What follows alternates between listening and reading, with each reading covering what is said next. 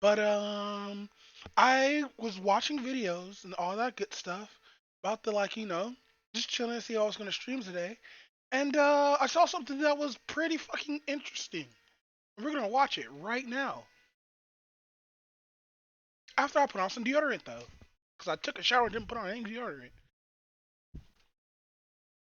Ugh. Damn, I'm smelling dank as fuck in here. I need to cut my hair and shit. Ugh.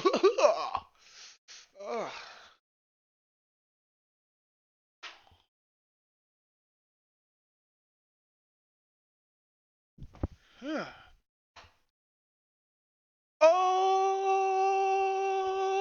Okay.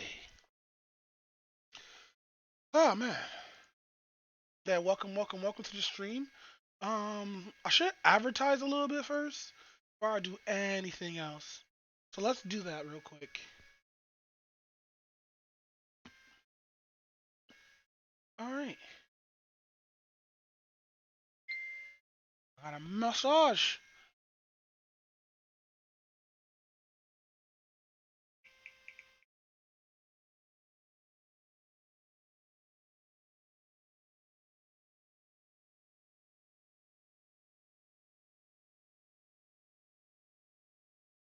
All right. Let's grab all of this. Pop.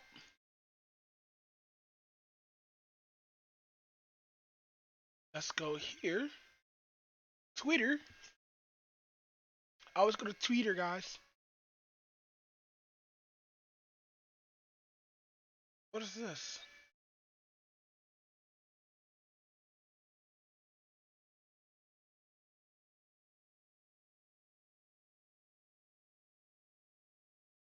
Hold on. Looks at TikTok. Actually know about biological.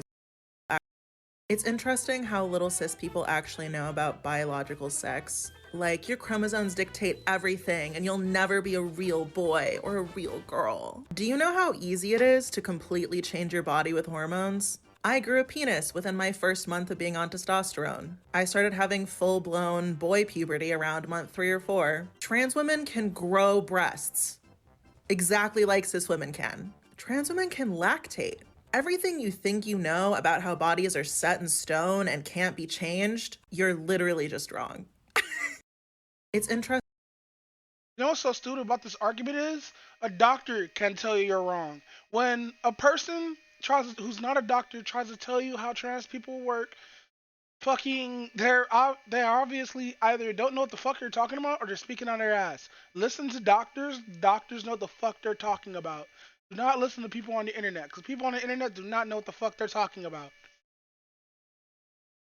We had to live with TikToks, guys.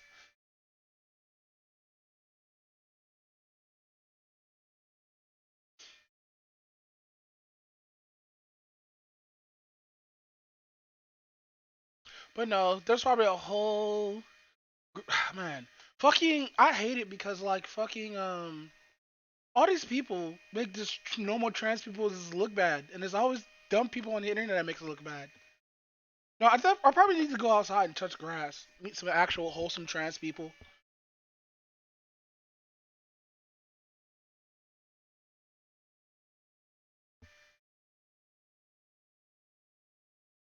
But no, fucking, let's get this posted real quick.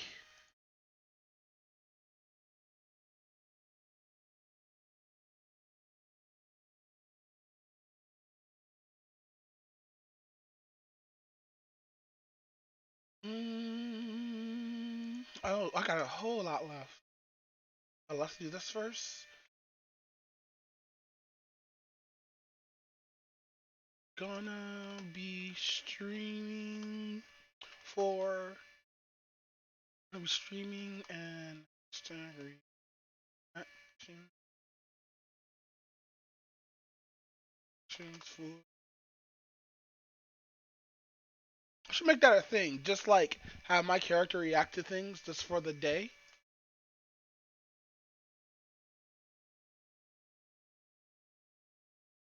But no, let's do this shit. Within a few dozen hours after By reactor the way, 4 this at is the Chernobyl nuclear power plant by exploded, A 2.5-kilometer This is long by convoy Kyle of over Hill. 1,200 buses was rushing 47,000 people Why the fuck out does of the he town have of that Pripyat, Avenger on where his everyone damn working at the power station 2 miles away on his was living. profile pic? Scientists, engineers, administrators, and their families took on these buses only what they could carry and left everything not absolutely essential behind. They were told they'd be able to return to their homes in just a day or two, but no one ever did. Tragically, pets fell into this non-essential category. Cats, dogs, and other companions were left behind to fend for themselves. Any wilderness is harsh, and a radioactive one especially so. Most of these abandoned pets did not survive. But, incredibly, the dogs did. So successfully, in fact, that liquidators from the Soviet Union tried culling them to control their numbers. But they survived that too. Over the next 35 years, a community of canines would arise and thrive within the 30-kilometer radius around the Chernobyl nuclear power plant known as the exclusion zone. Today, hundreds of wild dogs roam Chernobyl's still radioactive woods, descendants of house Look how pets cute left the behind. dogs are, and they're all wild dogs. Look how round their tail is. Yeah, this video is actually called Chernobyl's created the world's rarest dog. In the aftermath of the world's worst nuclear disaster. And you can help them. This is the true story of Sobaki Chernobylia. Oh shit! So they have the donation here, and it's like it's like $25,000, and they actually got him 26, and they actually got him less than 4 days. Hey, let's go. Well, it has 26 days left, but fuck. The Dogs of Chernobyl. Directly below this video is a fundraiser in collaboration with the Clean Futures Fund, a US-based 501c3 non-profit organization who helped me get into Chernobyl in the first place and provided me with all the information in this video. If you enjoy the following program and wish to donate, every dollar raised will go towards this organization and their mission to help people still affected by the Chernobyl disaster's aftermath, to rebuild communities after the Russian invasion, and of course, to feed, tag, vaccinate, and provide population control for the dogs of the zone. It makes a difference. Since the CFF's involvement in 2016, no dogs or cats have been culled in the zone. The first thing you notice when you spot one of Chernobyl's wild dogs is that they look surprisingly normal. And not just normal, beautiful. They don't have 2 heads, and they don't glow in the dark. Misconceptions about what radiation does. They are lovely. The reason why their colors are like that because there's so many mixed dog breeds.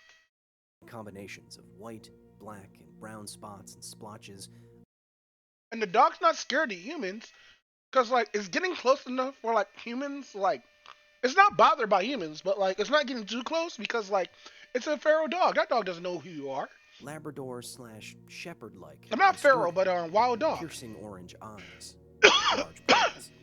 But look how cute they are to let these people just near them. They don't give a fuck. The dogs are skinny, but not wasting away. Obviously wild, but not aggressive. They're not aggressive? Oh, I want one. I want this black one right here with the little white spots. Sorry, my weakness is dogs. My weakness is dogs a lot, bro. Have no problem with eating right out of your hand or getting a head scratched. Older dogs watch calmly as you walk through the ghost city of Pripyat streets. Precious, large-pawed puppies follow. Oh, look at the big puppers! Tired-looking. Oh my god! Sorry, guys, I'm just melting. I just love this kind of shit. The dogs of Chernobyl no longer look like the unique breed left behind in 1986. Gone are the golden retrievers. Transformed are the terriers.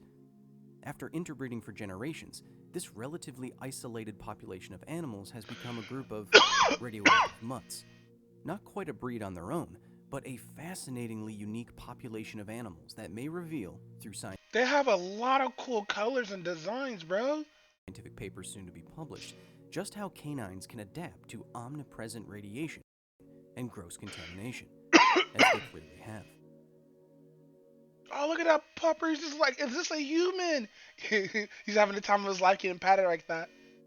Oh, look at being During our trips stimulated. through Pripyat, Aww. I jokingly used the term pupyet to denote the dogs, a nod both to the many puppies you'll find wandering the woods and the fact that those woods were once a town. An entirely isolated population of animals interbreeding with each other for generations that now look more or less homogenous with some variations. A population I didn't know how lucky it was to meet until long after I had left. Look how clean their coats are. Oh my god. These dogs are really beautiful. The little orange eyes. That puppy's like, The take me dogs home. of Chernobyl are inarguably, confusingly gorgeous animals.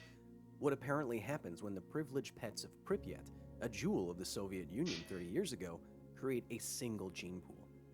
The fact that these animals look as good as they do and survive as well as they obviously have should tell you everything you need to know about the actual day-to-day danger of radiation in the zone.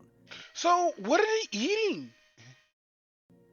Radioactive contamination from 1986 still moves through the Ukrainian woods.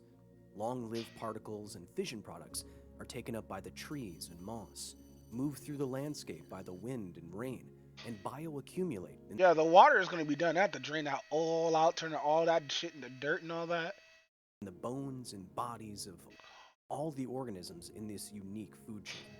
However, You know what? As humans, we are really lucky that Chernobyl, what happened at Chernobyl was really, really fucked up. But as a scientist, people who like studying the radiation and whatnot, they are the most luckiest people because we could actually live study. And over the years, because it's already been like what 30, 40 years since Chernobyl happened, we could actually sit here and study this shit right now because of the mistake that happened at Chernobyl. That's wild. outside of hotspots, Like worst case scenario happened, and we could study the aftermath of worst case scenario. which are indeed everywhere, the ambient level of Same thing with in radiation Japan where too these with the puppies are earthquakes. being born isn't much higher than in the Even though a lot studio of I'm people like recording this a lot of people audio passed from. away, but That being said, it has yet to be seen whether or not the dogs have the same kind of genetic damage that has been found in every other animal surveyed in the zone. Papers will soon be published on that too.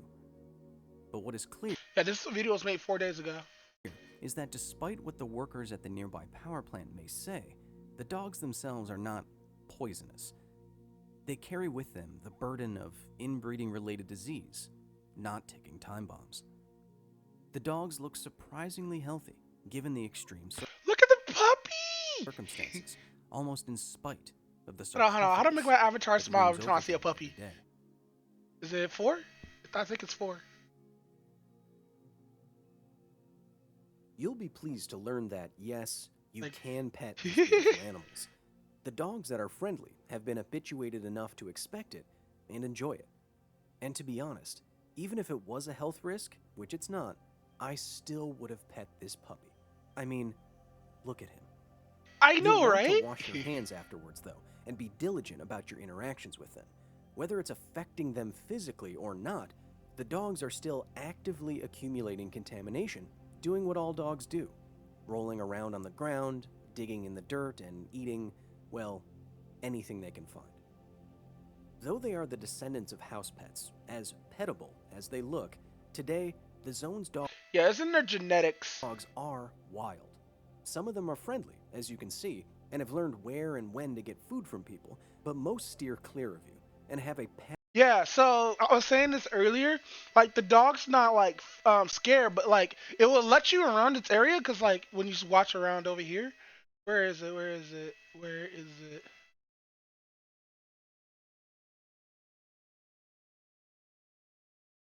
Where the hell is it?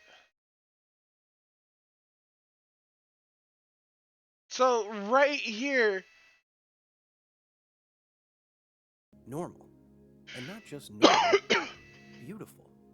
They don't have radiation and sturdy, piercing or lovely combination So right here, so it knows that the humans are right here. It's not really scared of humans, but it keeps its distance away. of white, black, and brown spots and splotches, Labrador slash Shepherd. The fucking joggers. Aww. learned surviving in the zone all this time is actually one of the biggest problems for the Clean Futures Fund. Many dogs have memorized the uniforms of those trying to capture them for neutering and/or vaccination and scatter at the sight of personnel. They are so good at memorizing humans, in fact, that every year CFF has to change the colors of all of their uniforms. Oh wow. One of the interesting things when you see enough of these puppies is that they all kind of have a similar look to them, right? Oh damn, you gotta use actual like colorful colors. You can't use like darks or grays or blacks. I know that sounds weird, but like Oh man, I couldn't have planned that any better. Okay. So so does that make dogs not colorblind? they all kind of have a. Oh, he does look like that actually. I was like, wait, why do you have that one star? No, he actually looks like that. Oh man, I couldn't have planned that any better. Okay. So they all kind of have a. They have a look to them. It's kind of a mutt-like look, but they. Yeah, why would it disgruntle right there? And that any better. Okay. So they all kind of have a. Oh, they seen him, and he growled They have at a her look to or It's them. kind of a mutt-like look, but they all have similar looks and feels. And when you watch them interacting with each other, look at this. You can see these dogs operate much more like a pack, where certain dogs are included, excluded. You just saw this dog was scared away by that dog. Pack leaders, pack mentality. It's a very interesting case of animal. Yo, this is. Oh my god, I'm melting right now. I'm smiling this whole time. I've never smiled this hard at anything because the dogs are so adorable. Yeah, no, that's it. I'm getting a dog when I move. Catastrophic situation. And they're adorable, I know, right? but they're covered in ticks too. Oh god. It's amazing that Chernobyl's dogs have survived in the zone for the last few decades, but living here certainly isn't easy. Yeah, they're definitely Nearly covered in all of the ticks. dogs I saw looked good enough to pass as any house pet and then some, but none of them were old. The Clean Futures Fund told me that when they first got to Ukraine in 2016, they estimated the average lifespan of these animals was only 1 to 3 years. Not exactly the quality of life you'd want for man's best friend. This has nothing to do with ambient radiation. Rather, the biggest factors in their survival are much more mundane: predation, lack of food and water, and lack of shelter from harsh Ukrainian winters. The dogs are going through that right now. The dogs do have internal radioactive contamination, but we don't yet know if that translates into the tumors and cancers that can develop from years of low-level irradiation. They had 30 years of this. They should know. No, they have 6, 7 years of this. They should have did a couple of autopsies on these dogs already, see if they actually have like tumors and stuff. It's unlikely, given that these dogs live for less than 5 years. That sucks. In the first 3 years of their Dogs of Chernobyl program, the Clean Futures Fund was able to spay, neuter, and vaccinate over 1,000 animals. This brought the overall population down, but their quality of life up. Today, after spay and neuter clinics held in 2017, 18, and 19, CFF estimates that a manageable population of a few hundred dogs are living in the Chernobyl exclusion zone, and a few dozen dogs have been adopted in the United States. Oh my god, I want one. I want one so bad. There, But their life expectancy is so short. I don't like that. I don't like that at all.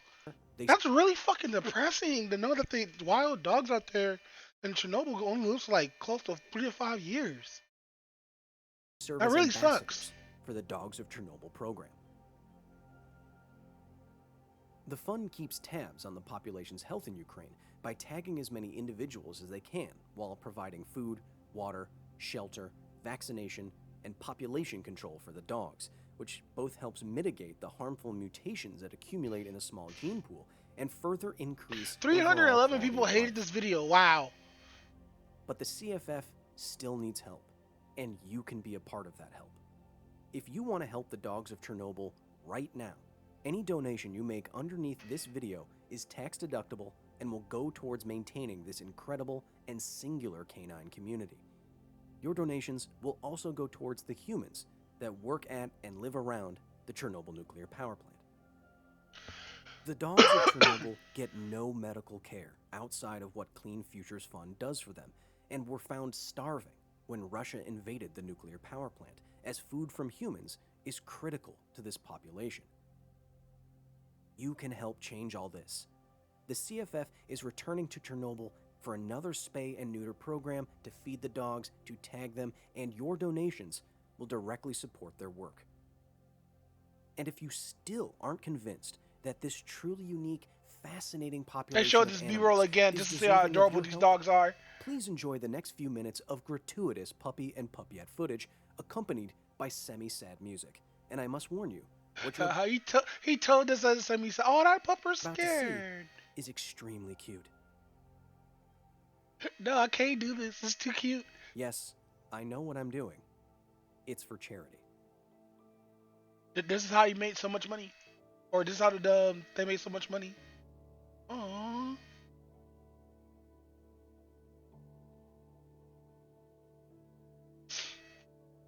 Aww. Aww. It's on the light.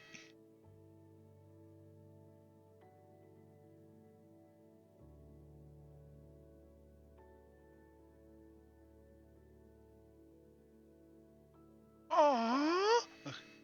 Yeah, no, I can't. Oh my god, I can't. I can't. Look at those beans. I can't. I gotta get out of here, guys. This stream's gonna kill me with cuteness. I can't. I just can't. How do I like this? Okay, I like the video.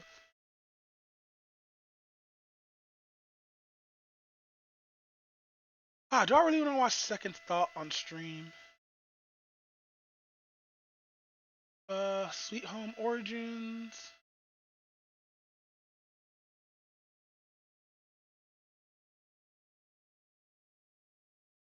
I'm gonna find an actual good video for us to watch. I'm not gonna take anything from the. Shit, I'm not gonna take anything from the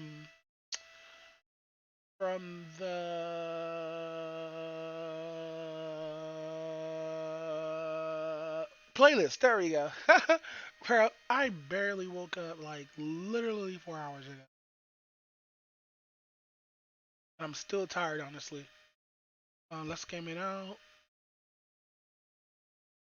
And it was the people who I was working with in R&D who were sort of like trying hard to keep focused on this idea that this is a game first, and if you treat it as a collectible first, then you are not doing your game players any favors. Oh shit, when was this said? Hold on. I want to know when this is said. Richard Garfield, creator of Magic the Gathering, speaking of at 30 years, Las Vegas 2022. Who I was working with in R&D who were sort of like trying hard to keep focused on this idea that this is a game first, and if you treat it as a collectible first, then you are not doing your game players any favors. Was that on purpose, or was that into like the mic or something? That was a little bit weird. And so and this conversation was one that we had a lot in those days. Gee, I wonder what Richard Garfield, creator of Magic the Gathering, was trying to say to us at Magic 30 there. Open to interpretation, I suppose. But this has certainly been an intense year for Magic the Gathering, to say the least. Yeah. And though I was able to find a lot of positive things to celebrate, I will admit the bad of this year was so bad that I gotta think watch it the has changed positive. a lot of people's feelings towards Magic the Gathering.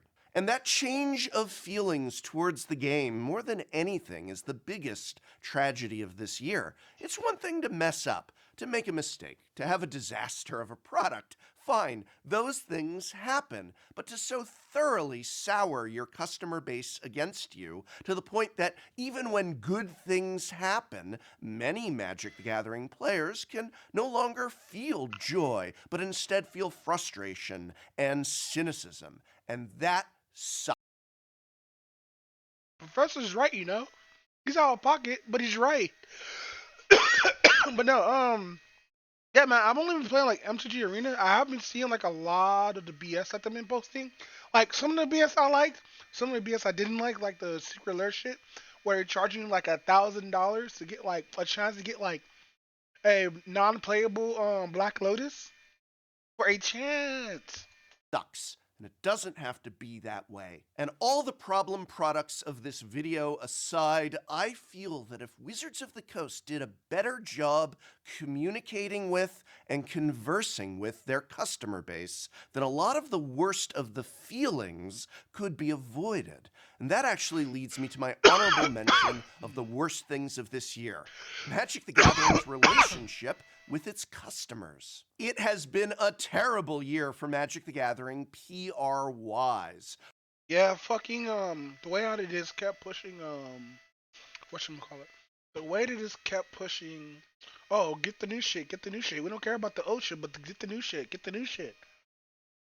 And then then when we ask for some old shit, they give us reprints from the X series or the 10th or the edition series, like 10th edition and shit like that. They keep on Worse just doing than fucking any reprints like product that, I saying am about to mention. saying it's like a classic product, but it's really not. It's really just an old product that they used to do every other year, like 12th edition, 10th edition, 11th edition. Those editions, those that roll out, they still do those. But they do it in really slick ways that you don't pay attention to, because a lot of those cards, except for Fog, a lot of those cards get reprinted. Mention I the worst I hate when like a lot of trash father or like a lot of old stuff that nobody uses, that literally nobody uses, get just reprinted every single fucking time. thing to happen in Magic the Gathering this year has just been the hit its reputation has taken. I've always said that Wizards of the Coast seems to perpetually be cursed with foot-in-mouth syndrome, often creating needless bad feelings and bad press with its customer base when there really was no need. And it was this year, the 30th anniversary of Magic the Gathering no less, that Wizards of the Coast pushed the limits of their cynical philosophy towards that player base, and it was the year the player base pushed back. Without a doubt, the worst thing to happen, yeah, we're going straight to the worst thing, but you know what it is. It's Magic the Gathering's 30th anniversary You get a chance to get a Black Lotus, my guy.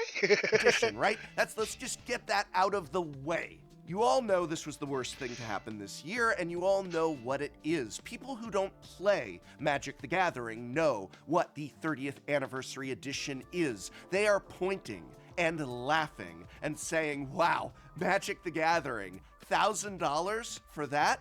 It's possibly the biggest customer relations disaster ever for this game, and it was without a doubt the worst product, if you can even call it a product, of 2022. It's 60 fake Magic cards for $1,000.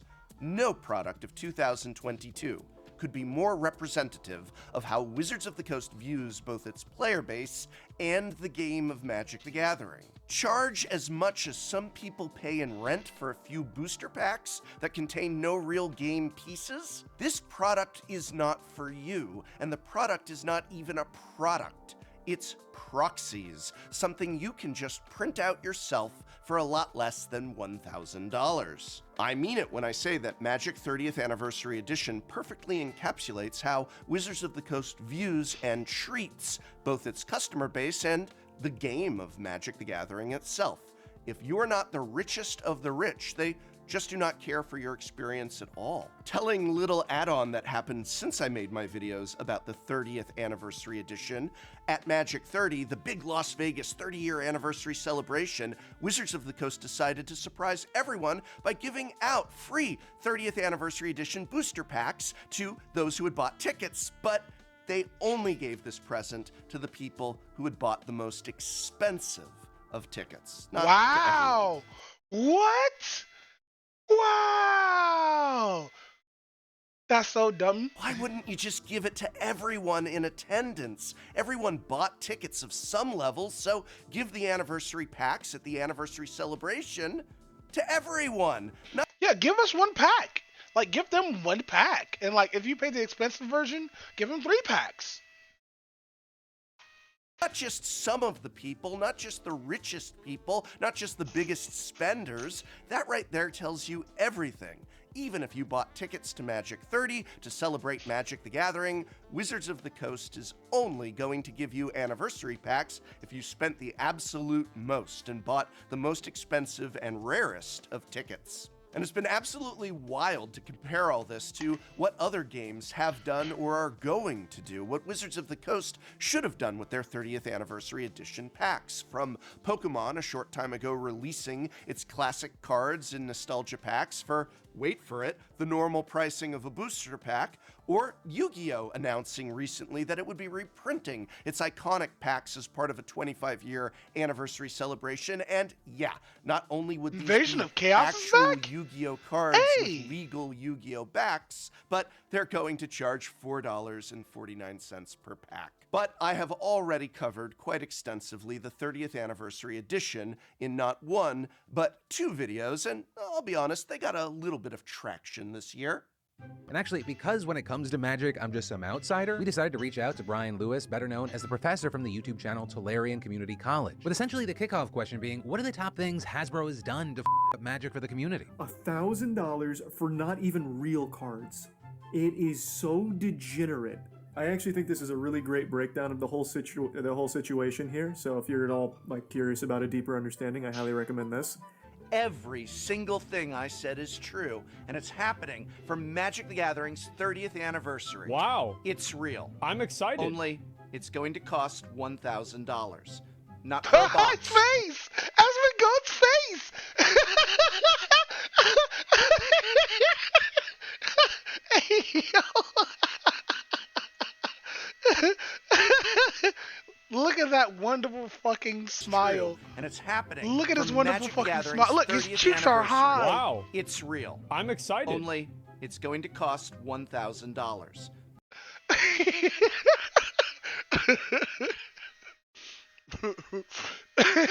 You know when you're about to say something, but you can't because you're still frowning? That's what we're looking at right now. Not for a box, but for 4 of those booster packs. Oh, it was 4? I thought it was 6.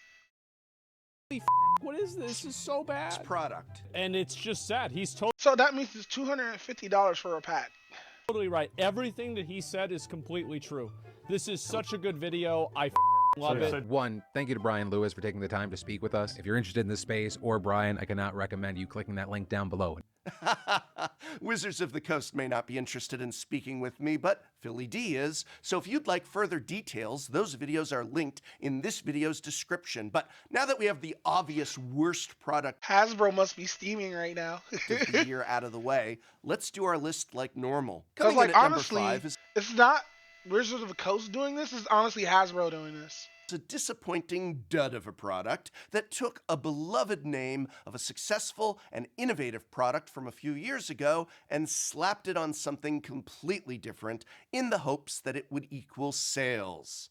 It didn't. What I speak of was the disappointment that was Commander Legends 2, Battle for Baldur's Gate. The original Commander Legends was a celebrated set. Premiered as part of the epic Year of Commander, it not only included a ton of needed Commander reprints, but was filled Gorax with back? innovative Hey. and exciting new Commander designs. And while certainly there was a lot of criticism that some of these designs went too far, this is after all the set that brought us Hull Breacher and Opposition Agent, there was no denying how awesome this set was for Commander. But Commander Legends 2 is Commander Legends in name only. Honestly, one need only look at the contents of Battle for Baldur's Gate to see that this was not a Commander set. The reprints here were beyond lackluster. Whereas the original Commander Legends was just full of needed Commander reprints, here there was only a smattering of low-end cards, many of which actually weren't relevant in Commander, and those that were not really being that expensive to begin with. And while there were a handful of original designs that had interest and relevancy to Commander, beyond things like backgrounds, the vast, vast majority of this set felt like just another Adventures in the Forgotten Realms set. Certainly not something worthy of the Commander Legends name or price. And yeah, worst thing about this, Baldur's Gate. We have Commander in MTGA, but we don't have sets or actual dedicated commander cards in MTGA, which I find is weird. I find that like I find that really weird as a person who's been playing the game for years. Maybe I should actually do an actual review for this game. Gate isn't by itself a bad set, but it's not, by any stretch of the imagination, a Commander Legends set. And when you take something like Baldur's Gate and you say, here it is, the new Commander Legends set, Commander Legends 2, it just becomes a bad product in so many people's eyes. But it's not a bad product. It's just a bad Commander Legends set. And that's too bad, because there were some really good cards in there, some fun strategies and designs, and in another universe, where new products don't come out every month, maybe there'd have been room to wait for a lull in product releases, and as a standalone D&D Magic set release, this could have garnered a more positive reception. But if Commander Legends Battle for Baldur's Gate was a decent product with terrible presentation, terrible framing, and terrible pricing, our next product is one that also took the name of a beloved prior property and, in this case, just flat out sucked. Move over fake Commander Legends and make room for fake Jumpstart sets. Whereas I can make the argument that Battle for Baldur's Gate, in isolation of the Commander Legends label, is still a set with worth, with merit, with many good cards. The same cannot be said of Jumpstart Dominaria United or Jumpstart Brothers War. These products are an embarrassment. There is no there there. As I covered in my own in-depth review videos, these are essentially theme boosters with land. A flawed product in its own right, theme boosters do not improve they actually make if you these. just change the labeling and the... I didn't know they actually made these for paper. I thought this was only Arena. That's crazy. Packaging, which is what they did here. What sucks so much about these fake Jumpstart products is that you're truly just throwing your money away. There's really only 5 possible cards you can get, 1 for each color, and they're terrible. Absolutely terrible designs. Honestly, I think an argument can even be made that these fake Jumpstart products are... Wait, what does that dog have? Flash. When rescue retainer enters the battlefield, put a 1 counter on each other soldier you control. Prevent all damage that would be dealt to other attacking soldiers you control. Actually, that's pretty good. Oh, it's a 5! No, that's pretty bad. Oh, shit! Oh! Oh! If this was like a 2 for a 2/2, fine. That's a really good card, but that's a 5 for a 3/3? Holy shit! That's a bad card. All the rares are bad. Jesus, yeah, there's no way I'm tapping 5 mana for that. No, make that shit 2 worse mana. Than theme boosters, and it just breaks my heart knowing that a lot of new and returning players, as well as players just getting... Yeah, Redeemer.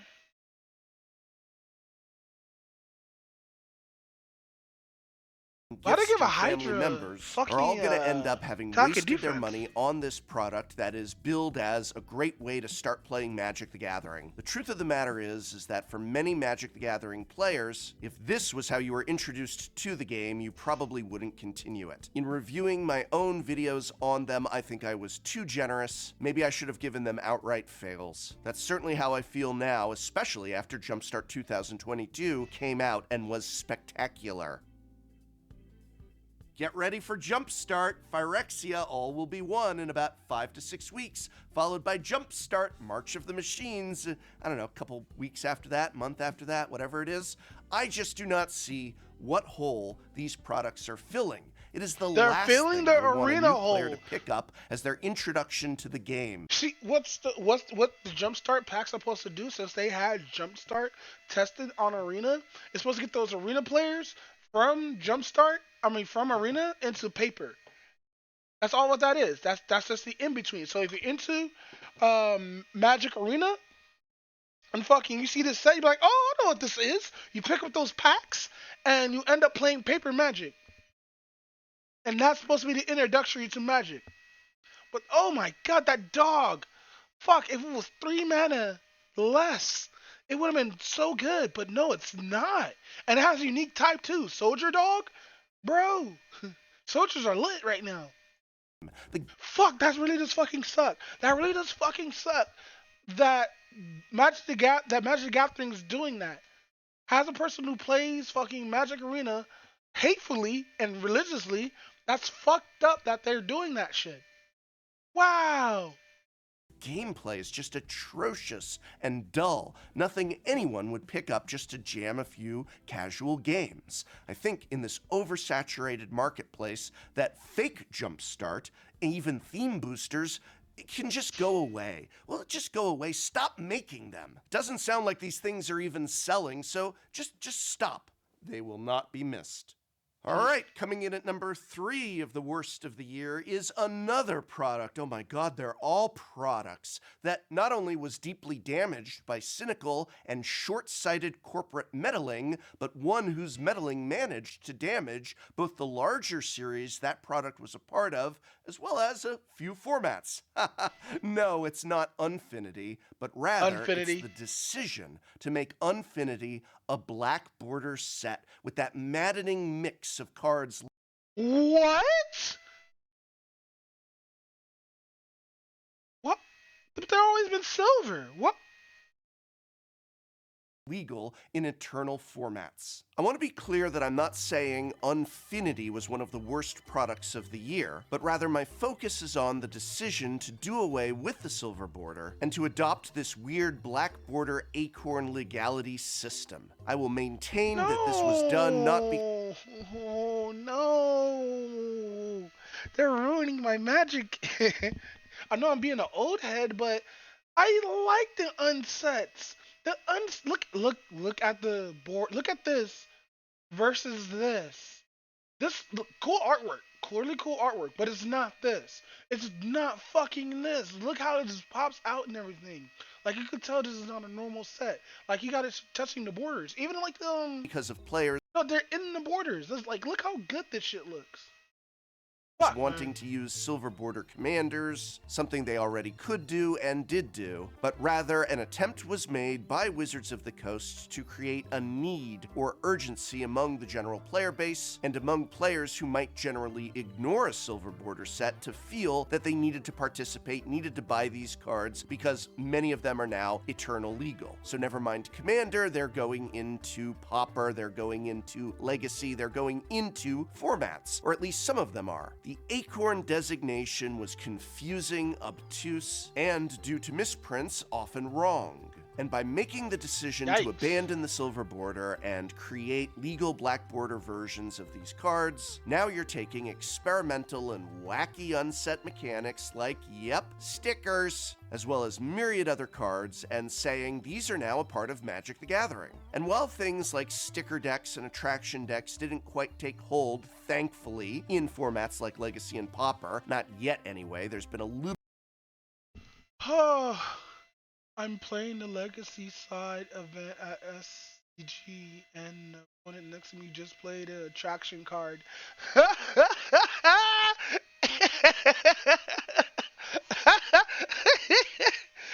Yo. like, stickers, as well as myriad other cards, and saying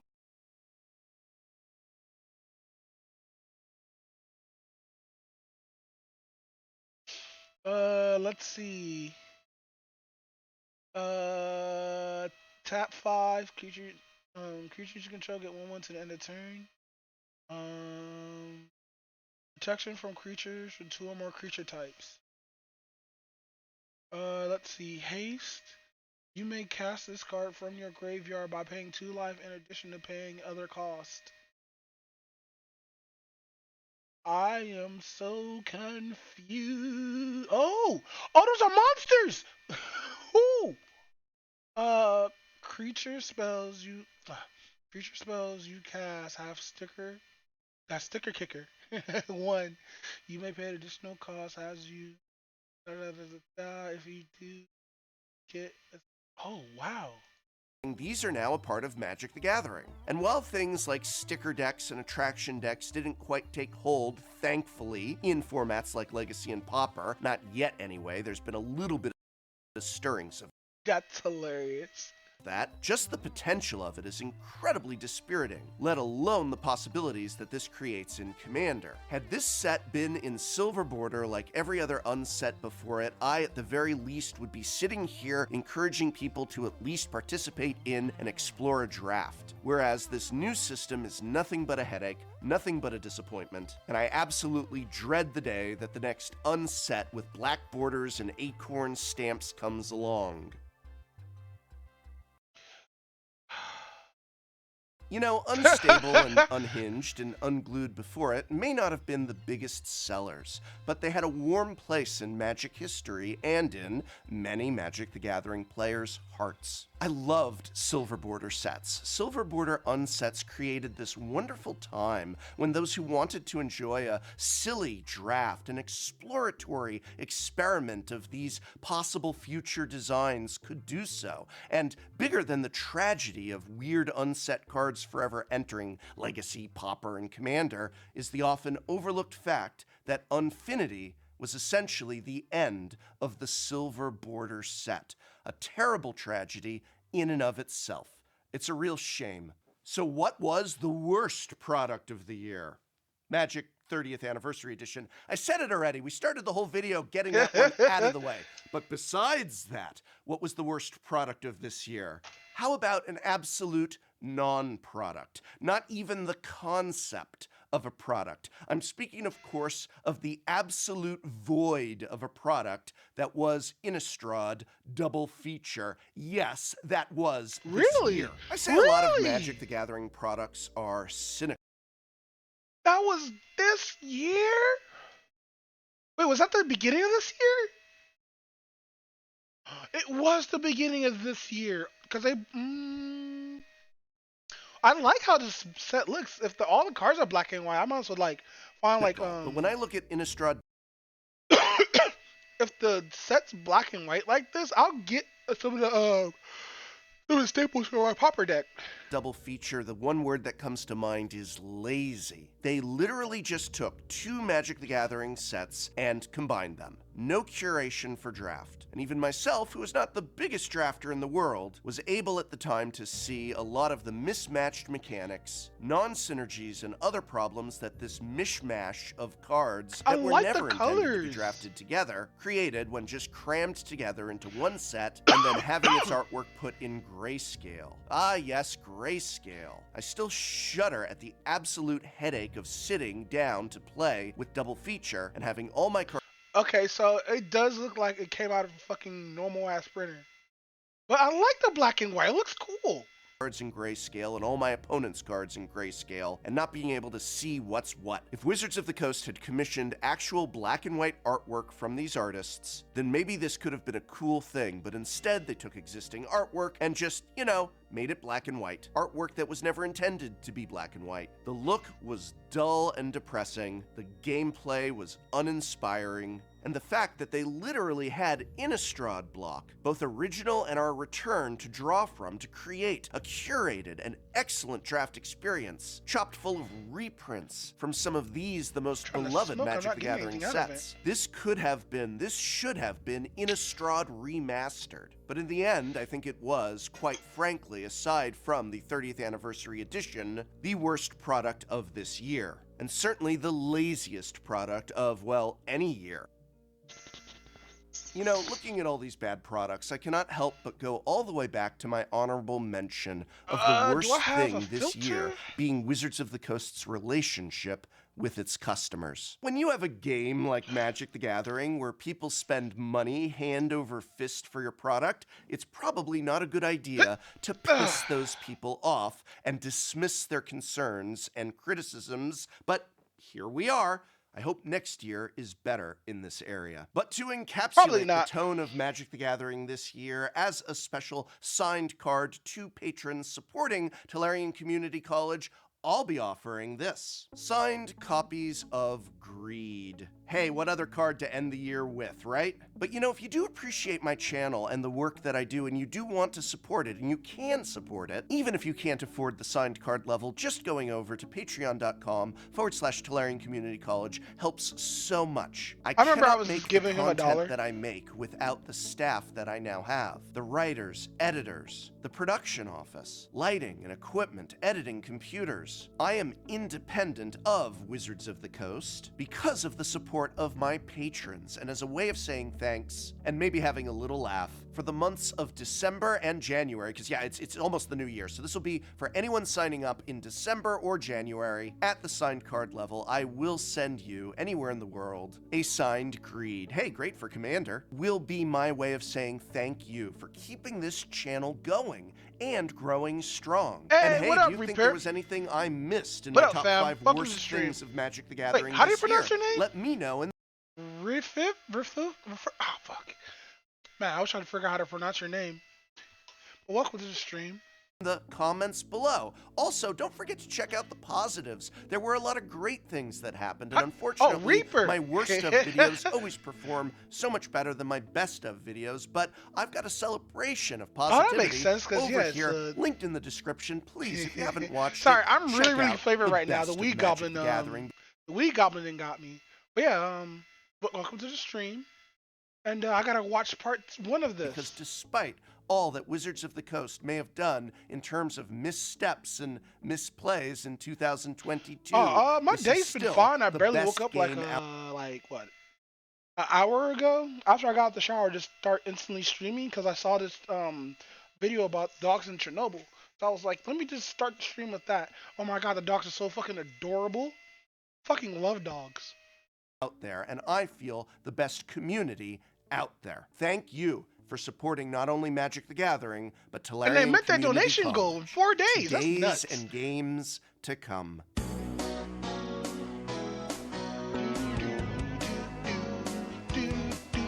Alright, next video. Alright. We gotta make this normal because I do want to watch the... Bam. Damn, I didn't know Double Feature came out this year. Oops.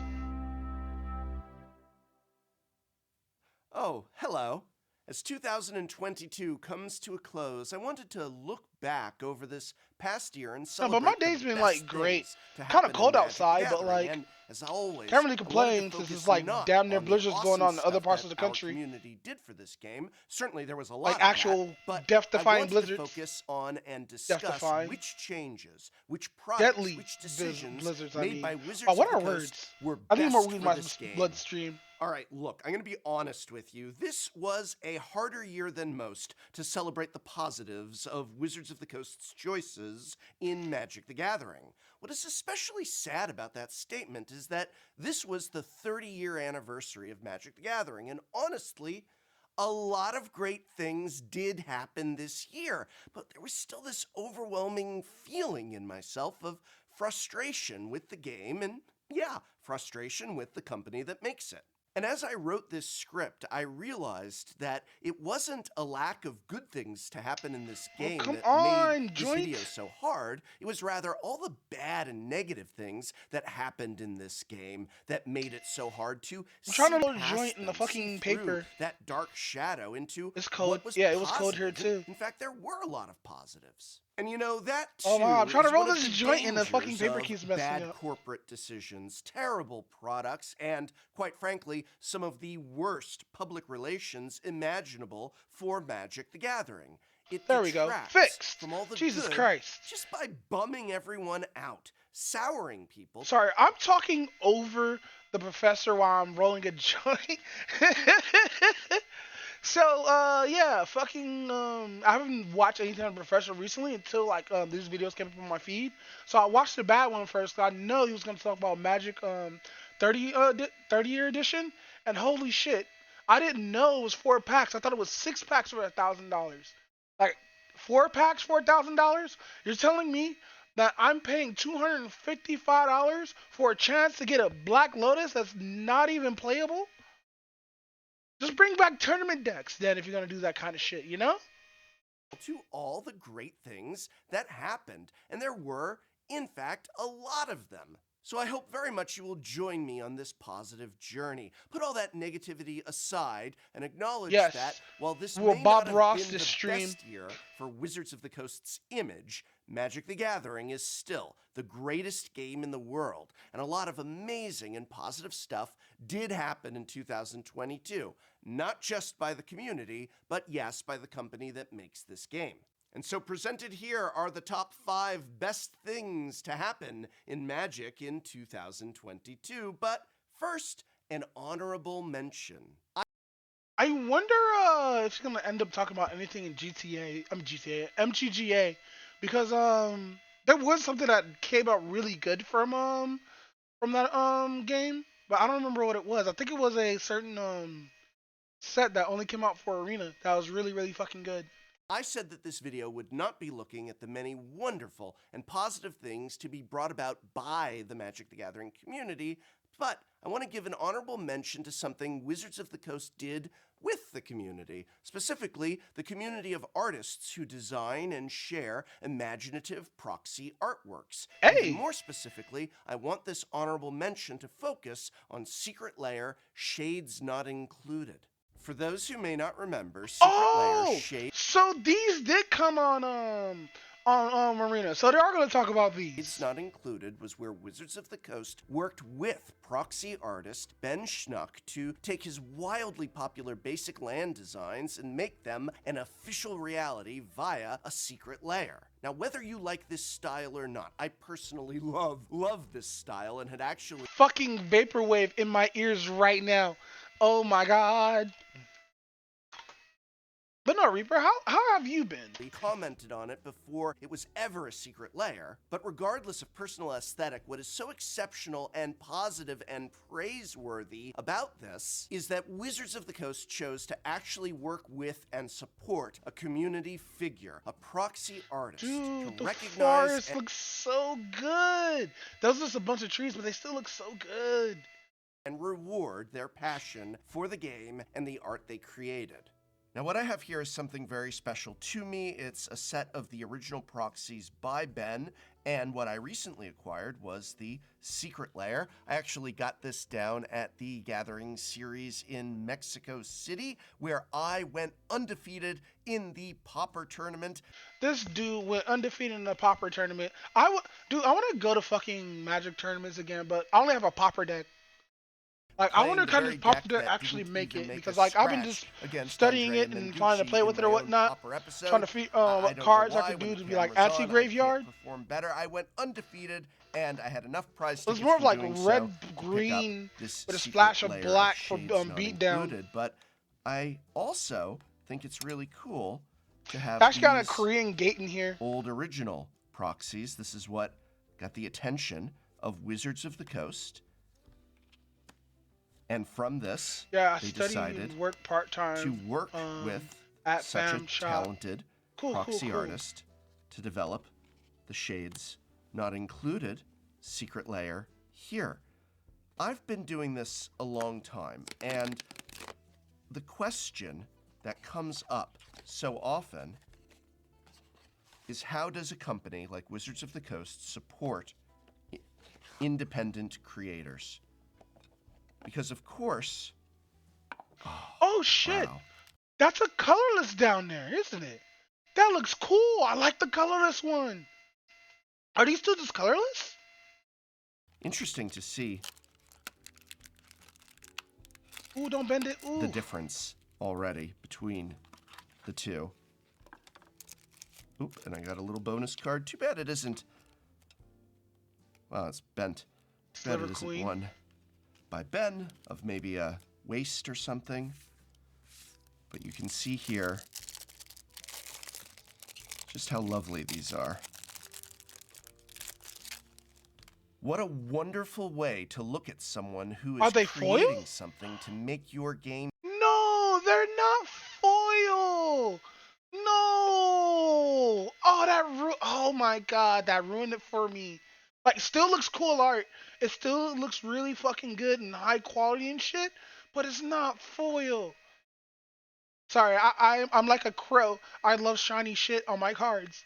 Better, tap them on the shoulder and say, hey, We want to support you, and we want to acknowledge Ooh. what a great idea you had. There are so many other talented artists like Ben dreaming up wondrous things for the world of Magic the Gathering. I love that this is the start of what is hopefully a new, regular, recurring thing from Wizards of the Coast, supporting not only their established talented artists, but the independent ones who are so moved and so passionate about this game that they create wonderful things like this. And Shades Not Included wasn't the only opportunity Wizards of the Coast took to help support the independent creators of Magic the Gathering this year. From positioning cosplayers as a major selling point of the big spectacle events like Magic 30, and from what I have heard, paying Ooh, that looks really good.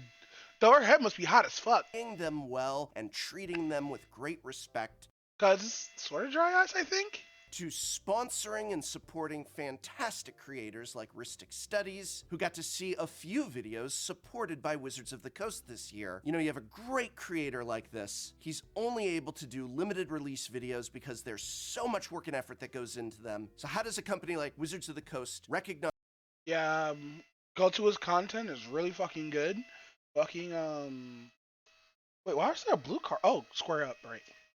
Fucking dude puts a lot of time and work into his fucking videos. It's definitely fucking high quality shit. Like it's real high quality shit. It's like you're watching like a actual professional video. that this is good for the game and want to help support this guy? Now, they sponsor a couple videos, and that's great. That's really fantastic. Same with treating cosplayers so well and, yeah, helping support them financially by sponsoring them to come out to these big spectacle events. It's great. And all of that is excellent ways to help ensure the Man, all this good magic done for people, and they still end up fucking it up. And that's the shitty part. That's the real shitty part about all of this. people whose work helps make this game a success can be shown the love and support and, yeah, financial help that will ensure they keep working and making creations for a long, long time. So yes, my honorable mention is not only Secret Lair Shades Not Included, which was the first but hopefully not last time Wizards of the Coast supported with and worked with a proxy artist, but also the support that they showed to many aspects of the Magic the Gathering community, a community of creators that spans from cosplayers to YouTubers. Well, not me, of course, but hey, that's fair. Wait until you see my worst of video. Woohoo! Oh, I really nail it to them. But coming in at number 5, it is well known that 2002 was indeed a huge year for new Magic the Gathering cards, sets, and products. In fact, I'm sorry for being so quiet on this. Like, this is a really good video. Now I'm just interested. I'm sitting here like, fuck, man. I'm not even gonna comment because, like, I can't. Because I don't. Usually when I hear Magic the Gathering terrible shit, I usually comment on it, but usually it was mostly positive. I really have to hear it because, like, you don't hear about most of the positive stuff that goes on with Magic the Gathering, especially in the community. All you hear is about the trash bullshit, the garbage 30-year edition, all that other shit or whatnot. But fucking yeah, man, let's continue.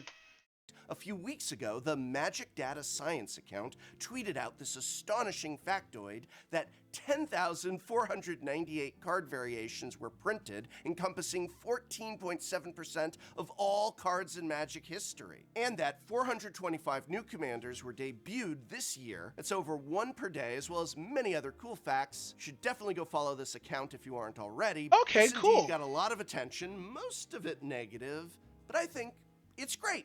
One of the best things to happen in Magic this year. Well, specifically I'm referring to that 425 new commanders. No, really, 425 new commanders in 1 year is fantastic. Now, do not confuse that with things that I absolutely think are So when he negative, says such commanders, as you mean too legendary many creatures, products, right? spoiler fatigue, rushing through sets, too many sets, and all the other aspects of Magic the Gathering overproduction, oversaturation, and overall burnout. No, 425 new commanders is not the same thing. In fact, it's a great thing. Why? Because it's exactly what Commander needs. Overwhelming choice and overwhelming diversity of commanders. But Commander is a vanity format, a format where you show off your personality and character as a deck builder and player, largely started to be threatened as it exploded in popularity. Well, not really.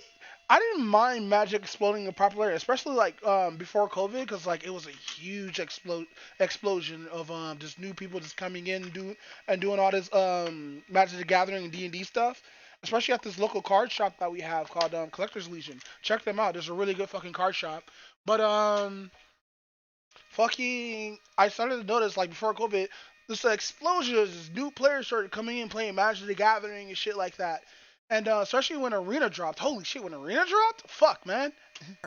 That's when People was like, fuck buying paper. I was one of those people. Wizards of the Coast started designing cards specifically for Commander, pushing out the draft chaff rarities in corner cases and introducing us to the greatest enemy of the Commander format, homogeny. Nothing will kill Commander faster than everyone having the same deck. It's why I railed against made-for-Commander cards, criticized the idea of must-haves and must-runs, lamented the philosophy that if you're in white, you should always have a Smothering Tide. If you're in green, you're of course always going to finish with a Crater Hoof. If you're in blue, you gotta run Cyclonic Rift. And you Hey, hold on. That's just telling people how to run their decks. gotta run Rhystic Study. And you gotta run Mystic Remora and Fierce Guardianship. And seriously, Blue, what is your problem? Why can't you just be normal?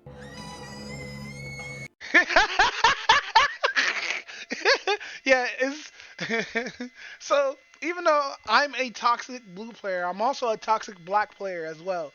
But yeah, blue is just universally hated. Has that color everybody just hates. Red, red is just dumb, and we just accept red as it is. But blue over there, you can stay over there on the other side of the dinner table. But by having hundreds, literally hundreds of new commanders. If you're running blue, people probably gonna be prejudiced against you. Not because of your race or your sexuality or whatnot, just because you're a blue player. Injected into the format, you are creating wild and distinct new strategies, new ideas for decks. You create an environment more and more likely for you to sit down and shuffle up and play against commanders you have never seen, strategies you have never thought of, to see cards you forgot. You even Yeah, like that's a problem with Magic. Every there's too many staples, not enough diversity. Cause like yeah, all the staples are fucking really good. Don't get me wrong. Some of those staples and commanders are fucking fucking delicious. But fucking you get tired of seeing them. Honestly, like how many times are you gonna see a fucking Oblivion ring in a deck? even knew existed. Heck, with that many commanders, there's hundreds of potential commanders from this year you forgot even Ooh, existed. so this motherfucker right here, I run this in like a mono red white deck with artifacts or whatnot, and fucking mono red white. It's a red white deck that runs artifacts, and oh my god, this card right here, this shit right here, fam, holy shit. Again, that's a I will play MTG on here, but not today.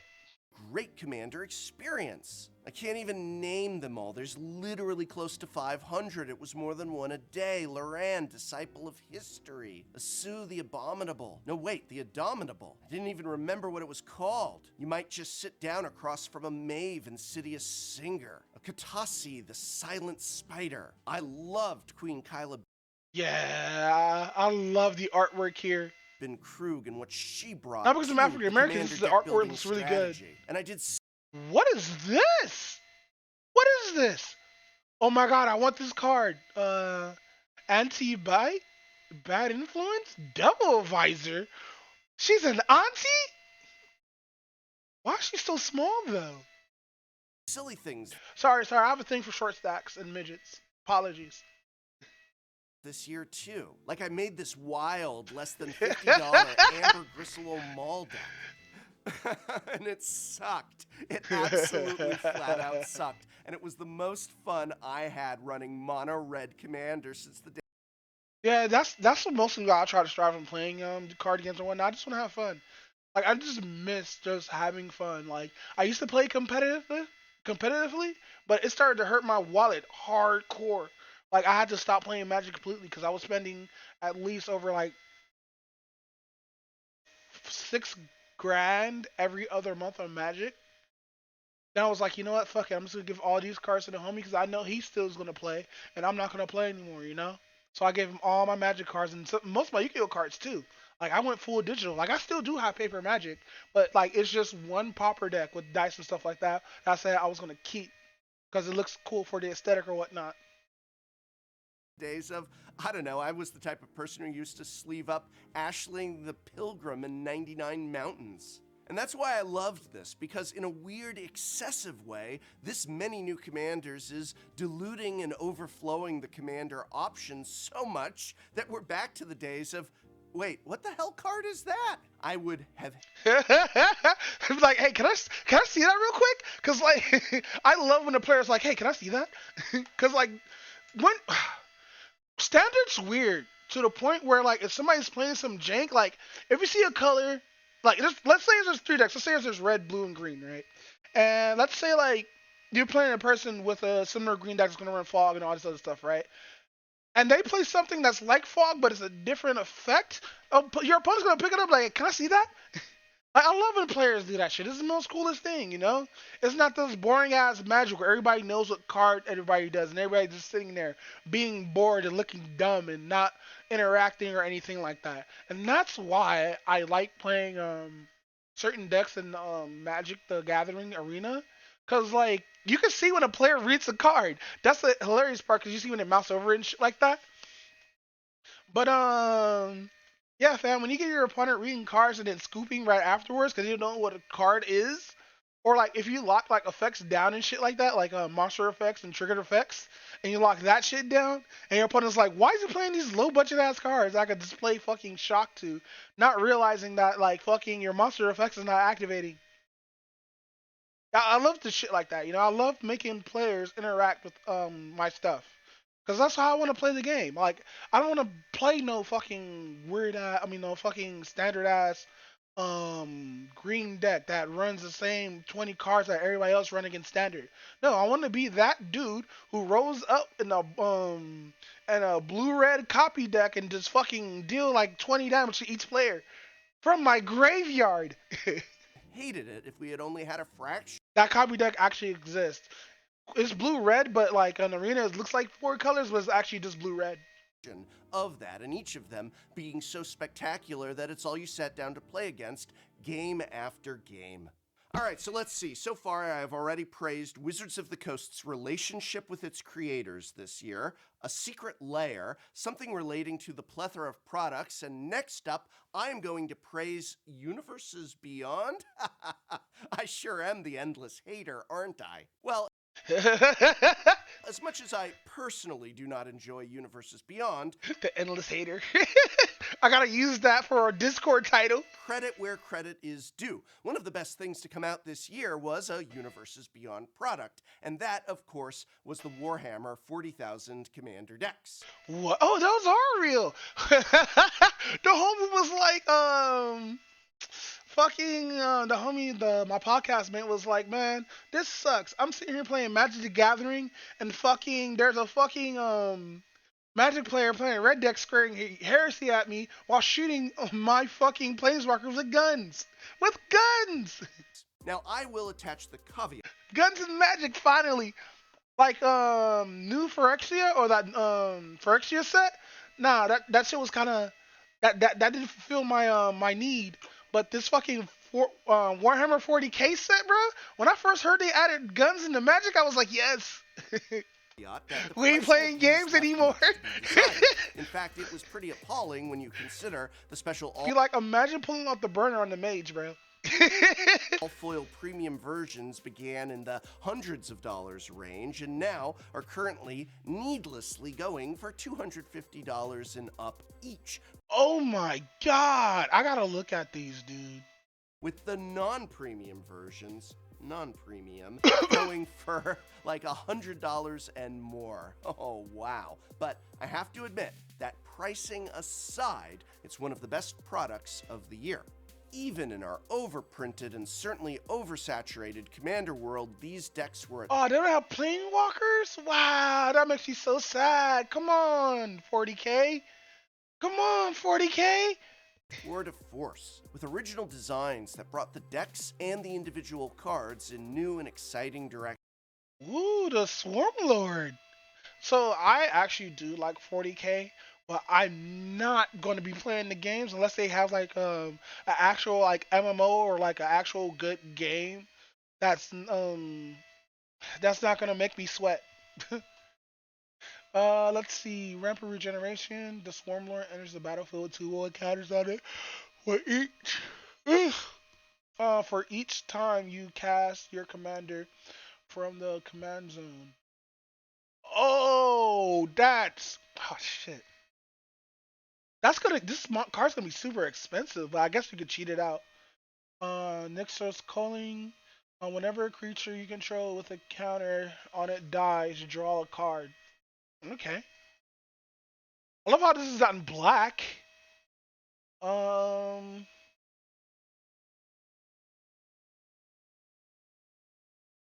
Okay. Trample, Mark of Chaos Ascended, Abandoned Despoiler. During your turn, spells you cast from your hand with a mana of X value or less have Cascade. Oh my god! Oh my god, no! Cascade? Oh shit, no wonder! Oh fuck! Oh shit! Oh no!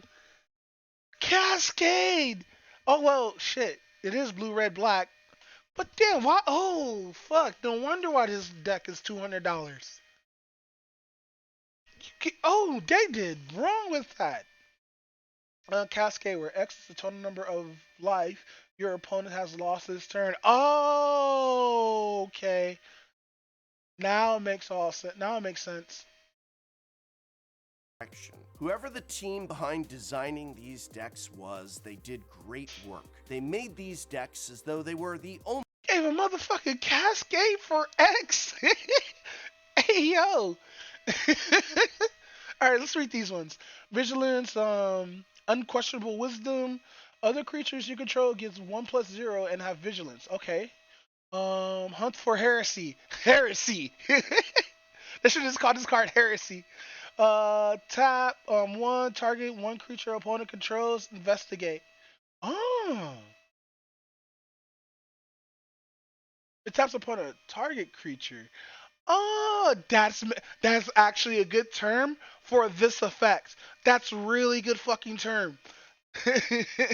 Holy shit, that's a really good cantrip title.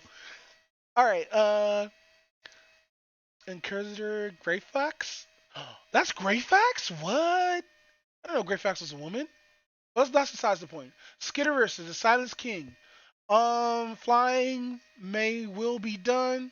Whenever Skitters of the Silent King attacks, mill three cards. You may put an artifact, creature, or vehicle from among those cards milled this way into your hand. Okay, that's pretty good. Only commander decks of the year. They wanted to make these so that a brand new player, maybe even someone from Warhammer, could pick them up and sit down with friends. All right. Magus Lusa Kane. Hey, she's not a planeswalker though?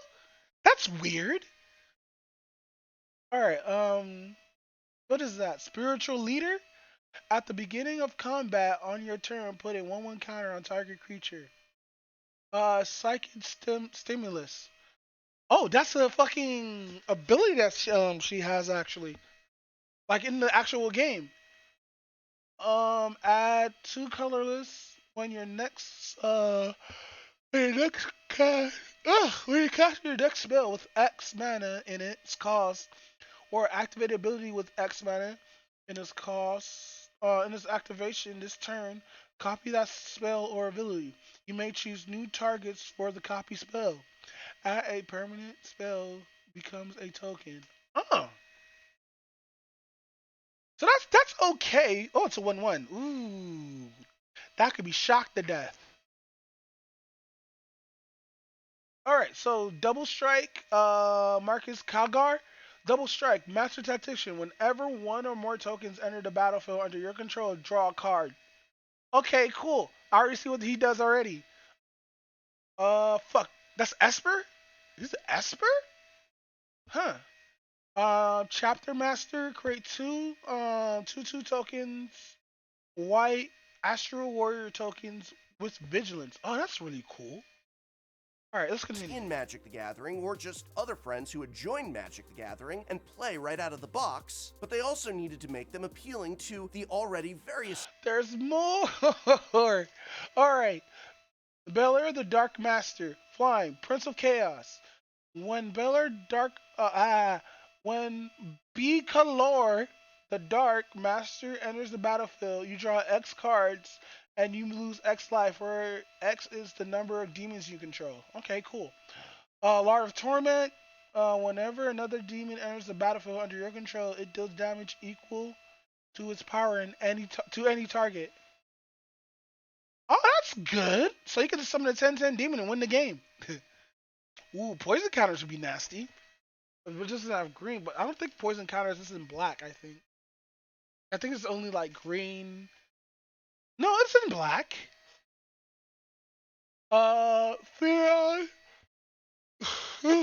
What is that? Theon? Whenever one or more artifact cards leave the graveyard, create two 2/2 Black Neuron Warrior artifact tokens. Grand Strategist, at the beginning of combat, on your turn, another target artifact you control gets 2/2 and gains menace till the end of turn. Okay, cool. Franchised Magic These cards are pretty fucking value fucking cards, Jesus. And they succeeded. These cards... And I see why the black deck's like damn near $200. They're great. These legendaries exciting. The designs generated so much positive conversation in the community. I'm not gonna read them. I'm just gonna skim through these real quick. Whenever next creature does deal 1 damage to a permanent creature that deals 2 damage and the target control player. So that deals just 2 instead of 1. Leading in the front, whenever the creature is done, exposes exile or exercise attacking creatures. Dude, Foul Tongue Shriek would be good in this deck. And there were I already see what strategy, really bro. I already see what strategy that the black or white is doing right now. Prince was everything. And I want it. I want it so bad. Besides the price, the only inevitable sadness to these decks is why can't all Commander? Black Fog?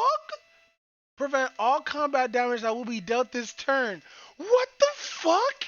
I've never seen a Black Fog. That's what, Darkness? MTG Darkness. Oh, that's an actual real card. Oracle. Wow, I've never seen Darkness. I want it now. I fucking want Darkness in my side deck. I bet you it's not an arena either. Fuck, man. Products be as good as these. Or more accurately, why can't the products... See, I've never seen fucking Darkness. ...that are less I didn't know Black had a fog. $20 to $25 Commander decks of this very same year be this well made? The answer? Because they don't cost as much, so they're not going to put in the same level of effort. Besides the price, the only inevitable sadness to these decks is, why can't all Commander products be as good as these? Or more accurately, why can't the products that are less expensive, such as those $20 to $25 Commander decks of this very same year, be this well made? Because it's $20 to $20 sets and nobody gives a fuck when the price is low. But even though Magic the Gathering do put garbage at very high prices, that Commander set right there, I want it. The answer? Because they don't cost as much, so they're not going to put in the same level of effort. Hey! So of course, such laments and longings are for another video. Alright, moving along to the best 3 things of this year. What if I added Wizards of the Coast support for local game stores to our list? No, really, there were some major strides. Yeah, I heard this out of news. I think I covered it a little bit on my pod. And fucking, yeah, they have been doing a little bit of support for them or whatnot, because I did hear like a news article of certain stores getting certain boxes and stuff like that for like a special edition set. Now, they didn't give it out to Target. They only gave it out to local game stores, which is pretty cool. Towards helping put emphasis not only on paper Magic, but positioning that emphasis not on big box stores like Target and Walmart, but instead on the local game store. And that has been the bold and now continuing changes to pre-release, which started way back in New Capenna. Now, I had an entire video praising this when New Capenna hit. And yes, New Capenna was this. Oof. So I like the set because it gave us a gun, but like, let's continue. Year. Oh my god. But the change that local game stores would be the first place ahead of digital that you would be able to play with new sets was a positive one. And I've always maintained that being able to just log on to Magic Online well ahead of local game stores getting product is a terrible blow to the very community that is so critical to Magic's success.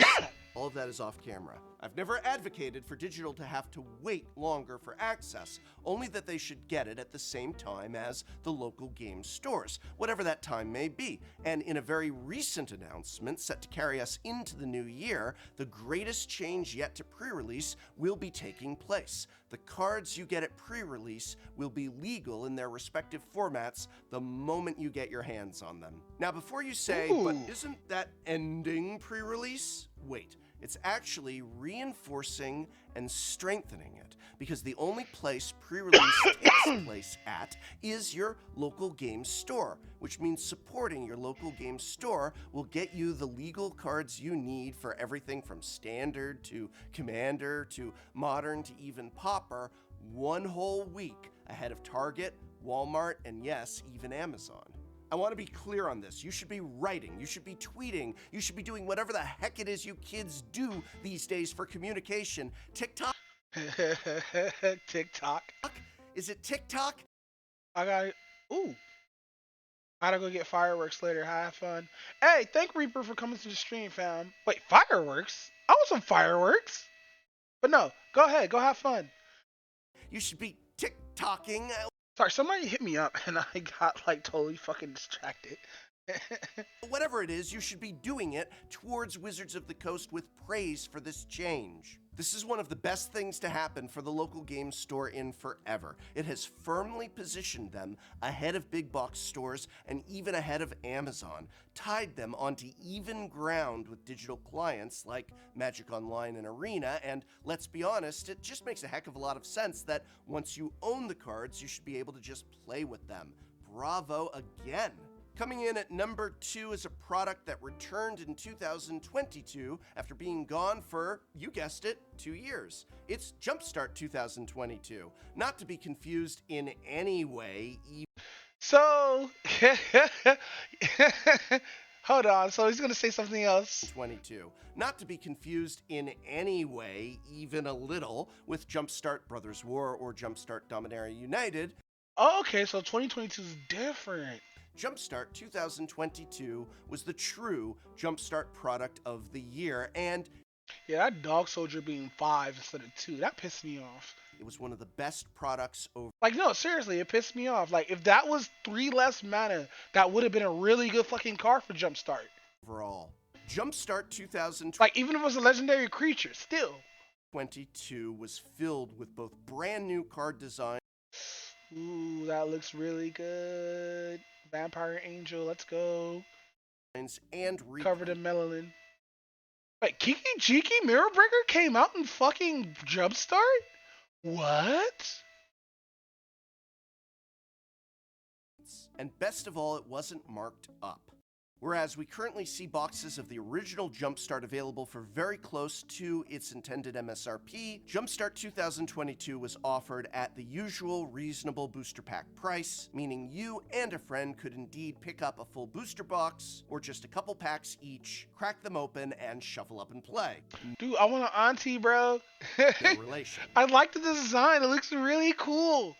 This is one of the most important aspects of Jumpstart 2022. It's also one of the reasons why those other fake Jumpstarts failed. This isn't just about new card designs, and it isn't just about reprints. Those things are there, and they're there in force, but they come second to a gameplay experience, something that Magic the Gathering largely is lacking as it shifts its priorities to collectibles, special treatments, things like that. Jumpstart 2022 is about being played, and it can be played by everyone, enjoyed by everyone, and when you're done with that gameplay, you've got all these great pieces to either keep together for a repeatable gameplay experience, or take apart. They give you Planeswalkers in Jumpstart? Place those reprints in constructed decks, whatever it is you want to do. Jumpstart Whispering Rogue, the anime one?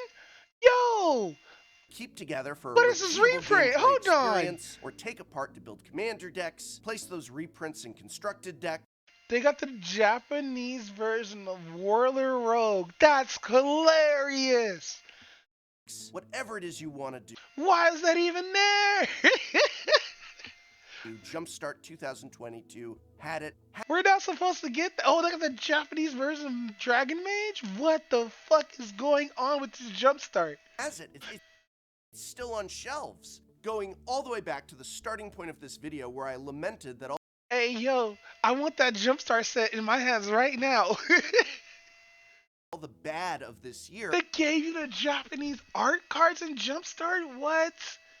may have diminished people's ability to recognize all the cool things that happened. I worry that the absolute garbage that was Jumpstart Dominaria United and Jumpstart Brothers War may have hindered people's ability to see and appreciate just how great Jumpstart 2022 really was. And it was. It was one of the best things to happen this year. So what was the best thing that happened this year? Well, it was, in many ways, one of the truest Magic the Gathering experiences of the year. You know, I'll be honest with you. I often look at Magic the Gathering and say to myself, I recognize this game less and less. Not just the intense product release schedule. I feel like I'm with that with Yu-Gi-Oh! Because, like, the older I get, the less recognizable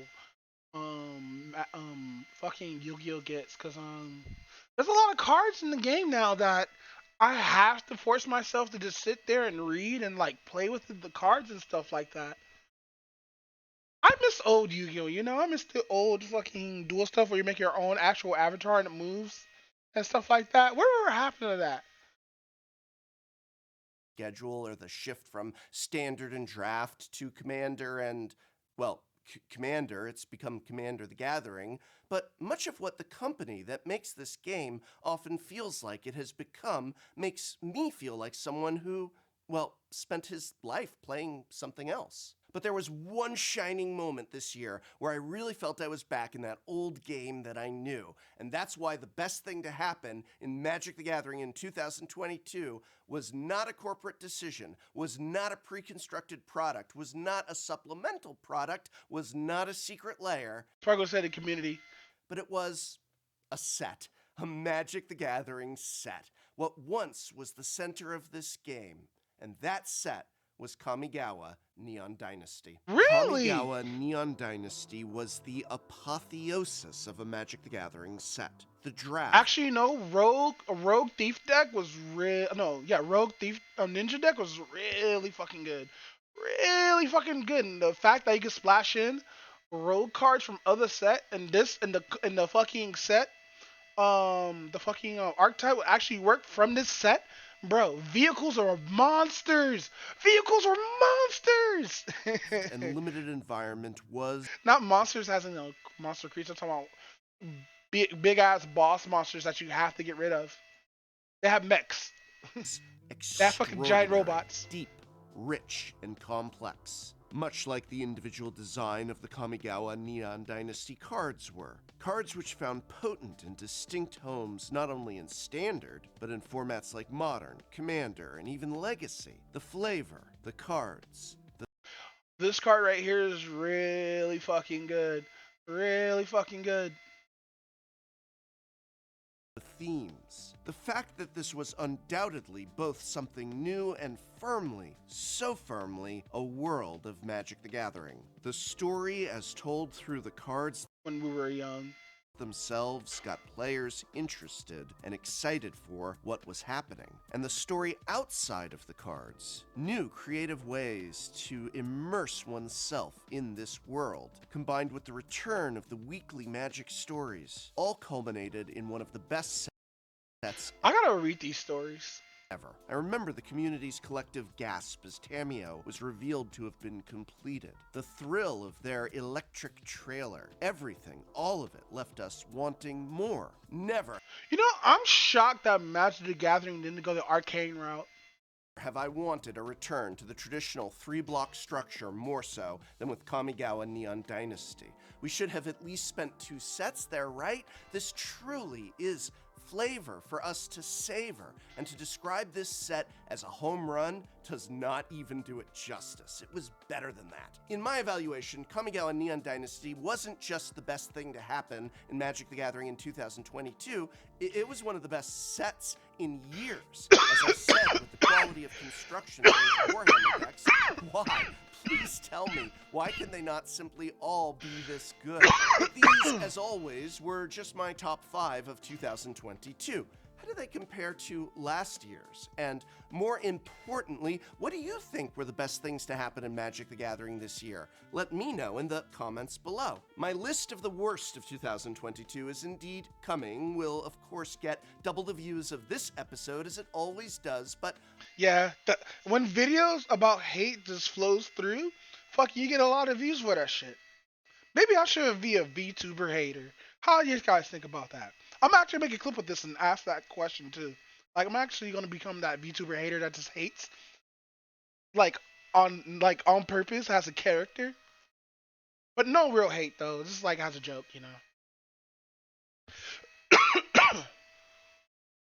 I invite you to share and support the more than half of my content that is positive, such as this, but often goes ignored. Share with a friend, post to social media, watch another episode of my channel after this. You know, I've produced... Yeah, go to Professor. He makes really good Magic the Gathering content. I've been watching him since before he got this office.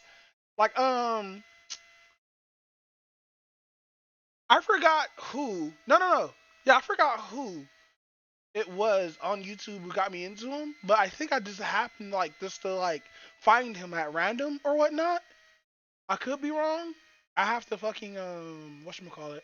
No Gigok! Fuck! Hey, so I gotta talk about Chainsaw Man. After shit. Gigok just dropped the fucking video 19 hours ago. I can't watch it. Because if I know if I'm gonna watch it, it's gonna influence my bias towards Chainsaw Man. But no, Chainsaw Man is really fucking good, dude. I really want to read the manga, but I don't want to read the manga because it's gonna be like an Air Gear situation. Because like if I end up reading the manga, I'm gonna be disinterested in watching it. Even though I did watch Shield Hero before, even though I did read Shield Hero before it came out, I did watch a couple of seasons of it. But like there's gonna be like here how the thing is. If I end up reading Chainsaw Man, it's just gonna be like an arc or a season I don't like. I'm probably gonna slowly end up dropping it. Like the same thing happened with Shield Hero with the rolling with the Walking Turtle arc. I did not like that arc at all. Be like, dude, everything's to find out. Everybody should apologize and be sorry, but y'all still gonna be bitter and distrust this dude. Fucking really, my guy. But that's besides the point. Fucking I didn't like that arc whatsoever. I just feel like he was just filling with the harem, and I was like, you know what? I'm good.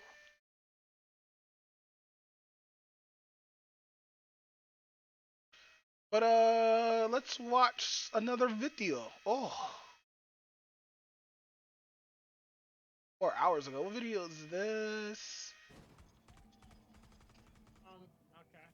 Okay. Clear on right. There's a guy on the floor over here. Hold on, I have a drone. There's a guy on the floor right here. Over here. Drain, help me out. Alright, Look at these things. go for it. I got Yo, left. fire your camera right here. Grizz, fire your camera right here. Oh no, not right there. Fucking push. Oh, so that's who murdered him. He makes. Bro, you're making. Hold on. Card. I want to play on the swing. No, you're going to a piano lesson. God damn, I'm watching I wanna go ride shorts. my bike. No, you better practice your piano. Hold on. So here's what I'm gonna do. Where is Web? Clear on right. There's a guy on the floor over here. Hold on, I have a drone. There's a guy on the floor right here. Over here. Drain, All right, let's help bring me this out. up real quick. Look at these things. Go for it. I got Yo, left. fire your camera right here. Grizz, fire your camera right here. Oh no, not right there. Fucking push. Ooh, that's breakneck, bro. That's really breakneck. Cause having this instant like, what? Is that the I like wanna the play- end of the clip? Clear on right.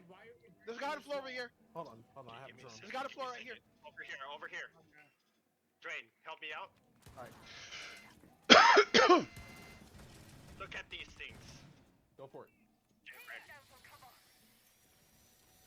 I got Yo, left. fire your camera right here. Grizz, fire your camera right here. Oh no, not right there. Fucking push.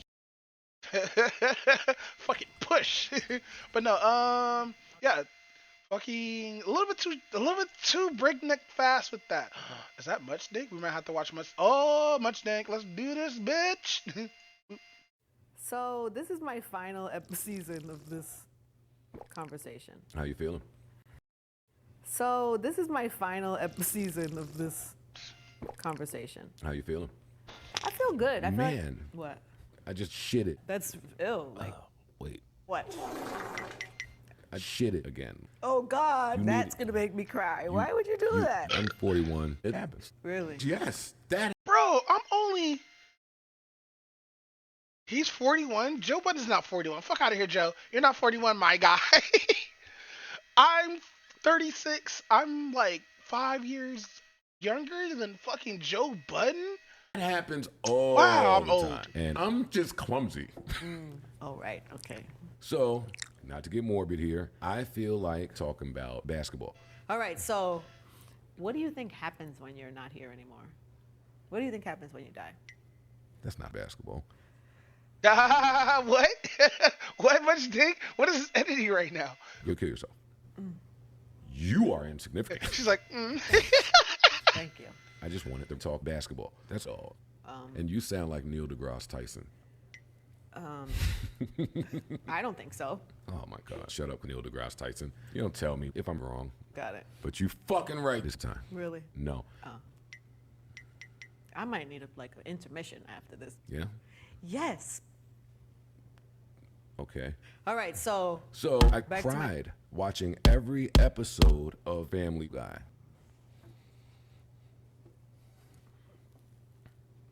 And I was why is this conversation so uncomfortable? fucked up. is it depressing? Well, not at all. Really? It's not depressing, but What? you know how strong basketball. I love how Much Dink just like put a loud, just fucking just makes it loud as fuck when he just licks his lips. I hate you, Much Dink. Why would you do this? Basketballs are, I have no idea. oh my God, they are so much stronger than Mike Tyson and the helicopter. That is I'm sorry. The highness and got me, guys. super impressive.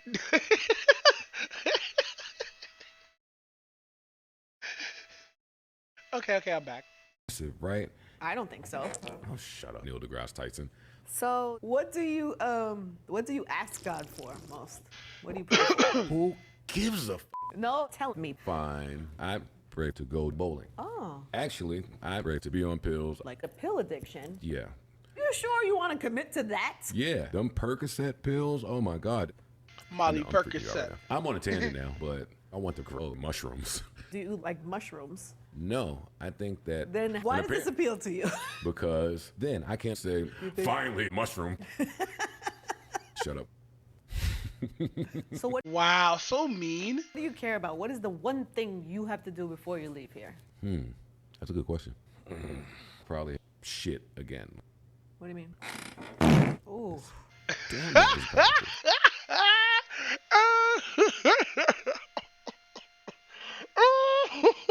So loud. Why am I laughing at fart jokes? Is this what reactionary content is? Just me laughing at fart jokes now? I know. How are we here? Yeah, let's go. That was fucking impressive. Yeah, but no more of that. So, Yeah, no, that's enough for me. thank you. Farce You again. know what you made me think of just now? My grandparents Yo. both passed a couple years He gotta stop. ago. 2 years? No. Awesome.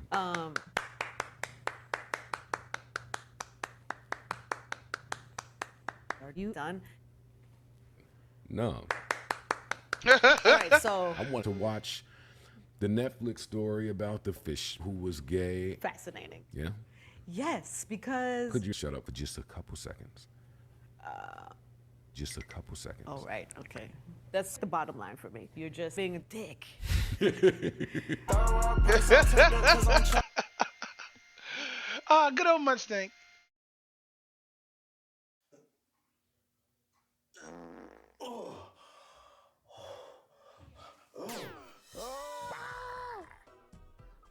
What the hell? Oh, oh! Hey, yo, I'm home. Where you at? Help! Help! They replaced the doodle with corn. Somebody! Rhino! It stinks down here. It smells like Yo, y'all. Oh, man, y'all flushed the toilet already? No! Don't flush it! Rhino! No!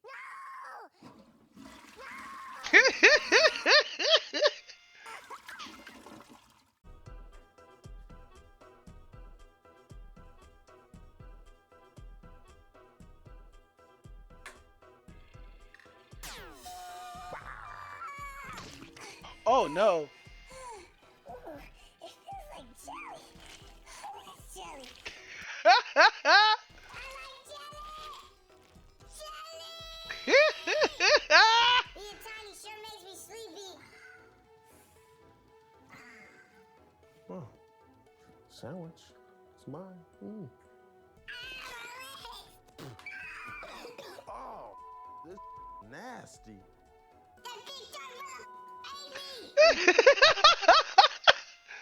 Oh, a peanut butter and jelly sandwich, really?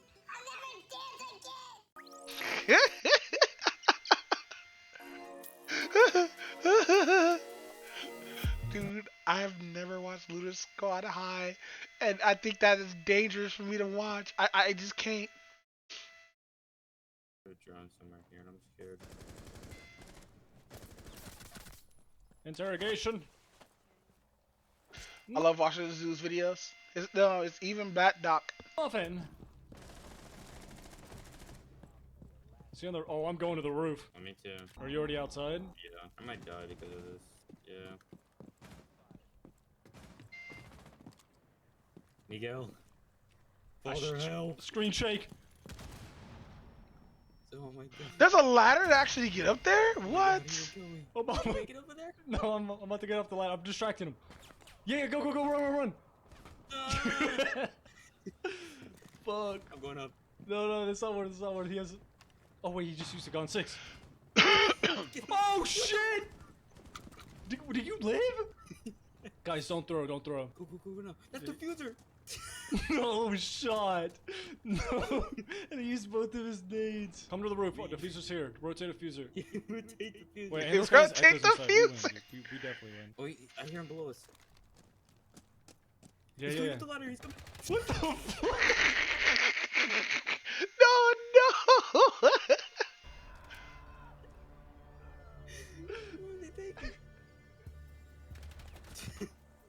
So before we begin, I wanted to thank Raid Shadow Legends for sponsoring this video. So if you don't know already, Raid Shadow Legends is a free-to-play turn-based MMO game available on PC and your mobile device, so you'll be able to game.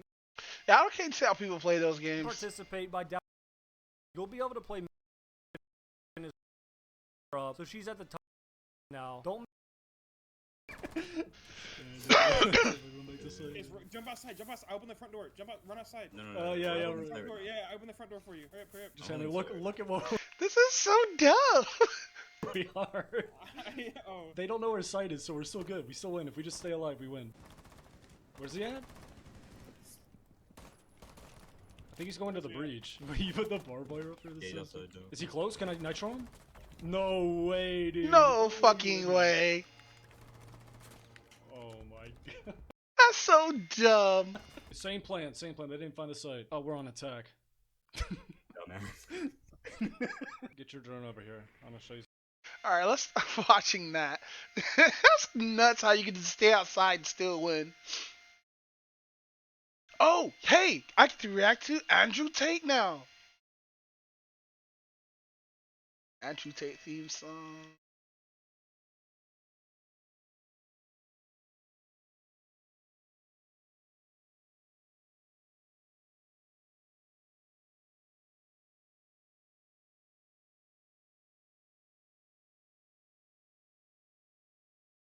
Well, a controversial online influencer and self-confessed misogynist is Self-confessed misogynist. I love how they have a woman doing it. Let's go. facing charges this morning for human trafficking, rape, and organized crime. So he's facing charges, right? So that means he might be charged. But if not find anything on him, he gets released. Holy shit. Albert Priest said it best. Andrew Tate was among 4 suspects arrested last night in Romania, and it appears a Twitter war with environmentalist Greta Thunberg may be what led to the arrest.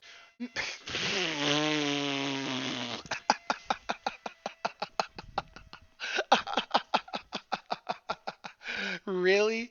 Really? Greta? Greta got him arrested? No. No, no, no. Hey, yo. Greta over here talking to the feds.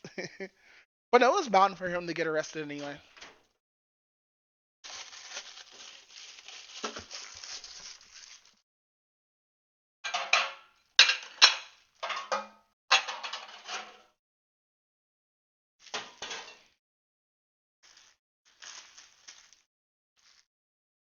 But you're wondering, how come I'm not playing my video right now? Because I'm in my kitchen making brows.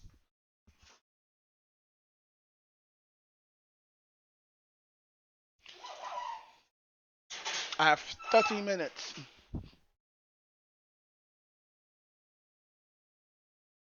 I'm gonna shade up all the fucking onion rings. No, I still have onion rings, don't I?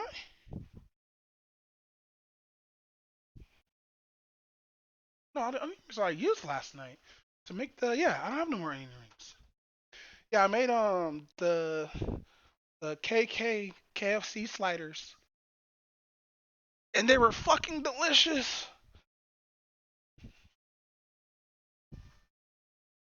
Self-proclaimed misogynist. Ah. But no, they got Tory Lanez this year. They might as well get Andrew Tate, you know. Shit. All right. Dominic Velitis has the story. Well, Andrew Tate was arrested at his home in Bucharest last night. His brother Tristan and 2 Romanian nationals were also taken into custody. The authorities say they're being held on charges of forming an organised crime group, human trafficking and rape. Now, according to a translated statement from prosecutors, 6 women have been identified who were allegedly exploited by the group, which it's claimed was created with the purpose of recruiting, housing and exploiting these women to create pornographic content for specialized paid websites, a venture that prosecutors are alleging that would have made them important sums of money, in their words. One final point, Juanita, we've just heard that they have just asked a court to extend Andrew Tate's original 24-hour period of detention to 30 days, so a significant extension being asked for there. Juanita. Now, Dominic, this is a highly controversial online personality. Why is he so well known on social media? Well, you're right. I mean, he's a former kickboxer and reality TV. Oh, they actually say he's a former kickboxer. Let's go. TV star who really went on to gain notoriety as an online influencer. Indeed, he was kicked off Twitter in 2017 for his misogynistic views. He was reinstated on the social media platform last month, and he's been upsetting people again. In fact, he recently got into a very public spat with climate activist Greta Thunberg after bragging about the carbon footprint of his collection of supercars, and her colourful retort to that comment prompted another post from Andrew Tate in which he spoke about pizzas and not recycling pizza boxes in what was really a dig at Thunberg. Now, it is being claimed, Juanita, being reported today, that those pizza boxes that were used in that clip, which were from a Romanian chain, Jerry's Pizza, let's go. will actually prove Tate was in the country and sparked last night's arrest, something Greta... Let's go, the clout was too strong. This dude got caught in 4K with 2 pizza boxes, the local chain. Why just didn't buy Domino's, you idiot? Greta Thunberg appears to have acknowledged this morning in a tweet. She said, this is what happens when you don't recycle pizza boxes? Juanita. Dominic. Hey, she was like, bruh, don't get arrested if you don't recycle. The cops took that personally. They found out Andrew Tate didn't recycle and they arrested his ass. Blightus for us in London. Hey yo, that shit's wild. The world will mark an important milestone. Ooh, 2022 in 7 minutes. Let's go. As the global population surpasses 8 billion people.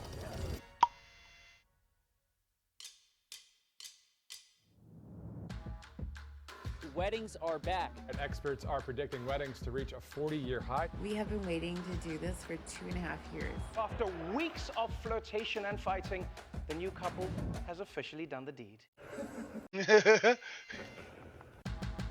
Full-on crypto crash. $32 billion. FTX get fucked. Just vanished. My money don't jiggle. BTS are going on hiatus. Taylor Swift fans waited hours online only to find the website crashing. I'm going to the Let's go. concert. The final seconds before impact. Was that edited? The final seconds before impact. They edit the fucking clip before and after the hit. Fantastic day. Oh, stunning. Yeah. The blockbuster legal saga between Amber Heard and Johnny Depp. My favorite thing about the movie is like it feels like He high as fuck. a movie. The Russian president says a military operation is now underway in eastern Ukraine. Explosions and air raid sirens ringing out in cities across this country. Soaring new numbers from the UN on Ukrainians fleeing the fighting. We cry. We all have the feeling that we've no home. Russia now the target of more than 2,700 new sanctions. The world bracing for food shortages. Russia has suspended all gas supplies to Germany. Possible explosions along the Nord Stream pipelines. Gas prices soaring to the highest average ever recorded. Amazon. They dropped down to like stable, like under $5 again. Meta announced 11,000 employees laid off. 1,200 Twitter employees calling it quits. I quit is what's going on. Inflation is much too high. I love how Vox edited that. Everybody said just inflation all at once. That's hilarious. Yo. Double up. Do you heat or do you eat? These prices are totally outrageous. Yeah. Do not have time for this. It's been the most incredible ride and journey I've ever been on. We have finally achieved equal pay for our men's and our women's national teams. It's about damn time. It is the most controversial World Cup in the history of football. The Gulf states been under intense scrutiny over the treatment of migrant workers. The 2022 Winter Olympics are underway. Jamaica will compete in the four-man bobsled. China's snow princess is the queen of big air. Russian figure skater testing positive for a banned substance. Wow. Have tested positive for COVID-19. I will have to withdraw. BA5 is fueling yet another wave of COVID vaccines for children under 5 began today. Airline passengers can now decide for themselves to wear a mask. Summer travel this year comes with some baggage. Kylie Jenner takes a 3-minute flight, and yet they're telling me to recycle cans. Soaring temperatures, 40.2 degrees. Pakistan reeling from the devastating. You know what's fucked up too about California fires? We had a system, like way before we colonized this whole thing. The Native Americans had a system to deal with forest fires and shit like that. We don't do that out here for some reason. Floods caused by monsoon rains. We are on a highway to climate hell with our foot still on the accelerator. Yikes. Hurricane Ian has changed Florida forever. This one could not continue because the water was too much. We are seeing tragedy unraveling in front of our eyes. So those are covered in glass. This crater hints at the size of the explosion in western Ghana. Yikes! That shit was huge. At the size of the explosion in Yo, there were people Western by there. Ghana. The government of Burkina Faso Yo. averted a plot to take over the country. Today, we have fought for our freedom from the greedy politicians. 154 people were killed in a crush in South Korea. Another mass shooting. At a 4th of July parade. In a Walmart. At a hospital complex. At a gay nightclub. An elementary school in Uvalde, Texas. A day later, baby gets slaughtered. A major Supreme Court ruling that could make it easier to obtain a firearm license. Anti-Semitic incidents. Black transgender deaths are rising. Critics call it the Don't Say Gay Bill. We will not go back! The nation's highest court ruling to overturn. Yeah, the Roe versus Wade shit was fucked up. Like, why are we just limiting our women, you know? I always thought that shit was fucked up. Roe v. Wade. 22-year-old Masa Amini was taken into custody by Iran's morality police. Amini's death has sparked outrage. The Iranian squad chose not to sing the country's national anthem. Please be our voice and don't let the evil regime kill innocent people. Palestinian journalist Shireen Abu Akleh has been shot dead. Thousands gathered. Damn, they shot a press. Oh, wow. They shot somebody from the press? Authorities in China are strengthening their efforts to stamp out unrest over stringent COVID measures. Громадяни суспільства, тут всі ми тут. I want you to know how sad I am to be giving up the best job in the world. I am resigning as leader of the Conservative Party. The cabbage wins. Fatality. I am prepared to give everything I have. Xi Jinping has become the most powerful leader in China in decades. Jair Bolsonaro defeated by former President Lula da Silva. Gabriel Boric will become Chile's youngest ever president. Republicans were hoping for a red wave, which didn't really pan out. Giorgia Meloni's Brothers of Italy party winning this weekend's election. India's first tribal person elected to the highest office of the land. This recap is really good. Buckingham Palace has announced the death of Her Majesty. Hey, I'm dabbing right now. Queen Elizabeth II. Is that too early to dab? This is the end of an era. Ukrainian forces are now on the offensive. They've taken more territory in the past week than Russia has since April. Nobody's going to break us. I wonder if that's true, though. I wonder how the line actually looks like. We're strong. We're Ukrainians. WNBA star Brittany Griner is headed home. I'm about to sign the Inflation Reduction Act. The largest U.S. commitment ever to fighting climate change. Cuba holding a landmark referendum to legalize same-sex marriage. Yes!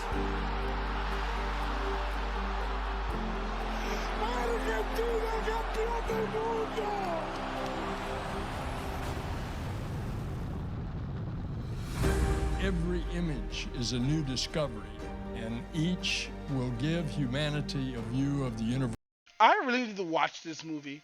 that we've never seen before. Thank you to the Academy for letting our coda make history tonight. And don't you But where's the Video Game Awards, though? ever give up on you. It is a long journey to this moment. In my family, it took just one generation to go from segregation to the Supreme Court of the United States. History is not about statistics and memorizing dates and boring quotations. History is about people. It's about human beings. The VGA is not even on here, man. Boo. Still gonna keep playing it though.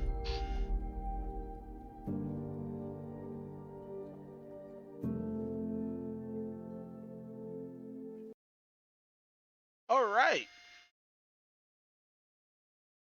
Let's see, is there something I can watch in my subscriptions? Cause I haven't gone through my stuff yet. Pokemon Violence, Ambitious Disaster. Alright, let's go to my library, I guess. I know I saved a couple of videos last night.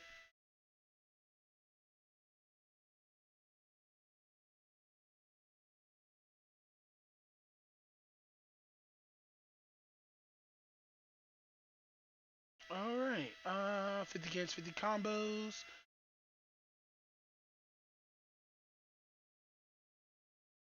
That was a whole 25 minutes?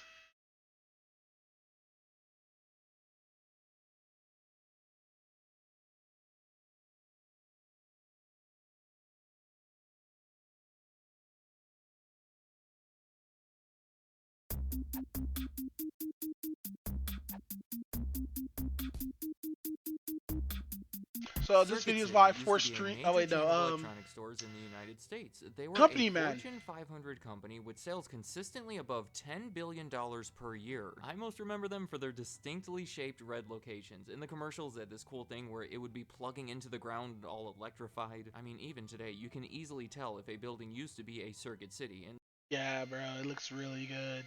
Like, I think there's still one in Compton, or I don't know if they took it down, but like, yeah.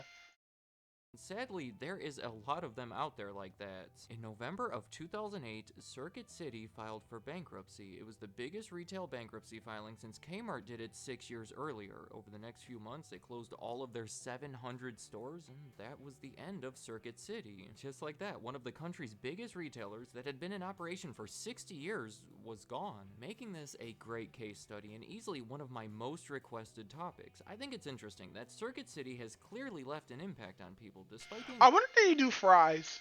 on for well over a decade now, we are still thinking about them. So in this long-awaited video, I'm going to talk all about Circuit City while highlighting what I believe to be 5 of the biggest reasons behind their decline. I'm going to ease into it, with my first reason being their investment in a failed technology. Now, I want you to realize that a big reason Circuit City was able to grow so large in the first place was its ability to recognize what would become popular technologies while they were still in their early stages, and that goes all the way back to the very beginning. In 1949, a man named Samuel Wurtzel was getting a haircut in Richmond, Virginia. The person cutting his hair happened to mention that the first TV station in the South had opened in that town earlier in the year, and Samuel instantly saw that as a promising business opportunity. He predicted that televisions were about to skyrocket in popularity and logically believed that he could take advantage of that by selling television. Yeah, that's a smart idea, you know. And just focus just on electronics. I think Circuit City would probably work today if it just focused on electronics like fries. But then again, fries died too, so like. He opened a small TV store in town called Ward's. It was like an altered acronym for the members of his family, and it proved to be successful. As it turns out, 1949 was an incredibly smart time to invest in the television business, considering that over the next decade, the number of US homes who owned a TV set jumped from 9% to 86%. By that point, he had opened 3 more stores in Richmond that were also selling audio equipment and household appliances. Throughout the next couple decades, the business was expanded by having public stock offerings and using the proceeds to acquire similar retailers throughout the country. In 1974, they took a big risk by closing 2 of those original stores and using the money to open a 40,000 square foot electronics superstore that was originally called the Ward's Loading Dock. It was a revolutionary concept at the time that was able to attract customers mainly through low prices and an unbeatable selection. By the 1980s, they opened more superstores like that, started calling them Circuit City, renamed the entire company Circuit City, and closed everything else they owned in favor of focusing on their most profitable concept. That is when they became by far the biggest electronics retailer in the country, with sales of more than 2 Yeah, those commercials were lit back then too.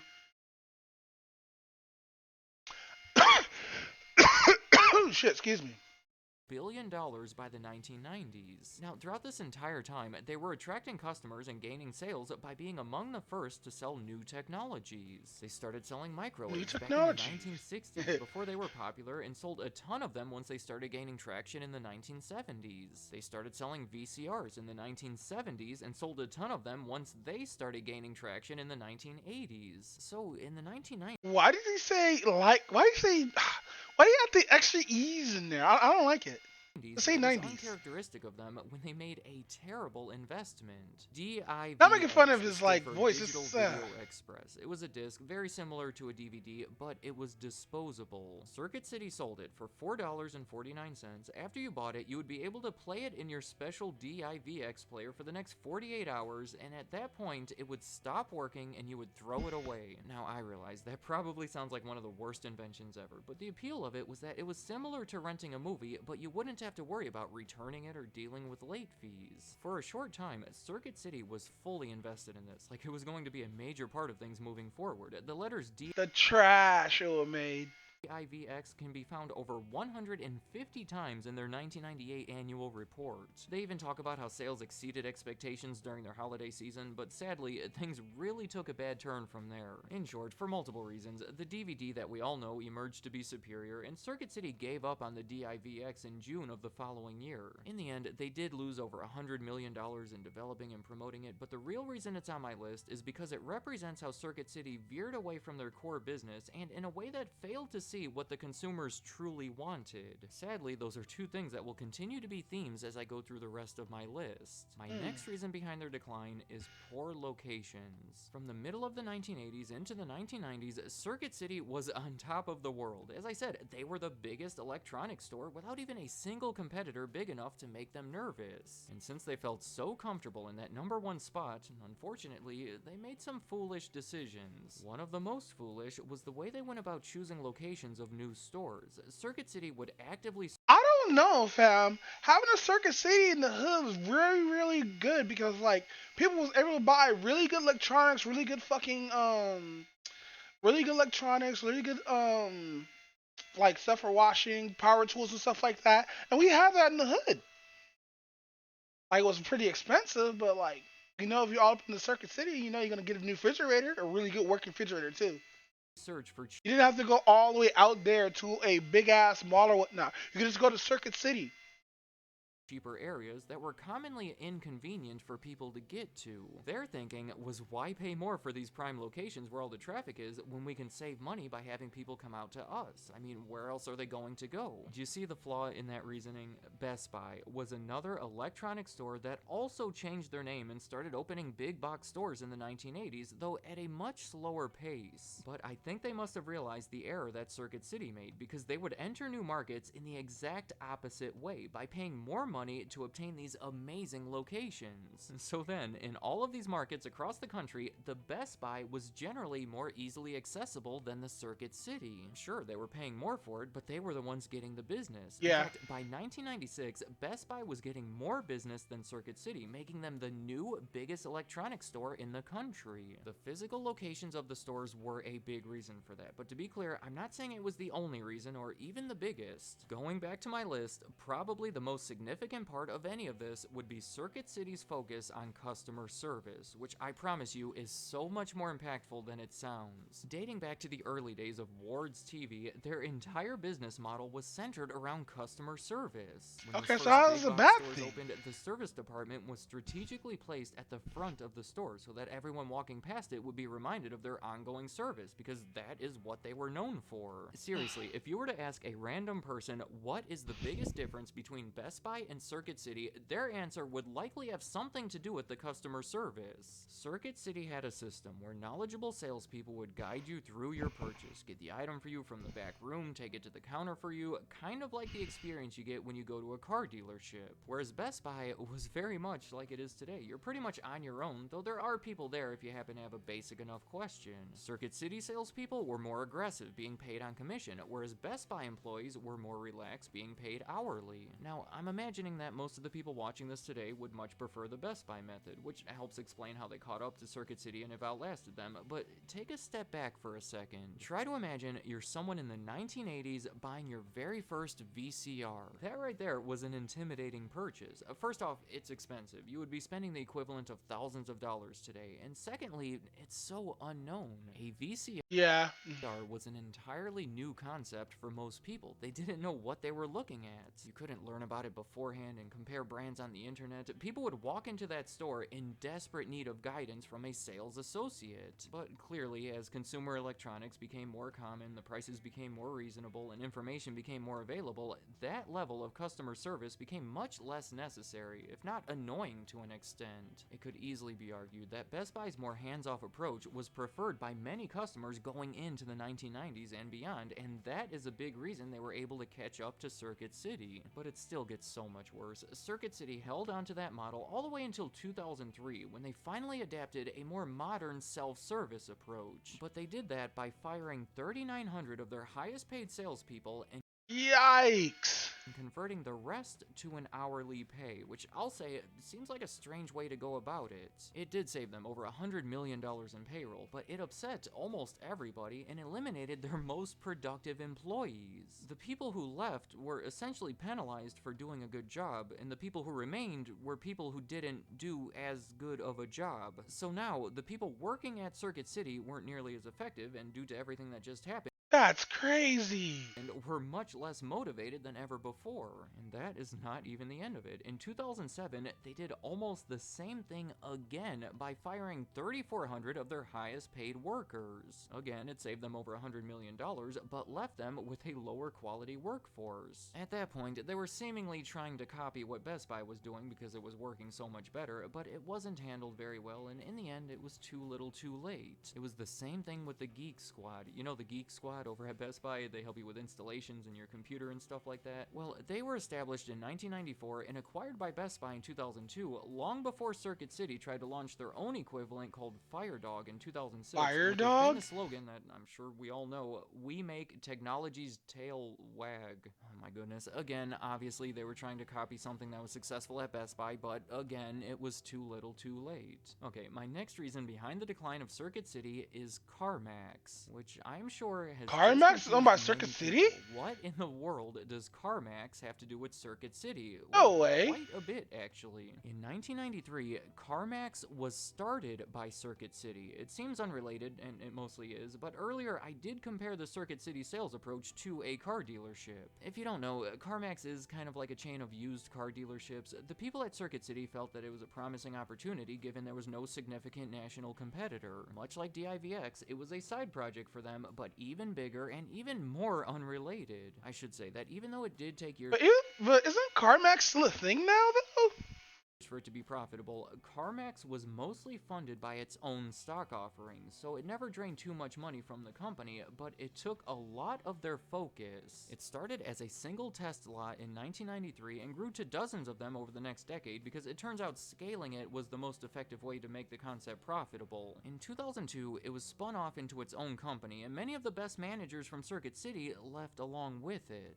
And to make matters even worse, they took a lot of the money that they ultimately made from CarMax and used it to buy back their own stock in Circuit City that tied up their money and proved to be a terrible investment when the stock price came crashing down in 2008. Overall, the CarMax endeavor would be considered a success in itself, but the lack of focus, lost managers, and poor investment in the proceeds have made it more of a setback for Circuit City. My final reason behind the decline is a quick one, and probably the least impactful: the recession. Clearly, so much damage was already done before it even started, but it was unfortunate timing. Circuit City filed for bankruptcy in November of 2008, right in the middle of all the craziness happening with the economy. The external factors caused the vendors to give them tighter credit terms and, of course, reduce spending at their stores. They were on a downward trend either way. They had already attempted to rebrand smaller stores as the City. I don't know about that, but if the economy hadn't been so crazy at the time, my guess is that their decline would have been extended or less severe. Let me know in the comments, have you ever been to Circuit City? And if you have,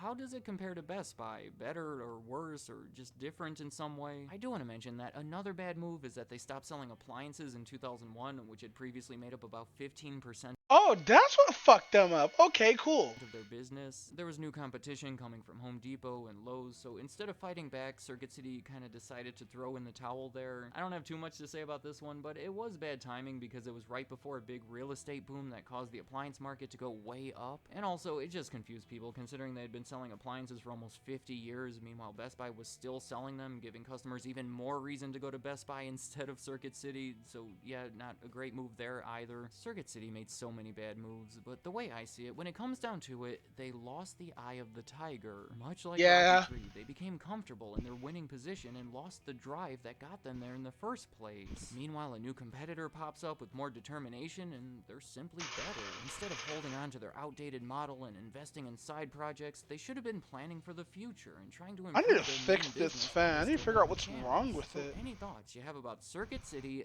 leave them in the comments. I'd like to hear what you have to say. Thank you for watching. But no, good video. Oh shit.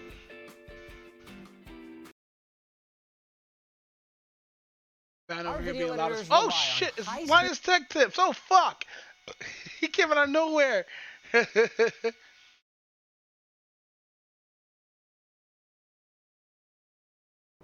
home. Oh yeah, we can't watch that video. That video's an hour.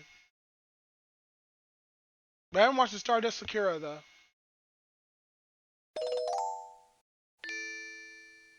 Noriko Sakai was among the most well-known and beloved idols in Japan, Southeast Asia even.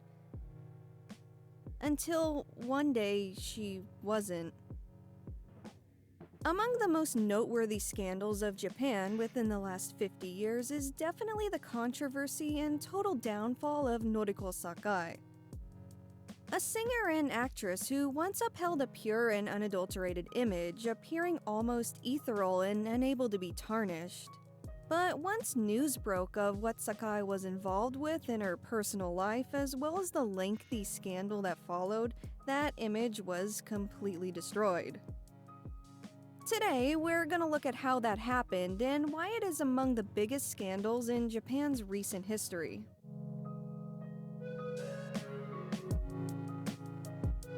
So what she do to make Japan so mad? Before we get into all that, let's talk about today's sponsor, Atlas VPN. You guys like Japanese stuff, right? I could only assume you do since you're watching this video. You may also be a Japanese music enthusiast, be it city pop, J-pop, J-rap, J-rock, or, visual K. Yours truly personally uses Spotify to find Japanese music, though I sometimes hit little snags, such as geo-restrictions for certain Japanese artists and songs. It's very frustrating when something you want to listen to is only available in Japan, and you're not in Japan. But no longer is this an issue for me, as Atlas VPN came to my rescue. And you know what else is Japanese? Anime! Atlas VPN services can even help you access Japanese Netflix. Yeah, this is done, dude. You can dude. watch anime on other versions of Disney Plus outside of the US. They Yeah, it's just hot as fuck too. You can literally watch Urusei Yatsura on Disney Plus with Atlas I guess VPN. I have no more fans. And don't even get me I gotta get a started new about one security. after Among years. the best features of a VPN, and Atlas VPN does it beautifully. This month, have a private Christmas and safe New Year with Atlas VPN Premium. Get it for just $1.70 per month plus 6 months extra. It's the best Atlas VPN offer of the year, so be quick and get your deal by clicking the link in the video description below. It's a limited time offer, so it's limited. Once again, link will be in the description below. I gotta check that out. Looking at a Japanese idol or group of idols, be it from 50 years ago or just 5 days ago, what you typically see is something pretty safe. The word that comes to mind to me personally is sterilized. While not the case for every idol, talent, or just general entertainer in Japan, there is some level of a facade observed in each individual case. It's often concealed well, but there's sometimes these instances of scandal that allow the true personality and struggles of the person to escape and float to the surface.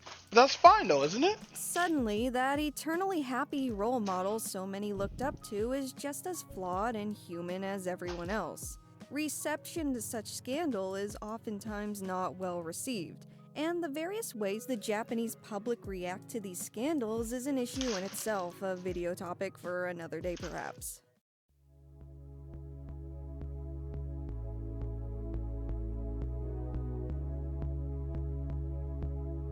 Yeah, it's Born nuts on how Valentine's Japan be Day of bullying their own 1971 idols in and shit. Fukuoka City, Sakai pursued a life of music and entertainment as early as 1985, though had various interests in addition to this. She went back and forth between living in Saitama with her aunt and back in Fukuoka Prefecture. This was due to her father's changing marriage situation. Upon settling into middle school back in Fukuoka, Sakai had an active interest in softball, having won tournaments with her junior high school team. Her athletic pursuits were set aside when she decided to enter a 1985 talent competition brought forward by cosmetic brand Shiseido. At the time, it was reported that over 54,000 contestants entered this national competition. Now, Sakai herself did not win this competition, but she did get pretty far into it. The actual grand prize award went to an idol named Mari Mizutani. Sakai won an award dubbed the Bomb Show or Bomb Award. One that was non-existent in the past and made specifically to be awarded to Sakai, as she did not win the grand prize, though had a standout breakthrough performance. Winning this unexpected new award caught the attention of talent agency Sun Music, who displayed an interest in seeing if she had any potential as an idol within their agency. Mari Mizutani would be contacted as well, and both were signed to work with Sun Music in 1986 in preparation for a 1987 debut. Okay. The way the Japanese idol industry works is interesting. To briefly explain this process, the winners and standout performances of young people are often taken note of by talent agencies. Okay. During the late Showa period, various talent competitions would take place, most notably Star Tanjo, though other competitions like Kimiko so Sudada or the Miss 17 contest conducted by 17 magazine in Japan. Long story short, there was an abundance of these contests, and they were used by talent agencies to fish out new talent of the era. Sakai was among this new talent. From there, the recently signed idols are essentially trained to debut at a later date. This includes instruction on how to sing, dance, and ultimately shape the overall image and aesthetic the idol was meant to bring about prior to them becoming publicly known and seen by the public. That being said, Noriko Sakai initiated her professional career already surrounded by scandal, though back in 1986, the scandal she faced was not her own. Sun Music, the agency she was signed Oh my god, sometimes it's delicious. to, was still reeling from a recent incident. While among the most prominent of talent companies, they were faced with a great deal of negative press when Sakai was brought on board. Not due to Sakai, but because of a scandal relating to the late idol Yukiko Okada, who had been signed to Sun Music previously from 1983 to 1986.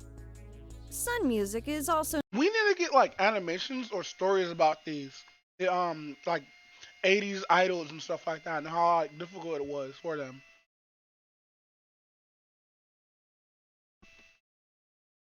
Or do it in the style of Made Cable Wars.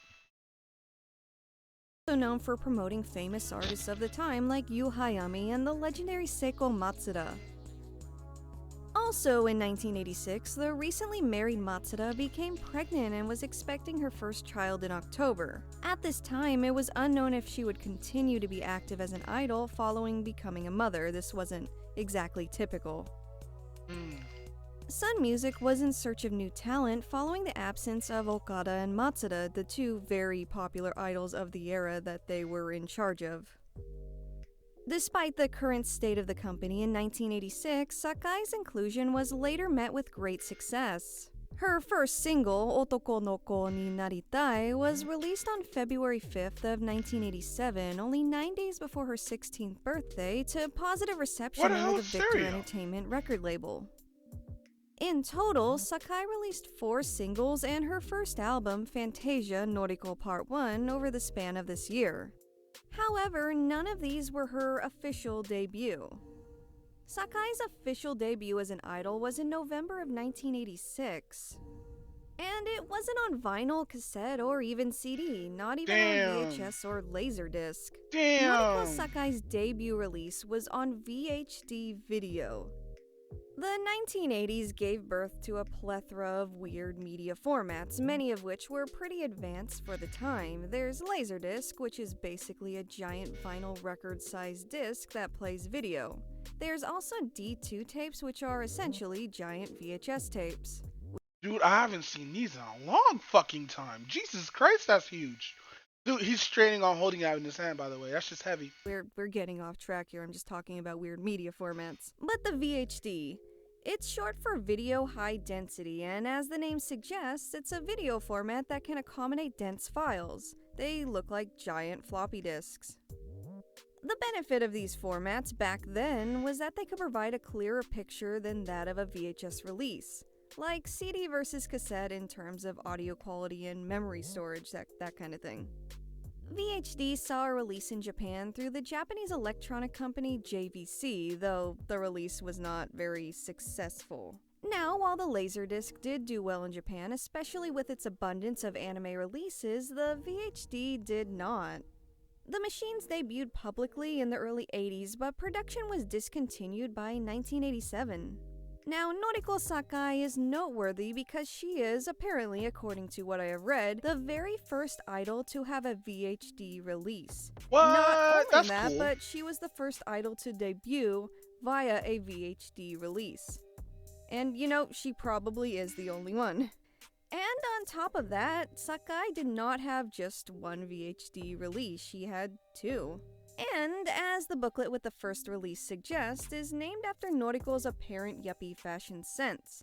Many of the listed music videos on the actual box to these VHDs are viewable on YouTube, so they're not exactly lost media. So Yuppie. Why y'all say it like that? there about there being some lost Noriko Sakai media, at least to my understanding. Anyways, from here, Sakai continued to grow in popularity, especially over the late 1980s, as her career at this time was heavily focused on music.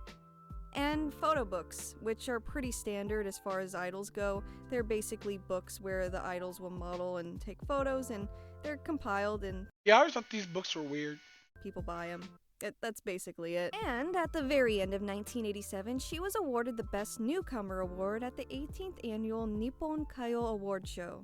Beginning in 1988, Sakai would see even more success in use of her music within different outlets. And at this very same time, recently established animation studio Gainax was beginning to become mainstream. While yeah, most people today are more familiar with the studio, as well as their iconic anime like Neon Genesis Evangelion, Panty and Stocking, Karekano, and Ebichu. Yeah, in the late Ebichu. 1980s, they were pretty small and pretty niche. Having only been established in Hey, 1984, their Decon! biggest works early on were Hey, Decon was awesome. The animations for Decon is awesome. Especially the first one. Like, oh man, I want to react to it again. I really want to. I'm over here buying almond milk.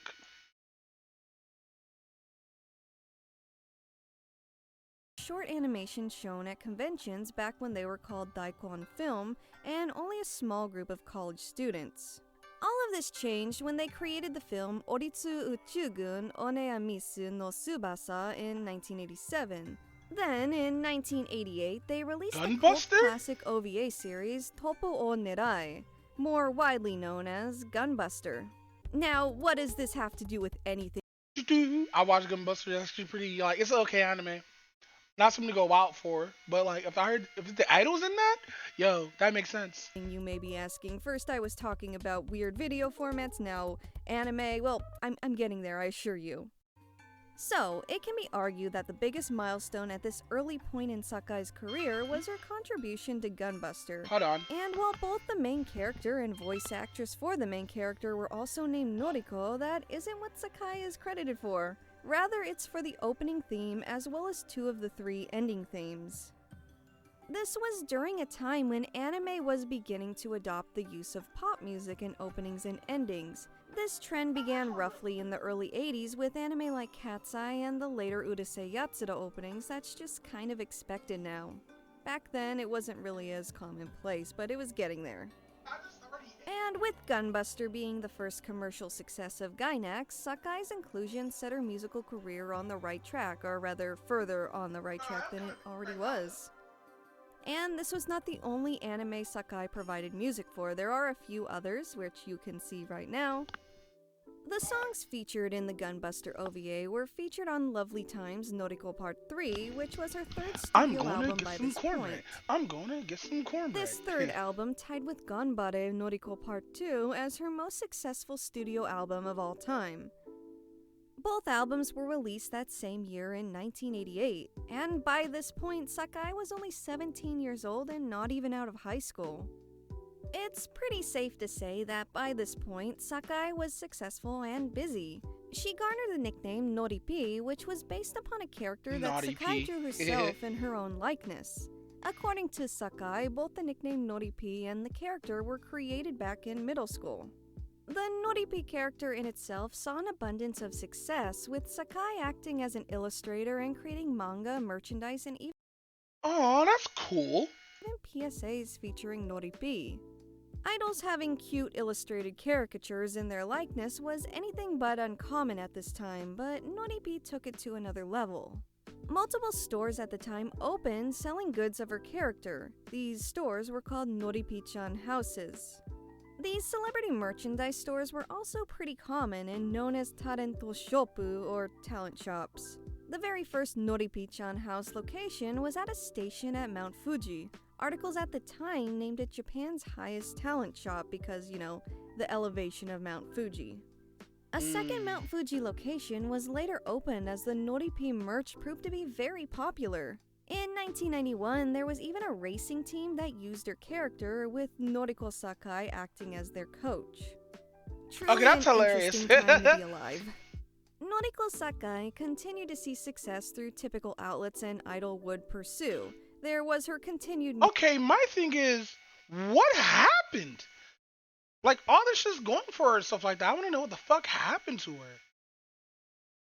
Musical releases, in addition to multiple photo books and her appearances on TV in small acting roles or interviews, or, performing her actual music on TV. Media outlets at the time viewed her with an abundance of positivity, even boasting about healthy rivalries between Sakai and other artists of the time. This included Rie Hatakeda, Risa Tachibana, Babe, and Fuyumi Sakamoto. But as the 90s began, so did a new, more mature image for Sakai. Yes, as a matter of fact, a lot of things were changing in Japan at the time, for Japan as a whole. Matt, if it's drugs, I'll be upset.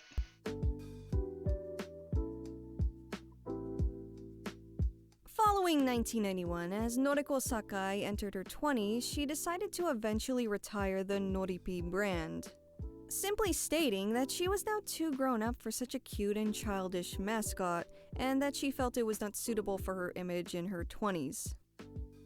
While this choice was meant to be perceived as a choice made by Sakai herself, it should be noted that the Noripi brand was pretty much ran and managed by Sun Music, not Noriko Sakai herself.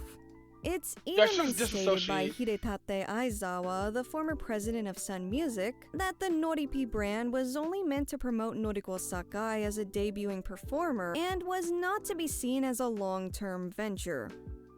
The typical idol image was also becoming rather stale and losing its appeal at the time.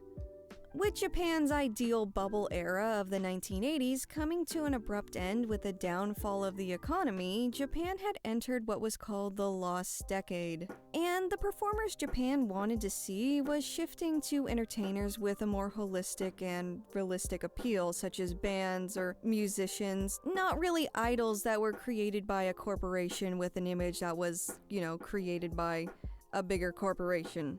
So that Showa idol image was dying out, and even if Sakai's professional career did end there, she would be remembered fondly as a prominent idol of the era, especially when combining this with the success of the Noripi character. When considering most idols of the time and how many of them there were and how many of them made music and how many of them were just simply forgotten with, the overabundance of it, she did pretty well. Was this the end of her success, though? No, absolutely not. Actually, one could argue that this was only the beginning. That's because, at this point in time, Sakai became heavily involved in creating music in Chinese. What? Hey, yo, whoa. How? I want to know how she got past that. With slowly fading out in Japan, Sakai began seeking out opportunities in countries like China, Hong Kong, and Taiwan. That makes sense. During the early 90s, Sakai began to break out and widen her fan base throughout Southeast Asia, even performing various concerts and releasing multiple songs in Chinese. Though, meanwhile, in Japan, more opportunities were about to become available to her. Aside from the damaged economy, 90s Japan was considered noteworthy for its boom in television dramas. As a matter of fact, the early 90s were especially considered a golden age for Japanese Wednesday dramas. These are, as you may have guessed, dramas that aired during an allotted time slot on Wednesdays. There's also the asa dorama, or morning drama, that are typically about 15 minutes per episode and air in the morning. The very famous and very depressing 80s drama Oshin was an asadora, or morning drama. Anyways, the longer dramas produced during this time in the early 90s were known as trendy drama or trendy dramas, as they often involve stylish young people living in the city and experiencing all those exciting things associated with being trendy and young, particularly romance. This trend in media technically began in the late 80s, and the trendy drama are also noteworthy for reflecting lavish bubble economy lifestyles even after that bubble popped. A standout trendy drama I would personally recommend from this era would be 1991's Tokyo Rabustari or Tokyo Love Story, if you really want to experience that bubble economy romance young city energy. But anyways, at this time in the early 1990s, Sun Music had recently lost two more of their most prominent talents. Well, technically they gained one back and then lost her again. See, while Seiko Matsuda saw a successful return to entertainment following her marriage and becoming a mother, she decided to leave Sun Music and manage herself independently during the early 90s. Yu Hayami, who we mentioned a little earlier and who is another popular idol. Sorry for not talking so much. Portion? What do you mean?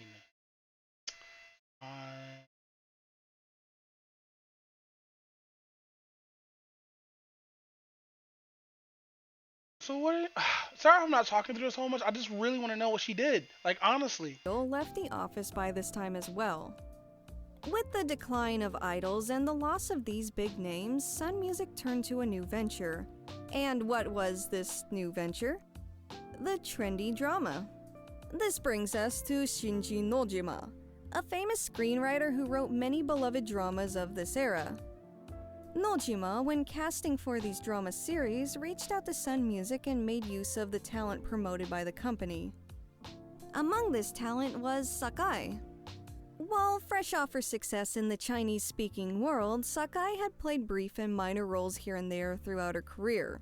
Acting was not something she was complete. So what got her? Oh my god. I love this video. I really do. I'm learning so much about this because I only heard about her name, but I never knew what she actually did. But yeah. Completely unfamiliar with, but her roles in the past were not frequent, nor did they involve any main characters. However, this all changed in 1993 when Sakai was casted in Nojima's drama Hitotsu Yane no Shita, or Under One Roof. The plot is somewhat similar to the American drama Party of Five, kind of. Actually, not really, as Under One Roof involves 6 children being separated and raised apart following the death of their parents in a car accident.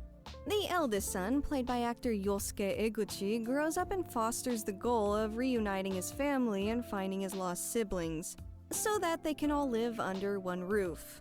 Noriko Sakai played the eldest sister of the separated Kashiwagi family. Her role was noteworthy in her career as she played a character who was her married boss's mistress. In other words, she was playing a woman who was having an affair with a married man. This was something a bit more mature when compared to her early work as an idol. Under One Roof. You know what? That's fine. Ah, shit. Sakai played the eldest sister. That's a really good role, actually. Damn, that's a really good role. Even though, like, yeah, it's kind of weird, but it's a really good role. I like it. Of the separated Kashiwagi family. Her role was noteworthy in her career as she played a character who was her married boss's mistress. In other words, she was playing a woman who was having an affair with a married man. This was something a bit more mature when compared to her early work as an idol. Under One Roof was a massive success and very well received by viewers and critics alike. Later on, in 1995, Sakai saw further success acting when cast in the romance drama Hoshi no Kinka, or Gold Star Coin, in the lead role. In this drama, partially written by Shinji Nojima, she played Aya Kuramoto, a girl who was both deaf and mute. This series also saw great success, and Sakai saw a great deal of praise for her performance within it.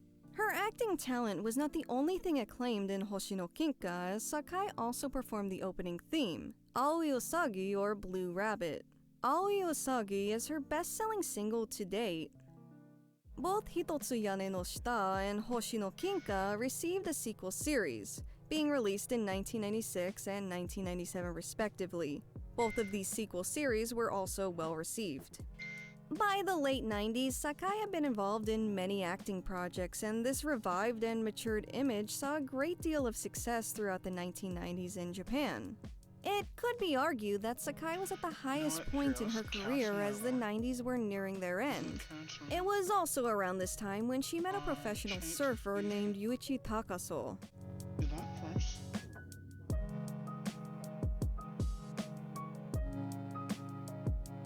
When exactly isn't completely known. As a matter of fact, a lot of details surrounding Takaso are a bit murky.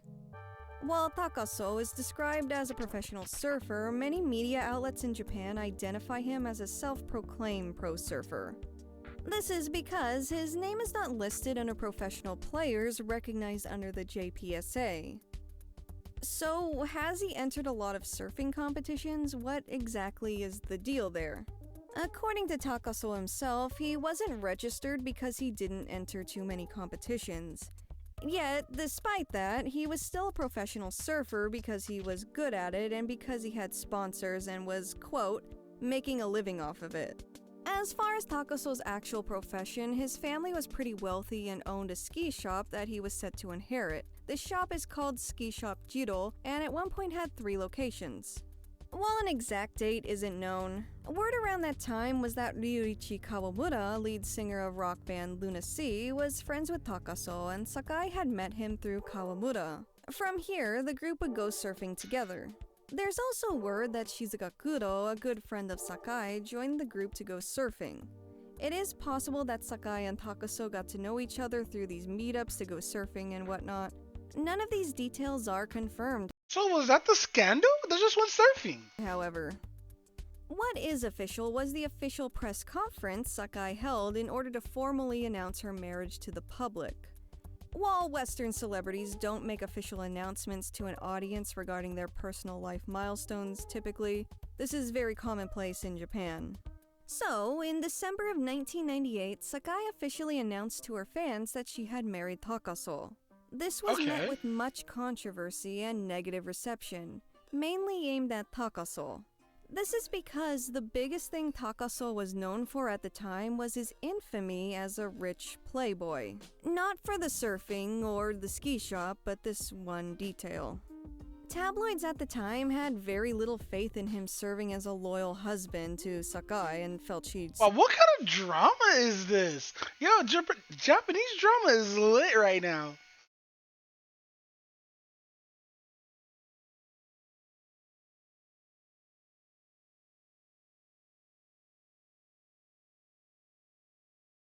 Japanese drama is so lit right now. Simply deserved better. Mainly, the public was outspoken. So, this feels kind of weird because, like, it feels like the public have eyes on this person and is stressing them the fuck out.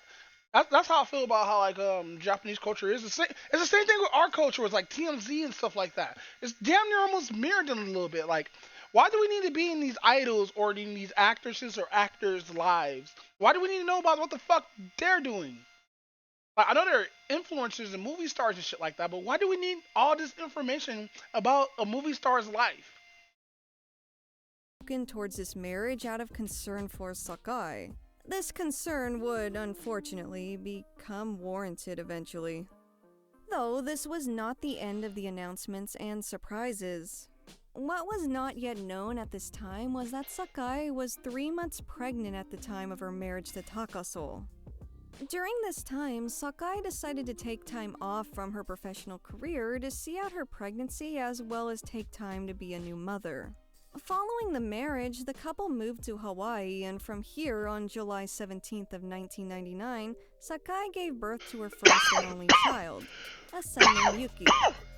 Sakai spent the remainder of that year with her husband and son. Despite these significant changes to her professional life, Sakai intended to eventually return to her life as a performer. Though, amidst all the controversy of her marriage and new responsibilities as a mother, would she return to the same success she became acclimated to? Or would she be met with further scandal and backlash as time went on?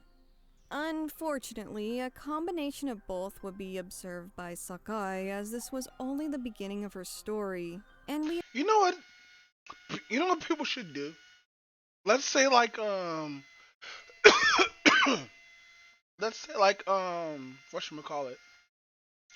Let's say if I want to make a movie, right?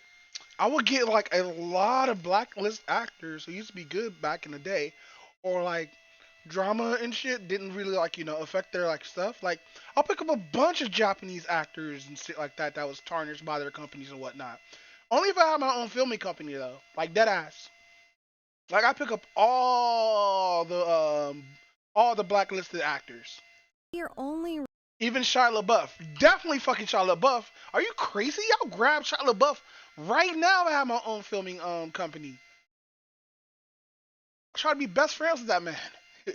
reviewing the prequel of her downfall as a beloved entertainer.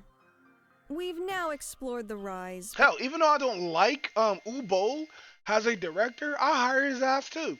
But in part 2, we'll take a look at the devastating downfall of Noriko Sakai. There's a part 2? Holy shit, I gotta go to their channel.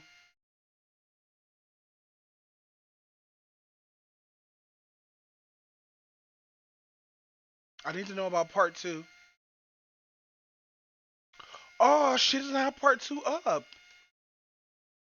This video was dropped 4 days ago.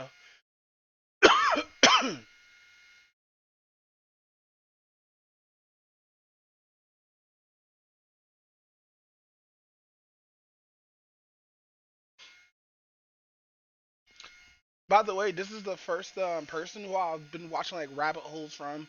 Cause they got like do not search iceberg.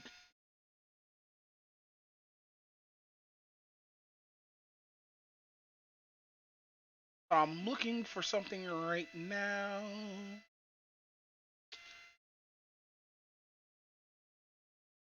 Damn, she's really cute. Apologies. I was just looking for part 2 and I couldn't find it. But yeah, let's look up some more videos. Fuck yeah. Oh, fuck. Oh, fuck yeah.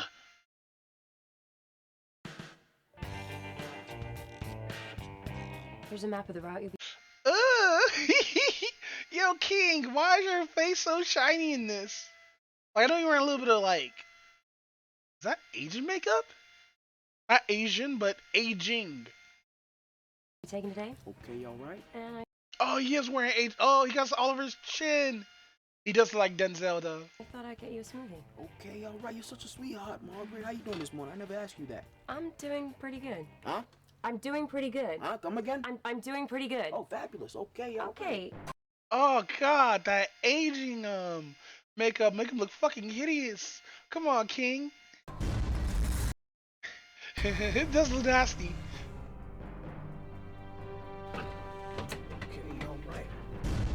Okay, alright. Okay, everyone relax. It's just a bump, okay? Alright. Hey, Margaret? Yeah? Margaret? Yeah! This morning you made me a smoothie, did you? Yes, I did. You didn't happen to put any milk in that smoothie? Of course I did. That's how I made it. He's doing on head gestures and everything. Well, I didn't know that. You didn't mention that to me. Okay, alright. Well, I gotta speed up or I'm gonna go poopy in this bus. What? I gotta speed up or I'm gonna go poopy in this bus. Huh? I'm gonna go poopy in this bus. Ah, man, the makeup looks so weird, but it looks good, but you can just tell all right here. They should put that back a little bit, but no, it's fine. Got the little tape down here and everything.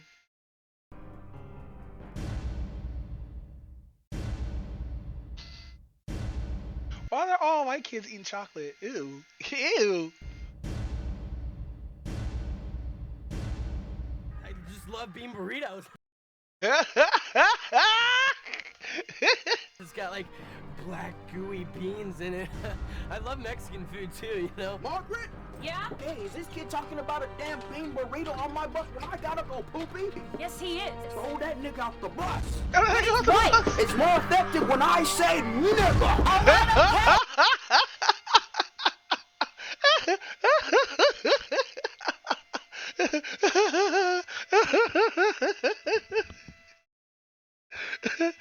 Just it's more effective when I say nigga. Okay, all right. I like how you put that together. Look, no hands. Oh. And stay out, bitch! I love it. Yeah, let's go.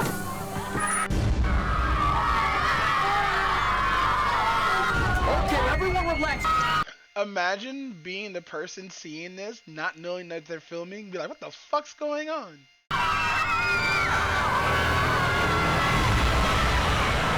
Police. Come here.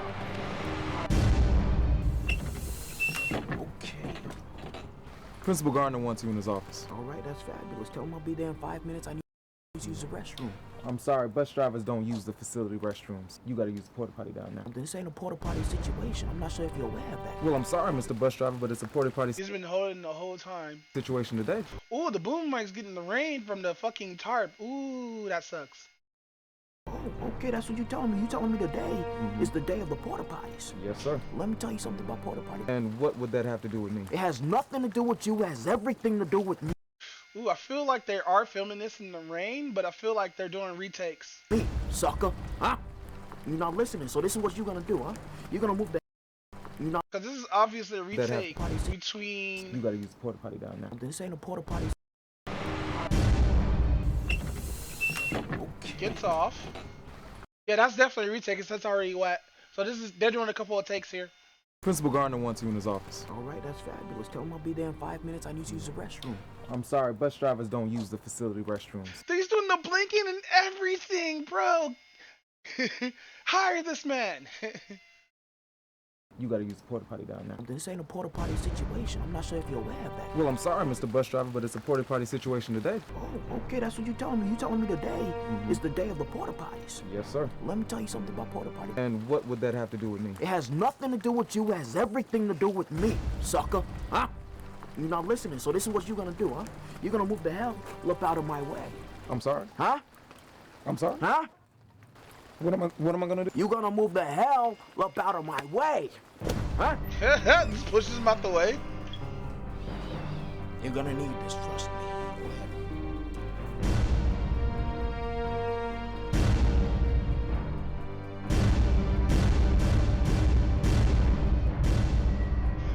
Why are you using that sound so much?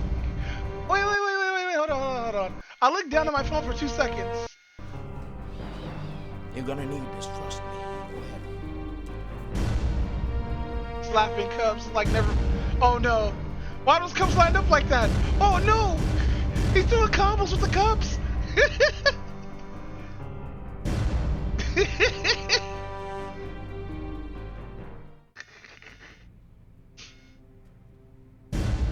Okay, all right. Sorry about that. So what is the assistant principal doing here? He specializes in criminal negligence. Criminal negligence? Kid has 6 broken bones, a fractured hip, and a pair of fresh Jordans ruined. A pair of fresh Jordans. Okay, all right. I understand those are fresh pair of Jordans. I mean, I already got to pay them myself, but I can't afford it on a bus driver's salary. You understand what I'm telling you? That was the only kid that was late. Thank you. Any other moves I would have made, any other decisions, and everyone on that bus would have been late. He was the decoy, is what I'm telling you. The school board is going to want to blame an equipment failure, but the manufacturers in turn are going to say it was due to poor maintenance. Or reckless driving. I drove that bus backwards, sucker. Huh? You understand what I'm telling you? You have any idea what that means? Yeah, I do. I own a minivan. Why is he doing? Does Denzel Washington do the figure shit all the time? I never noticed that. Does he? Oh, you want a minute? Okay, all right. Are you a bus driver? No, I'm not. So you don't know what the hell you're talking about, huh? He slapped the cup. Let's go. Come on, cool off here. He's on our team now. Okay, all right.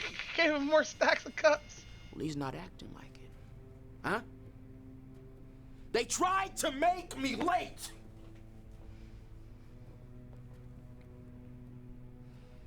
But I'm not gonna let him, you understand? I've been driving these buses for 27 years, you understand? No one could have drove that bus the way I drove that bus. The makeup's is getting fucked, bro. Too much facial expression will fuck up agent makeup like that. And no one is trying to take that away from you. But we've got... It must feel really heavy on his cheeks when you move him. Got to get to the truth here. I had to take a dump. But hear me out, though. Hear me out. I'm lactose intolerant. You understand what I'm telling you, huh? And I was given milk that day, but it wasn't any milk. You understand? I tasted a slight bit of Cambodian breast milk. So Cambodian breast milk? This is what I'm trying to tell you. If I would have stopped to pull that bus over, I'd have had Cambodian breast milk. Fuck out of here. Get to the point. Okay, all right. You want to get to the This little Cambodian in my milk. Have my stomach bubbling. I'm guilty. That's what I did. And I do it again. Okay, all right. Can I tell my story? Look, you got 2 minutes to make it quick. Okay. Got 2 minutes to make it quick. Let me tell my story. Timmy, a white boy in the project, he could survive that. So if you're gonna charge me for throwing Timmy out the bus, you go ahead and charge me. And also charge me for my unpaid parking. You understand? My vehicle's on the west wind. Go ahead and tow me, sucker. Mr. Whitaker, your bus driving days are over. You're going to jail. Are we talking Twitter jail, huh? The one where I just wait 3 hours, refresh my page, and I'm back out typing to these hoes. Jail. Real jail. You're going to jail. Okay, all right, and okay, okay, Well, if I'm gonna go to jail, What he's gonna say? Take your hands off me. I'm going to jail now. Get him out of here. Okay, Get him out of here. Take him out right now. Get me out right now. Take me out to the ball game too, sucker. What you want? To the hand. Oh my God, it's so strong. Coming soon. What's up, y'all? Thanks for watching the video. Hope you enjoyed it. If you missed last week's video, boom, it's right there. Also on my Facebook, on my Instagram, on Twitter. Tweet me, I tweet back. Thanks for watching the video. Hope you enjoyed it. If you did, like it. Damn, he didn't do get your hands off me. Man, I'm so upset. Favorite it. Just keep sharing it so it gets He had the chance. He could have did it, but he didn't do it. views, and then we get a lot of hits, and then Denzel will be like, what's this video about me? And he clicks it, and then he invites me to dinner. Okay, I'm done. Follow me on the journey. Subscribe. Videos. Yeah, subscribe to King Beach. Oh, get fucked.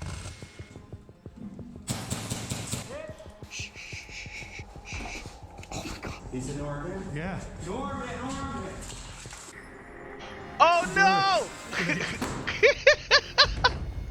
Oh no!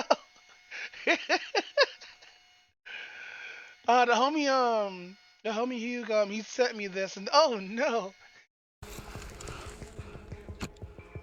Oh.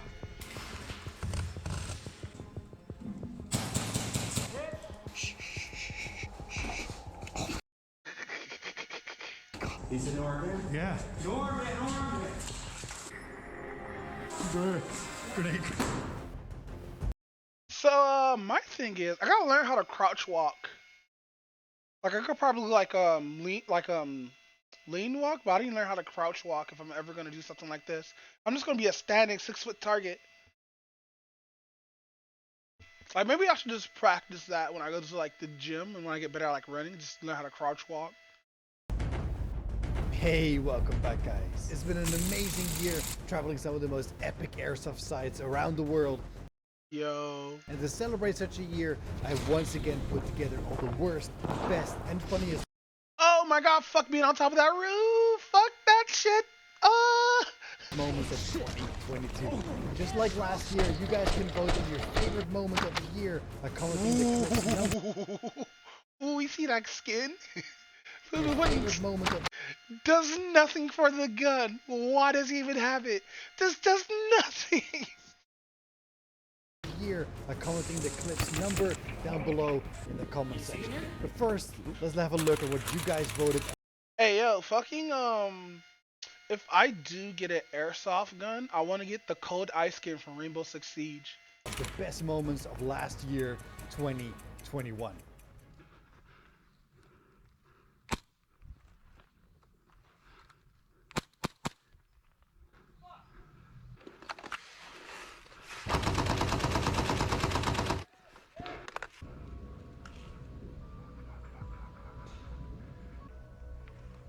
Oh, look at this shit.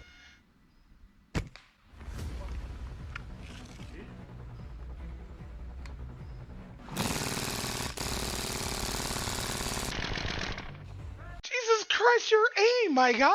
The recoil must be nuts.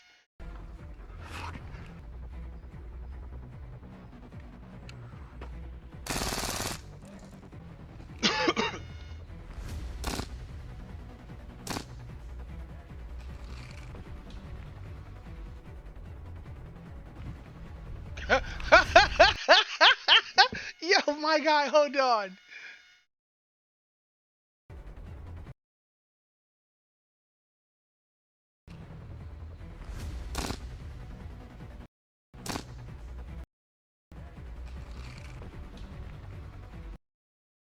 How would he even know?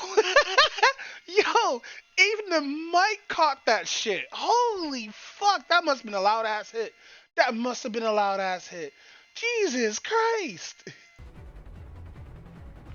How would you figure that was a sniper though?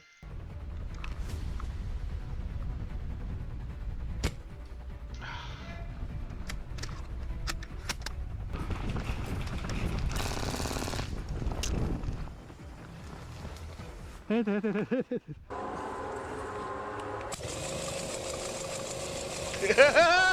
Hey yo. Hey yo, that's wicked as fuck, bro. Imagine you're minding your own business, like in a building, and this dude walks up with a chain gun.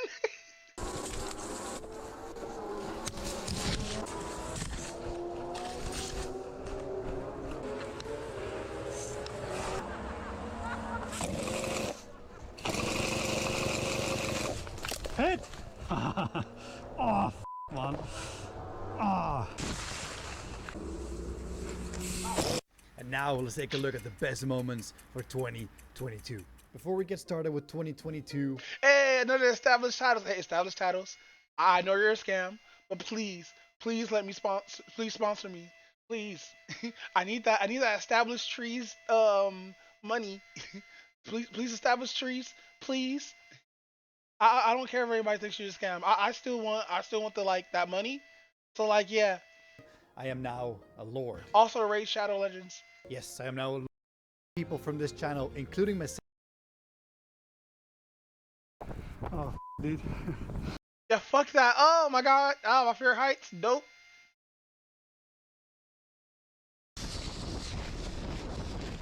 Oh, shit. Oh. Damn, bro. Are you okay? No, bro. Dude, it's 4 for 2. Does it still work though? Oh. Oh. Oh my god.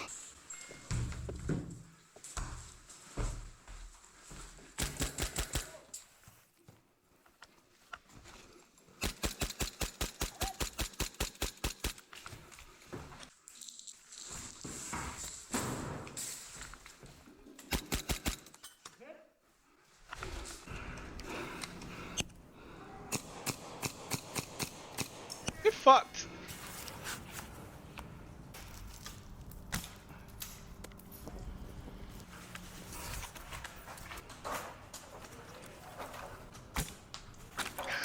Get fucked.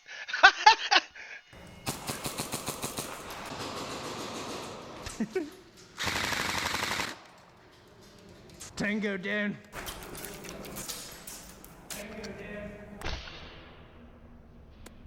Ooh. Hit him right in the cheek.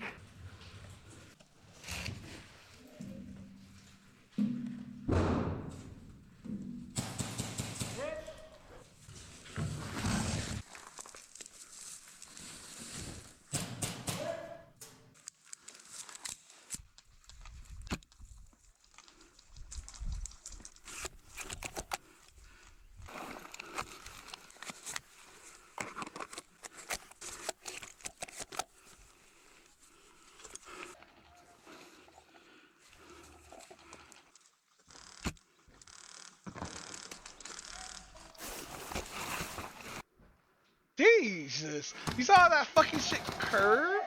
Hold on. Look at this shot. Yeah. That shit curved.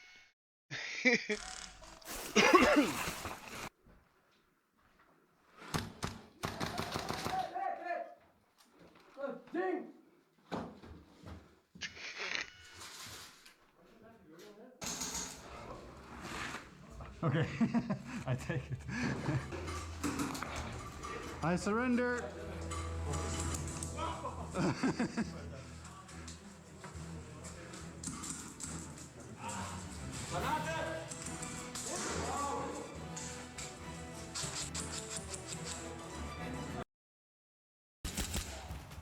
Ooh. Gaining Night entry to the vision? fortress by myself.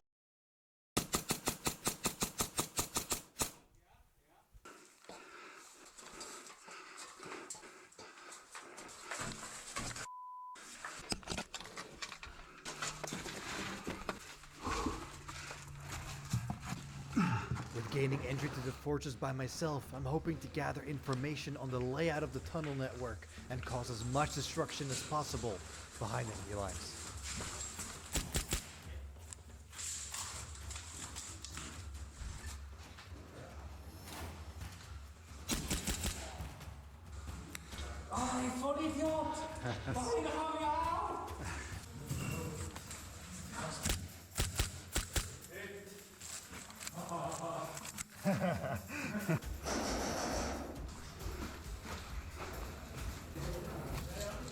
Yo, I really want to do airsoft.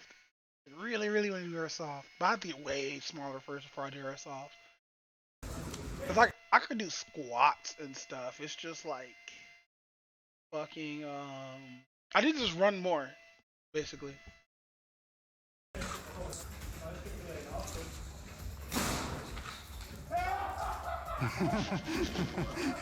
Sorry.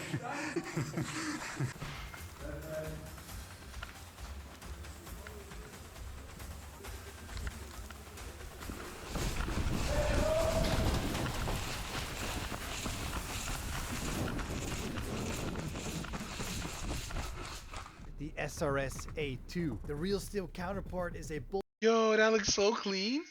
bolt action rifle ready to sling a massive 338 Lapua Magnum round. The bolt is placed behind the grip on this gun, which makes it quite unique.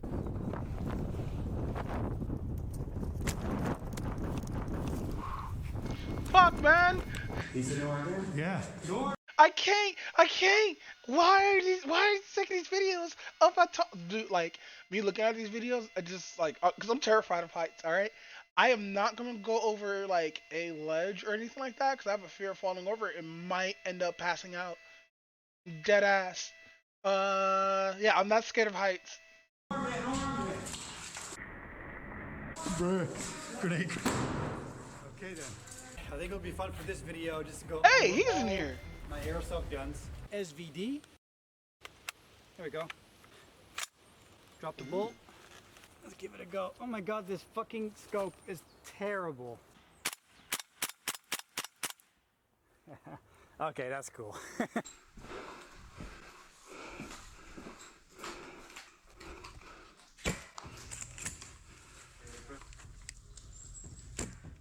Good shit. Wow, good shit. That was a good shot. That was like one hell of a shot.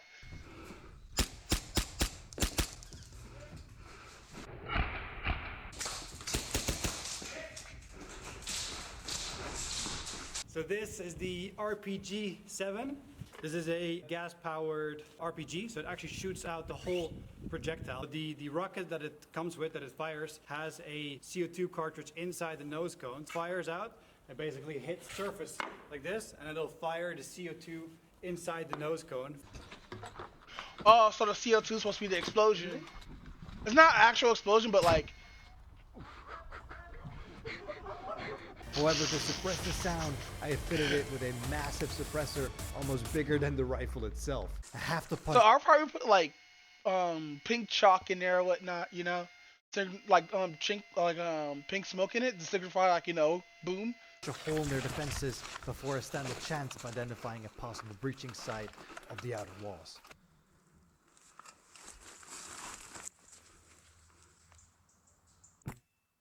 Ah.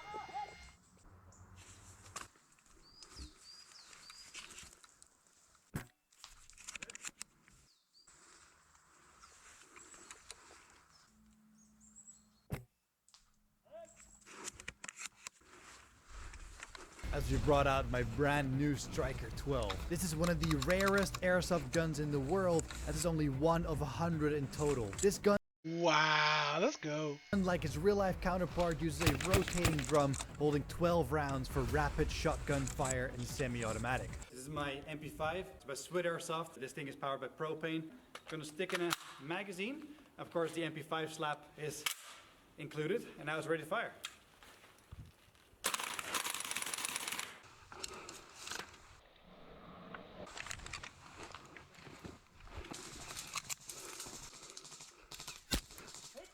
Yikes!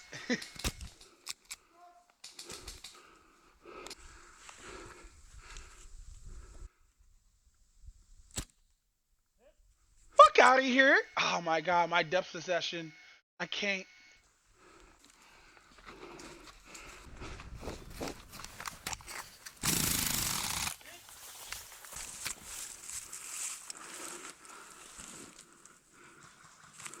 Yo, boys, you got 4 guys coming up on the tower south side.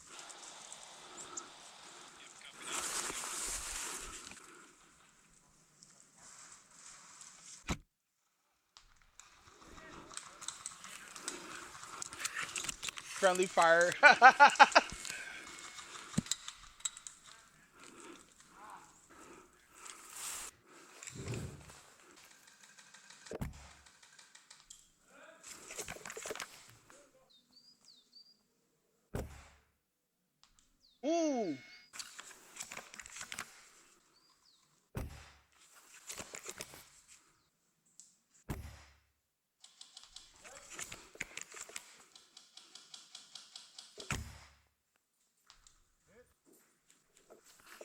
30 kills already. Let's go.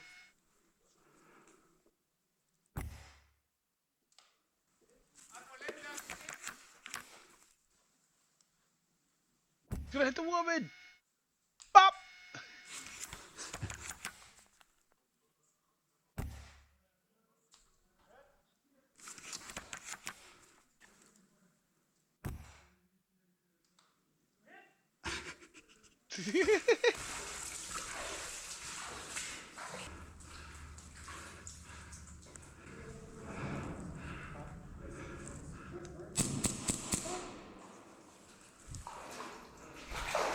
TAC 41. I've got a Yeah, screw this guy, my god. I check corners and shit. Fuck out of here. This dude doing the most, but it's cool. Sound quite a bit. Really smooth, nice bolt pull with a nice big bolt handle here that has got like a little twist to it.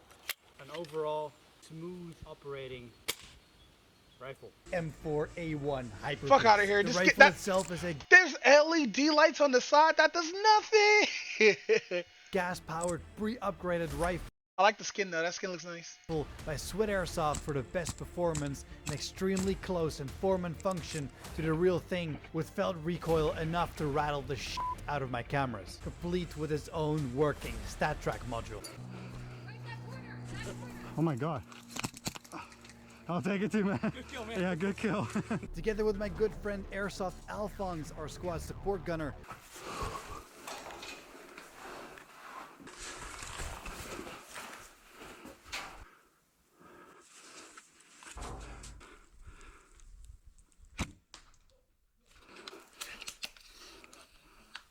AKM or AK-47. If you look at the insides here, people might find it indistinguishable from the real thing. But we've got I guess I'll figure that out. So I'm pretty sure. Now that's cool. Gas-powered, full auto, crazy fire rate Uzi by Sweat Airsoft. This airsoft adaptation being almost identical in form and function to the real thing. Take the long way around where we spot an enemy squad taking up position in the building ahead. Yo, look at that. Just lean on him.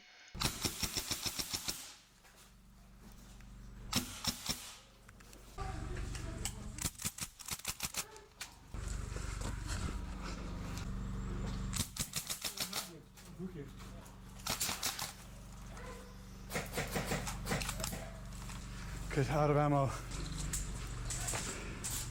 Whoa. Wait, what? That was friendly fire? Good, out of ammo.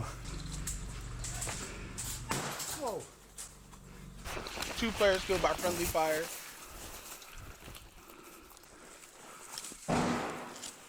So there actually are flash bangs. Like light flash bangs, but they're real flash bangs.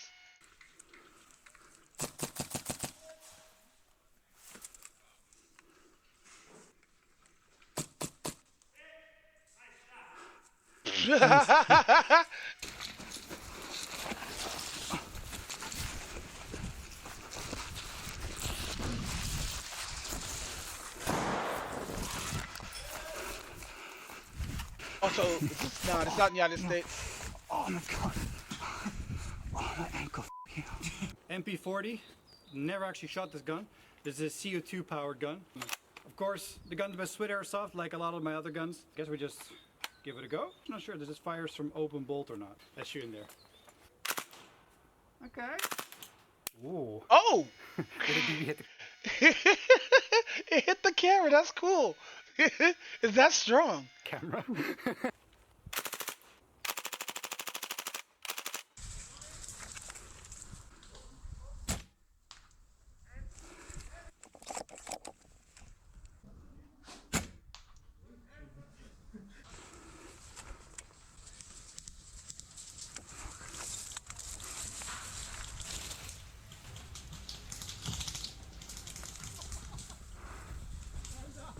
Dude, all the bees you just hear in the background.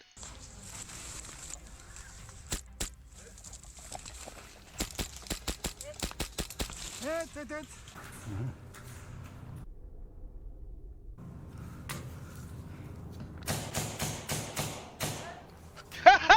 dude. Hey yo, I would have been lazy and kept going. I wouldn't even move for that kill. He too greedy. This dude greedy.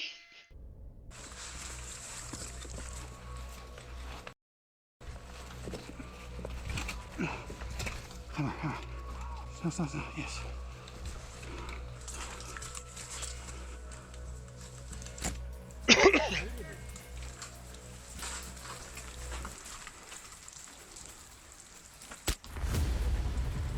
Wow, let's go.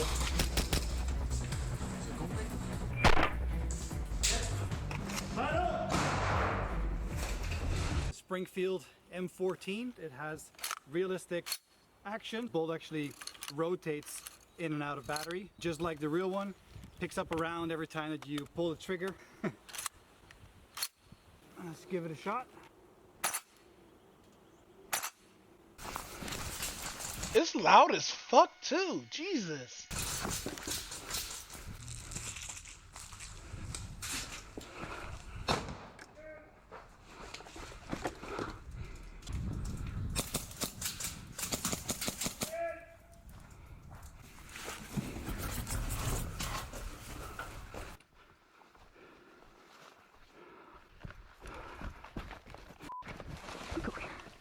Oh, instantly drop. Let's go. Hey, he has a shield.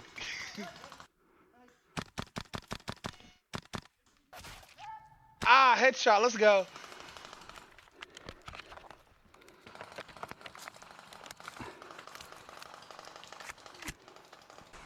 Not having found a way to the upper floors yet, the terrible smelling flooded basement at least provided me with a way inside the main structure. We need to find a way up high as soon as possible.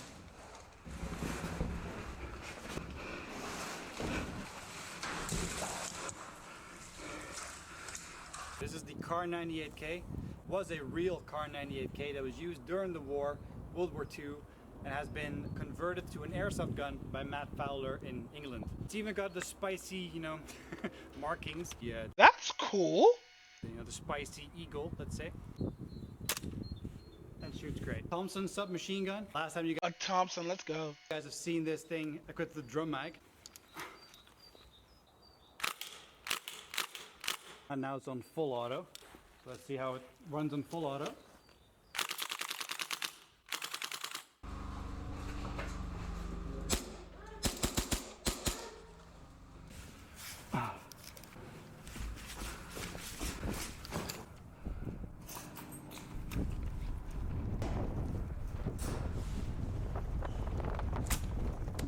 Oh my god. That shit arced so hard. Hit him with his big toe and shit. Let's go.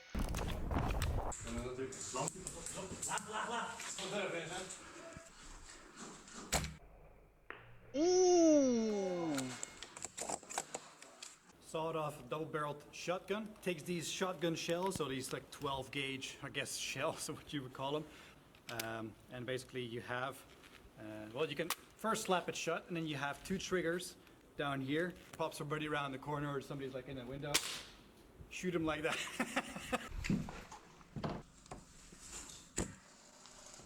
Damn, follow through. Let's go. Now follow through, my guy. To provide covering fire to the reinforcements incoming on ground level. What the fuck? Oh. Yo, enemy. Behind glass.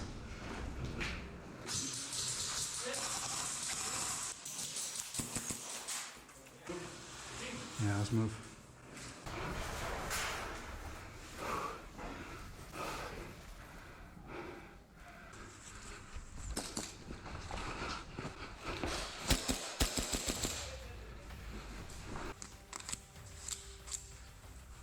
Desert Eagle, full metal, Desert Eagle. Can you see in here? It's pretty dark. It's pretty dark. Go for it. Glow in the dark pellets, yo.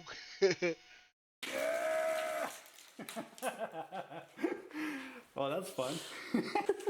I think it's a little misaligned. I think some of them might be a little misaligned and it's causing like you can see a lot of BB hits on this one.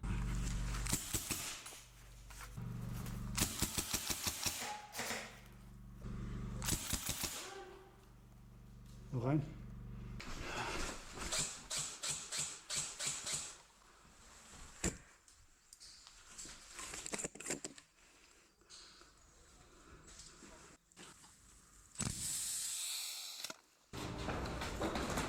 Whoa.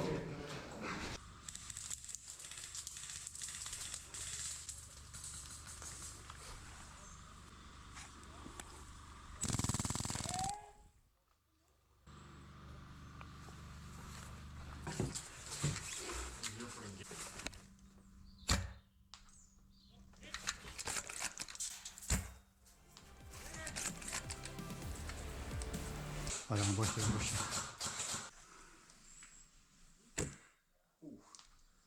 How did he see him? I was like, where the fuck is he? Yeah, this is why I can't be a sniper in airsoft. I have to go shield and pistol. Or like SMG or something. I can't do sniper rifles. Sorry, Mom. This is the SSB 45 carbine kit. Yo, look at that. It's got a pistol inside. Yo, got a drum mag too? Ew. This is a high kappa pistol. Turns it into a little submachine gun. It's got a bolt handle now, so basically you cycle it like that.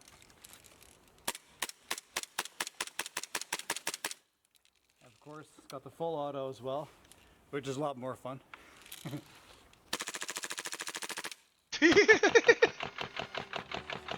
Wow, look at the fucking bullets per second on that. It has been an amazing year for Airsoft. 2022 is a wrap, and the next year has plenty of projects and travel opportunities already lined up, so make sure to subscribe for that, and a Merry Christmas and a very happy 2023. Special thanks to Established Titles for sponsoring this video, and make sure to go check them out with the link in the description. I don't mind flying a helicopter, but fuck man, I just can't.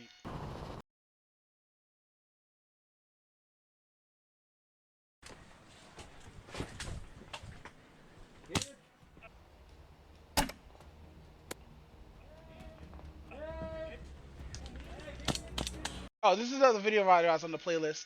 We're going to change to something else real quick because we're going to learn about Shia LaBeouf. Freakouts. What did you just say? What did you just say? What did you just say? Alcoholism.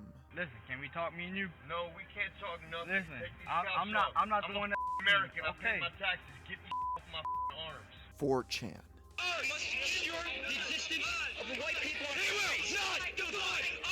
Today we'll be looking into Shia LaBeouf is fine. one of the most At least he's not Ezra Miller. Holy shit. Ezra Miller tried to do it. Shia LaBeouf and fucked up, guys. That's what happened. controversial actors in Hollywood, Shia LaBeouf, who has become infamous on the internet over the past decade. But then we have the question of how much of his shenanigans are merely I love how he just does this. Ah, shit. an act, an elaborate art piece. Well, that is what we'll try to figure out today. While he later became known for wild publicity stunts, drunken rampages, and strange artistic experimentation, Shia LaBeouf's career began fairly innocently. He started out as a child actor, appearing on episodes of shows like The X-Files, Freaks and Geeks, He was and in the Yacht, X-Files? but his Yo. breakout role came on the Disney Channel sitcom Even Stevens, which ran for 65 episodes and won him a Daytime Emmy Award in 2003. I was just commenting that it's amazing how your favorite continent is my favorite continent too. When the series ended, it was followed by a Disney Channel original movie, which cemented him as one of Disney's most well-known stars at the time. That is Shia But even LaBeouf. with this, the actor's home life growing up was anything but peaceful. In a 2007 interview, he detailed some of the tumultuous stories from his youth, mainly centered around his father, who was addicted to heroin for years of the actor's By the way, childhood. this is from Shia The Gamer from received Mars. regular mental and verbal abuse from his dad, including an incident where he pointed a gun at his son during a Vietnam War flashback. His mother was keeping their family afloat. Yikes! Are you serious? Yeah, man, I would've got out that house as soon as he did that shit. Daddy pulled a gun up on me, having a flashback? On limited earnings, and they were forced to live in one of Los Angeles's tougher neighborhoods. This upbringing gave Shia a wealth of experience to draw upon as an actor, but also forced him to grow up very quickly. In 2003, he also starred in Disney's adaptation of the was in novel Holes. Holes, which showed his potential as not just a standout young actor, but as a genuine movie star. And much like the character he played in the film, LaBeouf had once gotten in trouble with the police at only the age of 9 for stealing a pair of sneakers, a story he didn't share publicly until years later. This would not be the last time that LaBeouf would have a run-in with the law.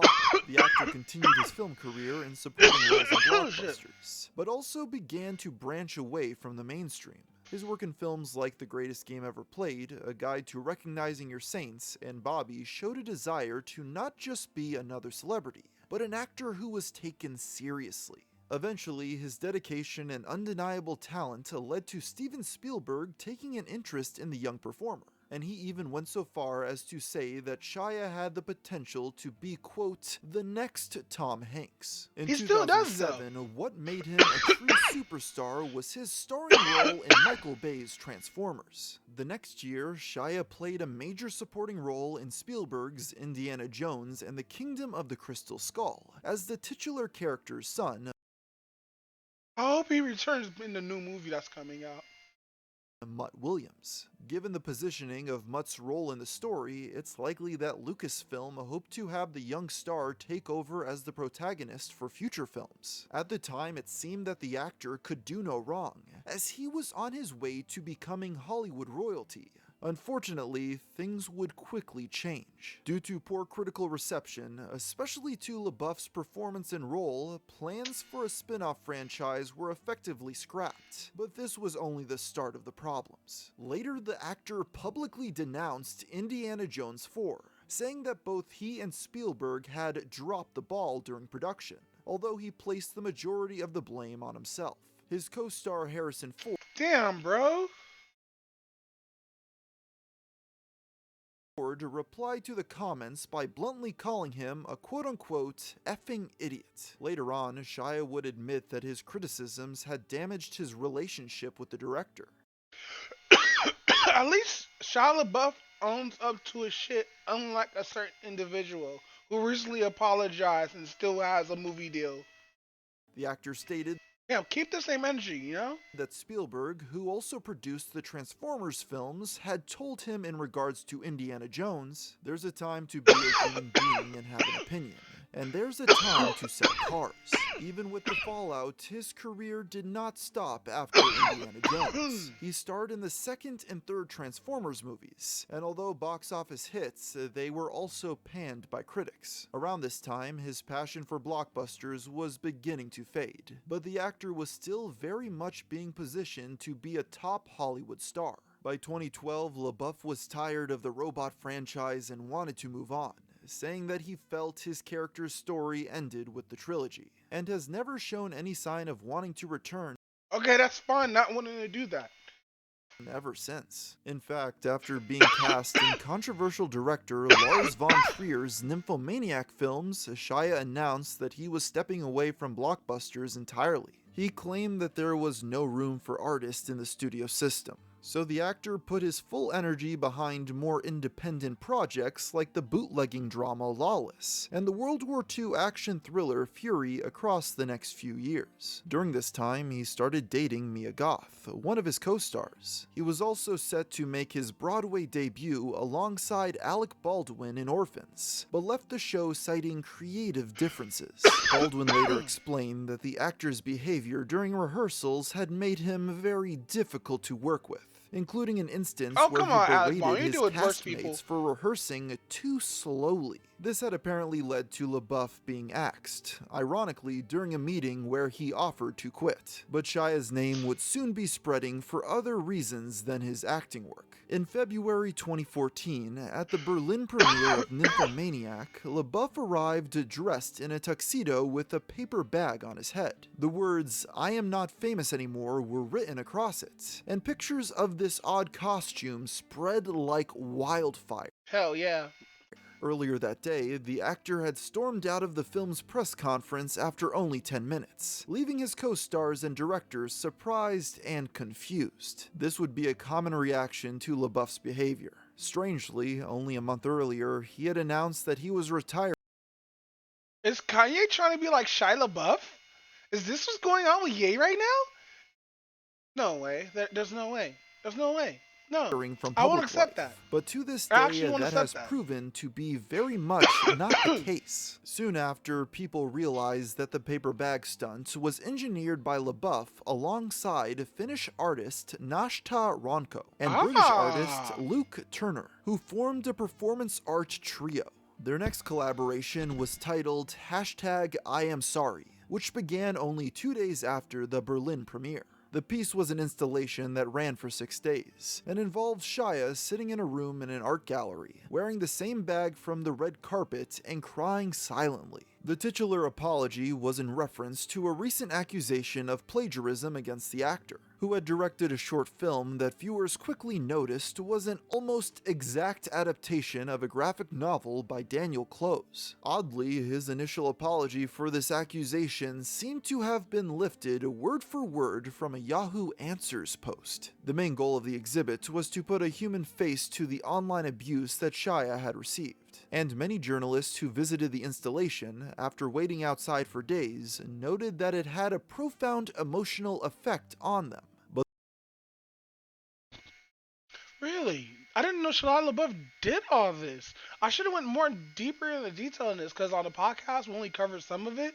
And when the podcast first came out, the Shia LaBeouf thing barely came out, and I was playing Gary's Mod a lot, and we have this one scene where or this one clip where we're just laughing like hysterically because me and Kel we're just kicking it or whatnot, trying to do this let's play shit, and yeah. But the vulnerability of the performance also opened LaBeouf up for harassment from attendees, which quickly spiraled out of control. Can I take the bag off your head? Wow. Okay, it's you. It looks like Post Malone a little bit. The actor later revealed that a woman sexually assaulted him during the performance, although his fellow artists had intervened when they learned what was happening. This did not, however, stop future collaborations, although LaBeouf was also starting to make headlines for more personal matters. Damn, that sucks. We'll learn more about this after a brief word from our sponsor. Fun fact, there are 7.5 billion humans in the world that could be playing Raid Shadow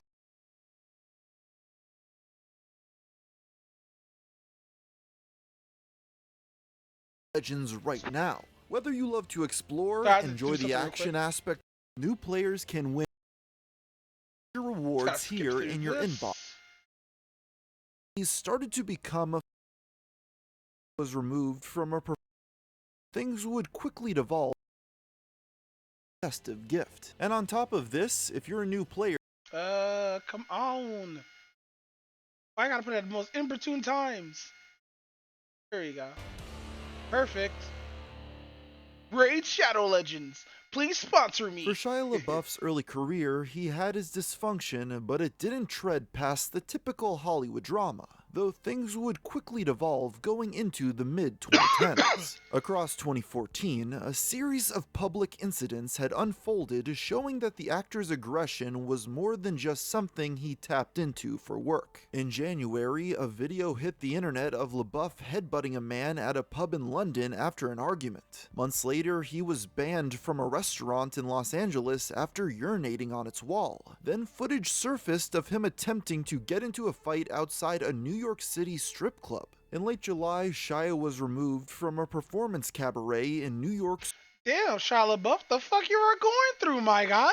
Studio 54 Theater, where he had been smoking indoors and yelling at the actors on stage. Witnesses say that LaBeouf seemed drunk, and he was arrested outside the theater for disorderly conduct, which led to a violent and profane outburst at the police station. Shia had been known to get into bar fights as far back as 2011, but reports like these started to become far more frequent. It's possible that some of this pent-up aggression was the result of the star's intense method acting approach, which he had been in the midst of during the production of Fury. Shia committed so hard to the role of a World War II soldier that he refused to shower for weeks on end, which earned him warnings from co-star Brad Pitt and the film's director. But my dude, take a shower, please. The actor also had one of his teeth removed for the film, and as he told Jimmy Kimmel, every dentist refused to do the removal because it didn't make medical sense. Instead, the actor had the removal done by, as he put it, some guy next to a Radio Shack who didn't ask too many questions. Another co-star, Logan Lerman, said that LaBeouf would regularly take out a knife and cut his face open on set. During promotion for the film, Shia also discussed finding a new interest in Christianity during filming, after being raised Jewish by his mother and I didn't know Shia LaBeouf's Jewish. Okay, that's cool. Christian by his father. As he put it, he never had a clear position on religion up until this point in his life.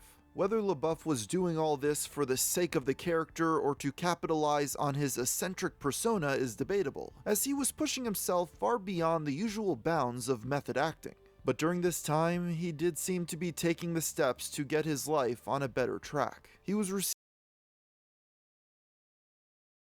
outpatient treatment for alcohol addiction, and he seemed to be on the path to sobriety. He also appeared unafraid to have fun with his public persona. By late 2014, Let's go. Shia made a surprise appearance as himself in a live music video for Robert Cantor's hit internet song Actual Cannibal Shia LaBeouf. A new phase of his career seemed to be underway, and it was largely being defined by artistic experimentation. In 2015, the performance art trio was back together again. Let's go. Continuing VR troopers right here. Pursuit of bringing emotional authenticity to the internet landscape. LaBeouf was again at the forefront of these performances, such as #FollowMyHeart in March, where the actor's heartbeat was streamed online for 6 days in a symbolic joining of humanity, as well as the World Wide Web. Another piece called #AllMyMovies played out in November, where the actor watched all of his films consecutively, in reverse chronological order, over the course of 3 days while a camera live streamed his reactions. The movie marathon drew a lot of attention and praise from journalists, and the public seemed ready to embrace Is Shia LaBeouf doing Kanye West before Kanye West started going deeper into it? I don't think actual Shia LaBeouf actually did the racism.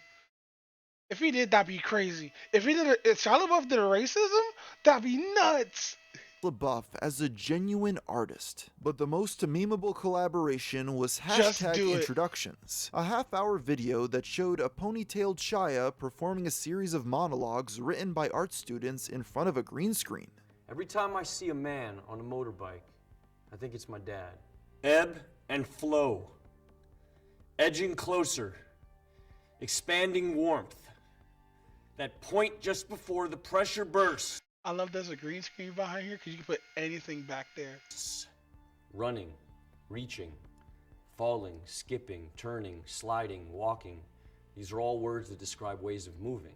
The video was released under Creative Commons license, enabling the public to edit the footage freely. One segment, which the actor performed as an intensely aggressive motivational speech, went viral almost immediately and spawned uncountable memes and parodies. It even became the most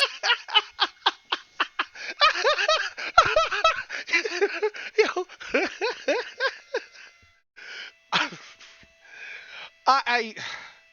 This meme was so fucking funny. I can recite it word for word almost. Oh shit. searched GIF of the year. Do it! Just do it! Don't let your dreams become memes.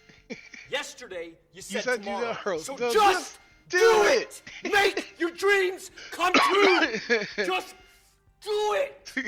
That same year, the actor starred in the music video for Sia's Elastic Hearts alongside a 12-year-old Maddie Ziegler, which drew criticism from the public at the sight of the scantily clad actor dancing so intimately with a dance mom starlet. Perhaps LaBeouf was drawn to the project because the young dancer was a fellow child star whose parents' presence loomed large in her career. Aside from these reports, 2016 was a somewhat quieter year for Shia. Andrea Arnold's American Honey was his only film role, but the actor was still very much in the public eye. Speculation about his romantic life started to spread when Maya Goth was spotted wearing an engagement ring by paparazzi. LaBeouf was later hospitalized after receiving a head injury when a stunt went wrong on set. Eventually, old habits started to reappear when the actor was detained for public intoxication in Austin, Texas. This arrest happened after he had drunkenly run around in the street and jaywalked in front of a group of police officers who had warned the actor to stop, then subdued him when he continued. Only a day later, it was reported that LaBeouf had gotten married to Mia Goth. Rather than a big Hollywood wedding, the two opted to get hitched at Viva Las Vegas, a let's go! tacky hotel known for its themed weddings ranging from gladiators to celebrities. The couple went with Elvis and Hawaiian themes, with the young actress arriving at the ceremony in a pink Cadillac driven by a Presley impersonator. Then, in a career move that surprised everyone, the former bachelor turned to rap music. He appeared on Sway Calloway's I gotta hear his bars. Hold on. radio show Sway in the Morning and dropped a play the bars freestyle that showed far more skill than anyone expected. Get ready, get set, this a meme. This is wild, this a childhood dream. I'm that guy though, all pride yo. Do my thing and stack ride though. I'm at White Oak. What the fuck? What the fuck is this? No.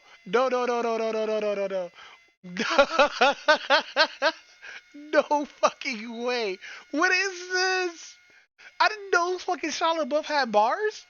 Get ready, get set, this a meme. This is wild, this a childhood dream. I'm that guy though, all pride yo. Do my thing and stack ride though. I'm at White Oak, the gun club, I mean 1 Oak. During the interview portion of the show, yikes! Hey yo! Shia talked about growing up with hip-hop as a passion before acting, and his friendship with the late rapper Camu Tao, who had that makes sense. Had walked him through the genre. The freestyle went viral and prompted the actor to make a few more songs, which even led to a supposed beef with rappers Lil Yachty and Soulja Boy, with the latter claiming that Soulja Boy must got destroyed, but no, Soulja Boy got bars too. Soulja Boy has the power to become a battle rapper, but he chose to be a pop star. Shia was banned from the city of Atlanta. LaBeouf also re-teamed with his performance art collaborators on 2 projects, and one at the Sydney Opera House where people were invited to say anything they wanted into the microphone as long as it began with the phrase, "and in the end." The next year, Shia's public life was mainly defined by political action. Like many Hollywood stars, LaBeouf was displeased with Donald Trump winning the US presidential election, after so much of the campaign trail had been defined by division and anger. In an attempt to counteract this, on January 20th, 2017, the same day that Trump was inaugurated as president, the trio launched their next campaign. Hashtag He Will Not Divide Us. This project was fairly simple. A camera was set up outside the Museum of the Moving Image in New York, with the words "He Will Not Divide Us" written above it. People on the street were invited to repeat that phrase into the camera however many times or ways they'd like to. The video was streaming online 24/7 and was intended to do so for the entirety of Trump's presidency. Even if this act of rebellion was small scale, it drew crowds of people daily, including other celebrities like Jaden Smith. At the time, LaBeouf said everyone was invited, and that the central message of the installation was to be nice to each other. Unfortunately, this message didn't ring true for long. We must ensure the existence of the white people on He will not divide us! He will not divide us! He will not divide us! He will not divide us! He will not divide us! Oh, you in my ear, Charlie Buff. He will not divide us! He will not divide us! He will not Wow, let's go. divide us! The installation quickly began to see an increase in presence from trolls who simply wanted to make a joke out of the project. The live stream was starting to change from a symbol of unity and ironically began to foster the same division that it had been designed to fight against. This all culminated at the end of January when Shia was arrested after assaulting a protester outside the museum, which was, of course, streaming the entire event live. Divide us! You will not divide us! You will not divide us! You will not divide us! The exact motivation of this fight is unknown, but the actor was released and the charges were later dropped. On February 10th, the museum announced it was ceasing its involvement with the project, citing public safety concerns as its motivation for doing so. However, the artists refused to abandon it and claimed that the museum had been ignoring their concerns about hate speech that was being broadcast, and that the organization had cut ties with the installation over nothing more than political pressure. Interestingly, the lawyer who had informed them of the museum's decision also represented Donald Trump. The live stream resumed on February 18th at its new home, outside the El Rey Theater in Albuquerque, New Mexico. However, it was soon shut down after gunshots were reported in the area. Although the incident ended up having nothing to do with the project, the artists were nervous about inciting more violence and wanted to maintain safety above all else. The installment underwent a few changes before the stream began again on March 18th, now showing something. The flag being taken down. Let's go. 4chan and the dark web were a beast on this shit. Very different. A flag with the slogan, "He will not divide us," written on it, waving against the sky in an unknown location. This new, more anonymous message was intended to be the new permanent broadcast, but the trolls were back on top of the project immediately. After only 38 hours, the flag was located by a collaboration of 4chan users who used flight tracking, airplane contrails, celestial navigation, and other modern geolocation techniques to determine that the flag was located outside of Greensville, Tennessee. On March 10th, one user went to the site, honking his horn over and over again until it was picked up on the live stream. When he found the flag, he stole it and replaced it with a signature red "Make America Great Again" hat and a Pepe the Frog t-shirt. When this theft was discovered, the items were removed and the stream continued broadcasting, but threats against it started to escalate through 4chan and 8chan. A field nearby was even set on fire, forcing the artists to relocate their project once again. The next home they found was on the roof of Liverpool's Foundation for Art and Creative Technology, and the live stream started up again on March 22nd, showing a brand new flag. The trio stated that the international move came after they decided that, quote-unquote, America is simply not safe enough for this artwork to exist. Yeah. But they had underestimated the perseverance of international 4chan users. The very next day, a group of individuals gained access to the roof, although they did not manage to steal the flag. After this trespassing, the artists moved their piece once again. The stream would remain inactive for months as the artists searched for a new location, which was likely not easy to lock down, given the... You know what would have made this work? If they would have did it off a virtual machine and streamed inside of a closet. That's the only way that this would have worked. Project's notoriety. But no, On you gotta October stream it out in the 16th, the stream resumed with the iconic flag and now situated on the roof of Les Lieux Uniques in France, a center for contemporary art. But it only did so peacefully until the 25th, when a drone carrying a flaming piece of cloth was flown to the roof to unsuccessfully set the art piece on fire. The flag was later moved to Poland for an art exhibition, then back to France for the remainder of its run.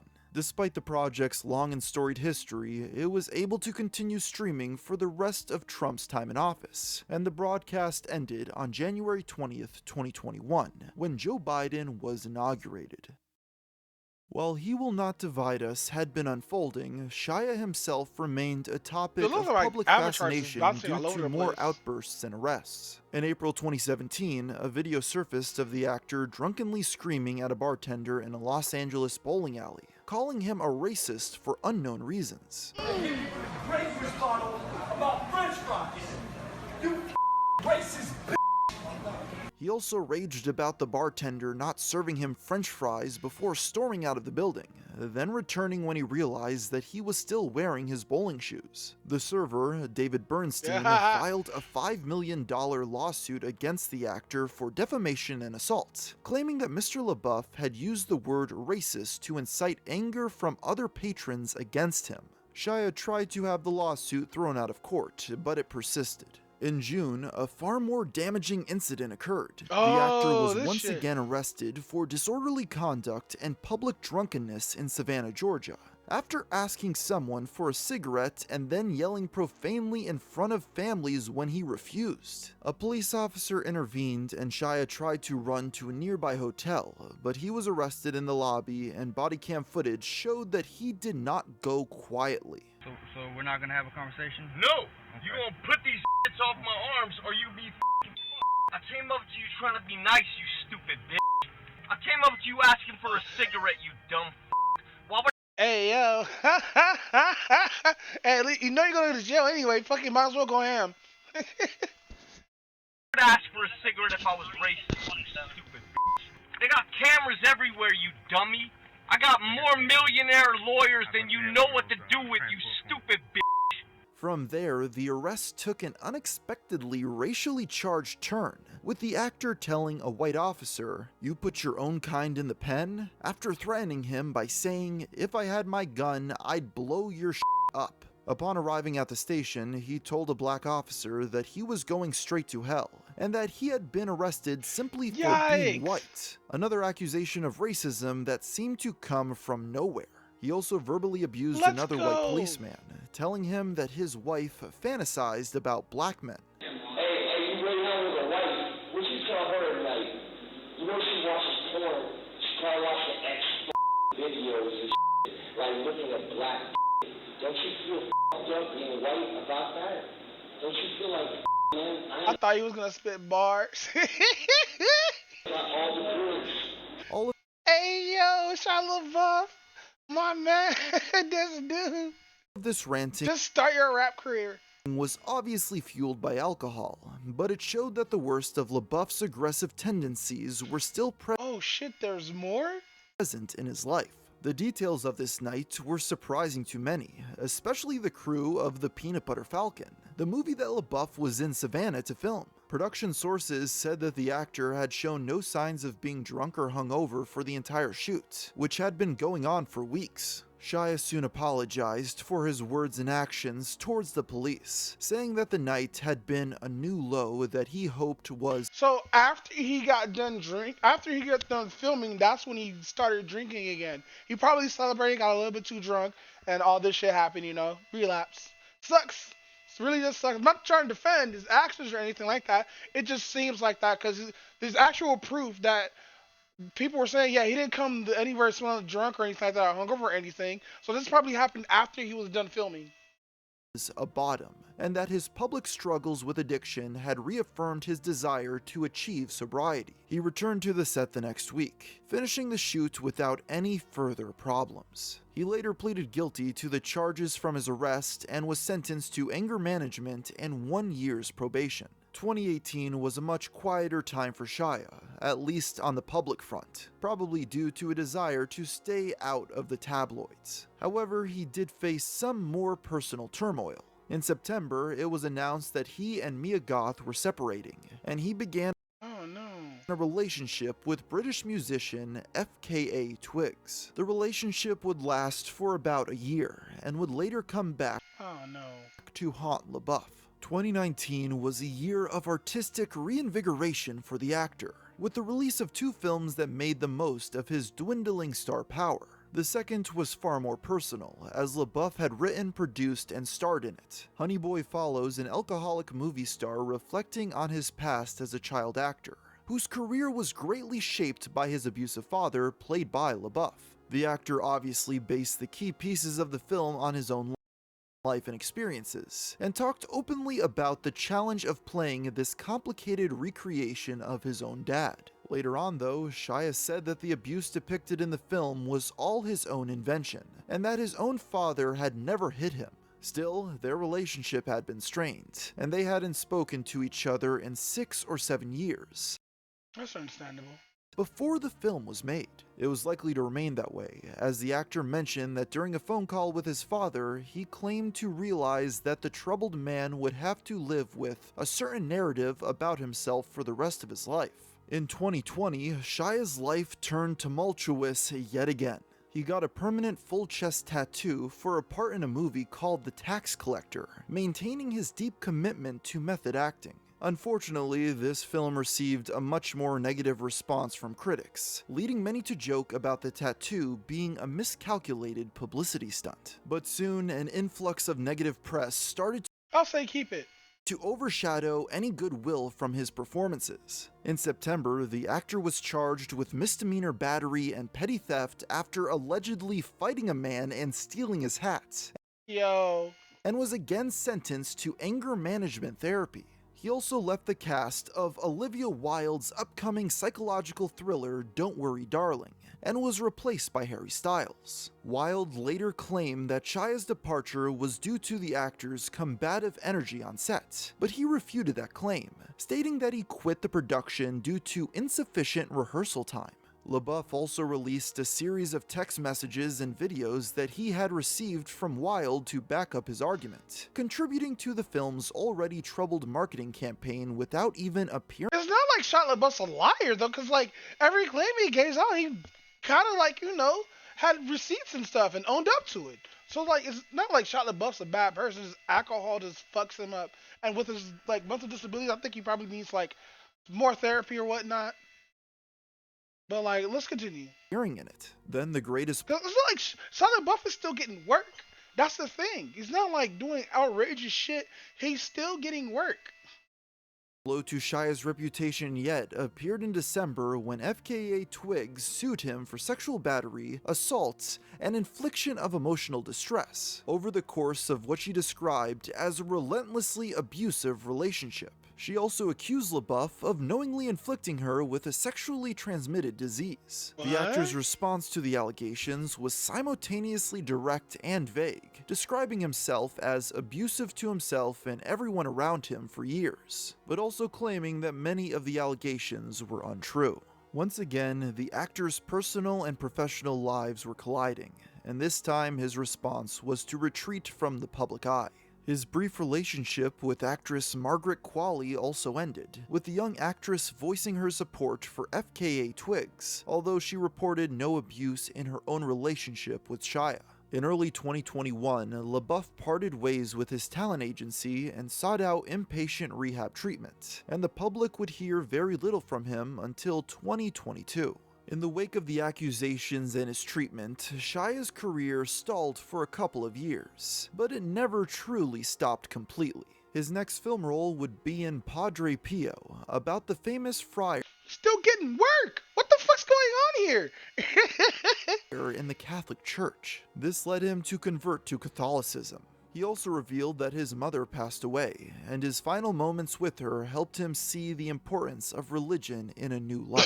In an interview with Bishop Robert Barron, the actor opened up about contemplating suicide when the allegations against him came out, but he found a sense of community and peace in the religion that helped him face his actions. Mel Gibson was apparently instrumental in this journey, and LaBeouf probably took some advice about career revitalization from him as well. He also gave credit to Mia Goth, who had reached out to him during his stay in rehab, and the couple reconciled and welcomed their first child soon after. On a podcast with his Fury co-star John Bernthal in April, Shia finally addressed the allegations directly. Rather than his previous vague response, he was open about the details of his relationships, admitting that he had been abusive, manipulative. He's owning. Oh my God, this is why he's getting work still, probably because he's owning up to his shit. Took a cool minute though. And had cheated on every woman he'd ever been with.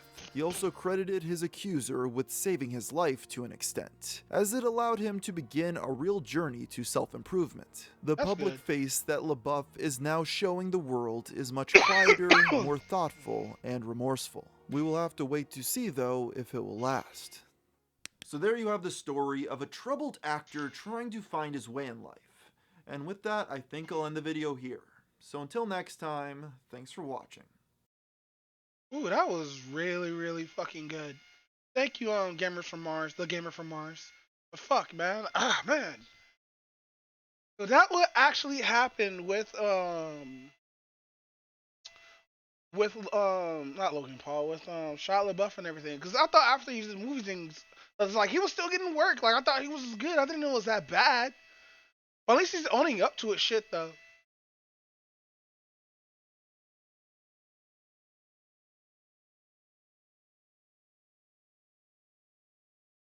Ooh, excuse me. So obviously, in recent times, Logan Paul has been Oh under God. some serious. Oh God, that face. Why would it pause on there? The Illuminati.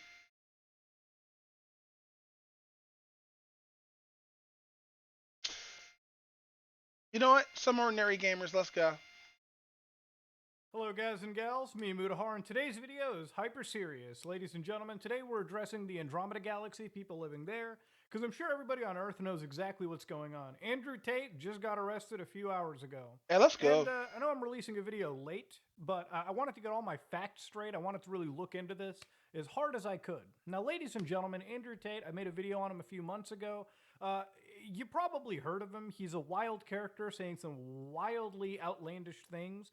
And initially, while I thought it was all for social media attention, he's really just somebody trying to get you into his like hustle culture program and give him money. Okay, that's pretty much how it goes. How it goes. Now, of course, Andrew Tate's converted to Islam, done a few other things. Not enough for me to keep track of. Now, and when I made my Andrew Tate video, there was a scenario where it came into the topic of human trafficking. Andrew Tate is a person with a severe amount of allegations behind him. And literally a few hours ago, he was busted by the Romanian police, the Romanian feds at this point. So let's get into what actually happened. Now, this all begins with Elon Musk. Elon Musk bought out Twitter and decided to give every user amnesty, which meant unbans. Now, Andrew Tate's account, Cobra Tate, basically got free reign to come back and tweet out. And since then, Andrew's been tweeting some wild stuff, whether it be about books and whatnot, but Yo, so Andrew Tate snitched on himself like every other gangster rapper. yesterday, he tweeted out at Greta Thunberg. Now, for those of you who don't know Greta Thunberg, she's a climate activist. Andrew basically tweeted... Hey, yo, Greta out here talking about, hey, he back in Romania. Get him! Something along the lines of, get this. Andrew Tate tweeted at Greta Thunberg going, hello, Greta Thunberg. I have 33 cars. My Bugatti has a Bugatti. 8-liter quad Bugatti. turbo. My two Ferraris A12 My Competizione Bugatti. have 6.5 liters V12s, and that is just the start. Please provide your email address so I can send a complete list of my car collection and the respective enormous emissions. So, of course, Greta Thunberg replies, yeah, please do enlighten me. Email me at smalldickenergy@getalife.com. Now, again, I don't understand what it takes for one of the richest influencers to get roasted by a fucking teenager, but ladies and gentlemen, a wild world we live in. Now, of course, this might have been one jab back. Greta was but, like, hey, get him! Obviously, people like Andrew Tate have an ego the size of a galaxy. And, of course, he had to respond to this. And in this, he kind of incriminated himself a little bit. So in this video, he basically responds back to Greta Thunberg, winking at her, smoking. But here, if you scroll down a little further, there's a box of pizza. Now, of course, stop, ladies. My thing is, I said this when I was watching their news when they pointed it out. Jerry Pizza. Why does nigga need to get Domino's? I don't know.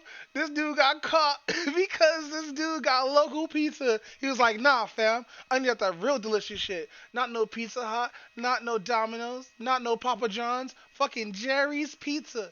Ladies and gentlemen, this is where internet investigators, the actual Yikes, yo, that franchise is about to get attacked. investigators looked further into it. Now, see, on the box, you may not be able to see it because the video recording can be wild. That says Jerry's Pizza. Now, I shit you not. It was because of this that Andrew Tate's house, apparently, if true, got raided. Now, according to a Romanian newspaper, Gandul, it seems like the actual law enforcement, DICOT in Romania, pretty much waited for the Tate brothers, apparently, to be in Romania until they could actually prove that they were there.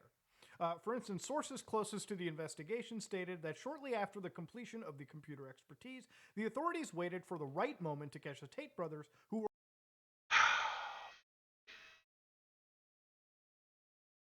That's so dumb. You had to upload that video too. Cause like, you could have uploaded that video then left, like afterwards, waited for 24 hours, and then post that video after response. Like, sorry I was late, but I gotta drop this video because I was in my Bugatti. were always out of the country, so they weren't in Romania for a lot. But, of course, when they looked into this, when I looked further into this whole situation, it did also seem that maybe it might be too good to be true. There was definitely a set of investigation going on. This has been happening for a while. Ever since I talked about Andrew Tate originally, when we looked into it, these were investigations that were done by Romania, and there was also an involvement by the U.S. State Department as well, too. And if it's one thing you know about investigations, they take time to complete. Or to progress. So obviously, this wasn't really shocking to happen. Apparently, the pizza box was just tipping off the fact that maybe he was in the country at the time that post was made. And then if you look out over here, like the arrow and J, Jerry's Pizza, again, yeah, it's the same damn pizza, it seems. So apparently, being a Romanian brand, the police apparently uses a tip-off and mobilized real quickly. The actual footage of it right over here. Now, of course, this dude inadvertently snitched on himself. Let's go! You can see Andrew Tate's being escorted, doing a little model walk, escorted by Romanian feds. And initially, I thought this was a little wild, so I wanted to get even deeper and look at the original source for some of this, too.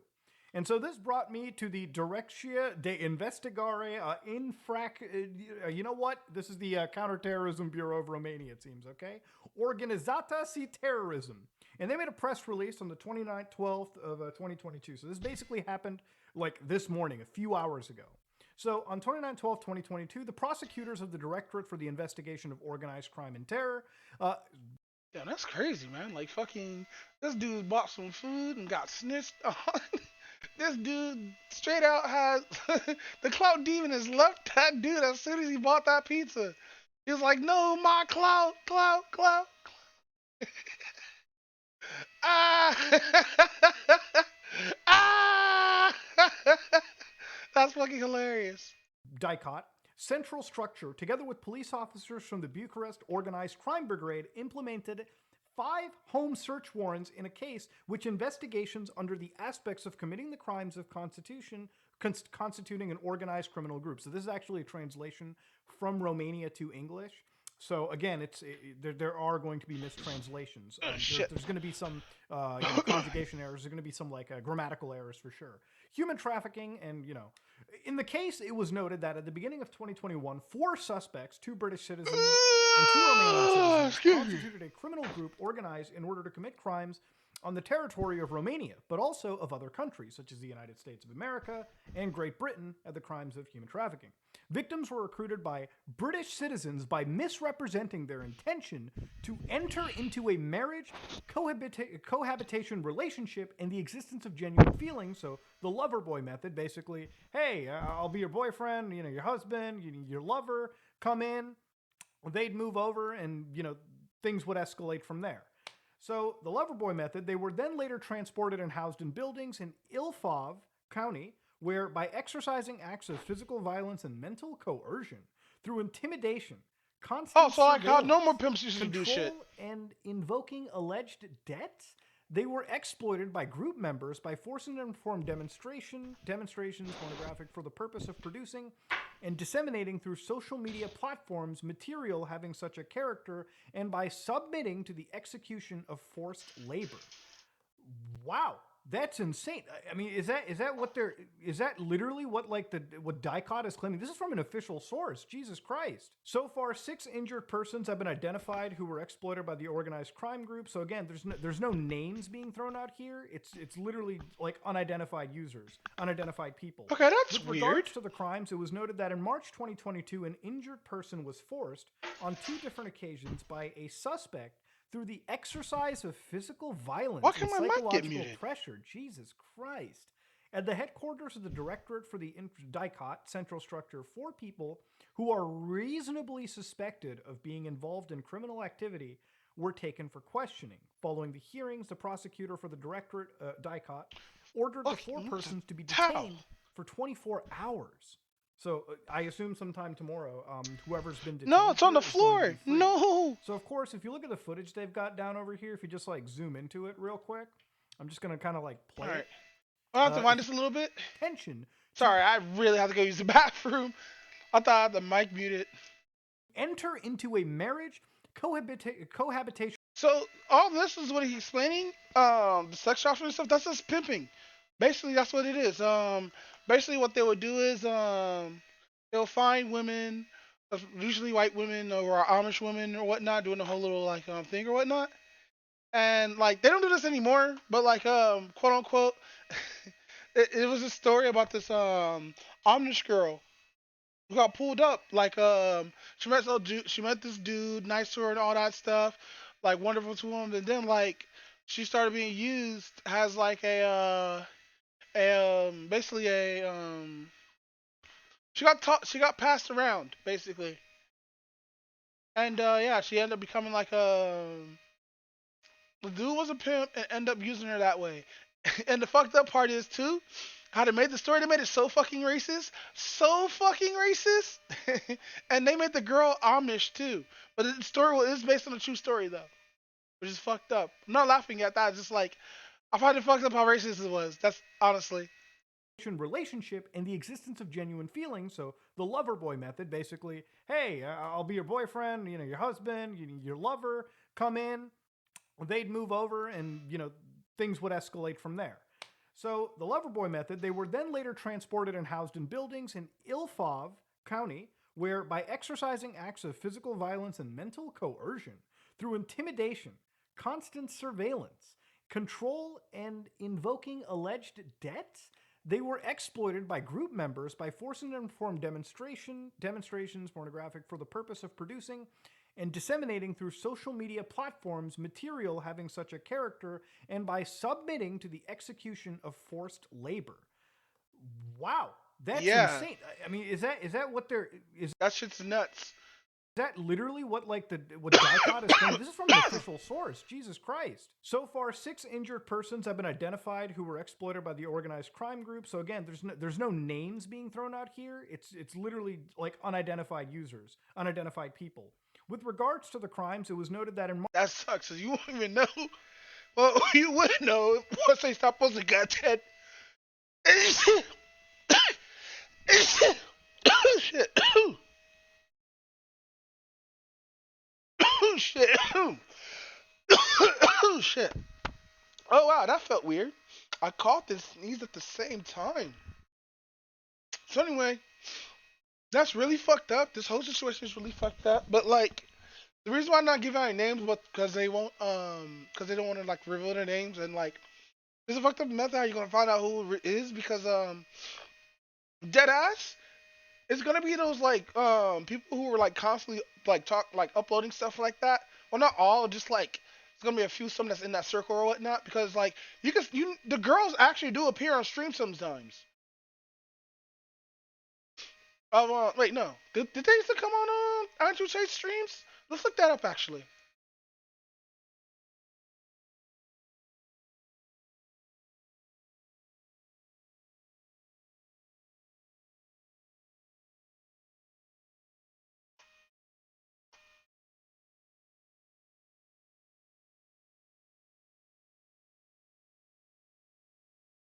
Spell his name wrong. It's wrong, wrong, wrong, wrong, wrong.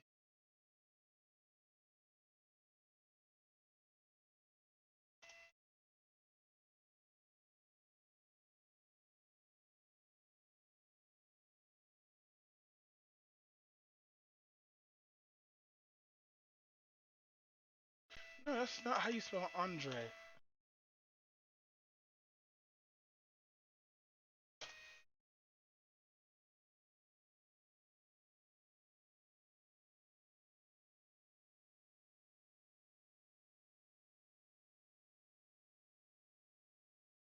So like all you have to do is like type in the women that been around Andrew Tate, like took pictures with him, and you can find out which OnlyFans model it is.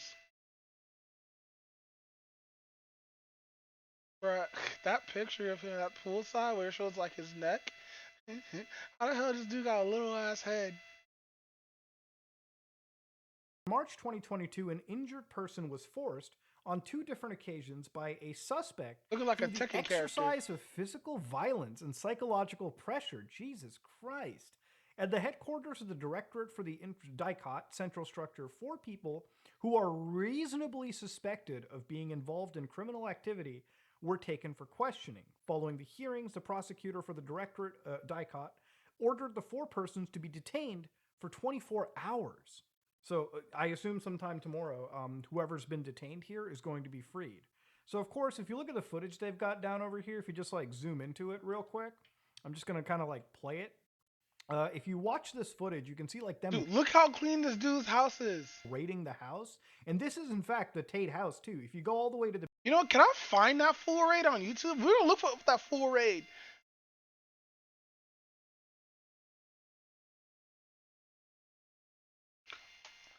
I want to sit here and be jealous of his shit inside of his house.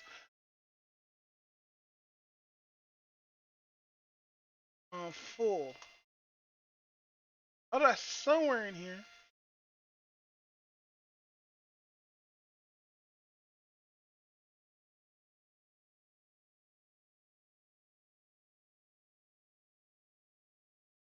Filters. 4 to 20 minutes.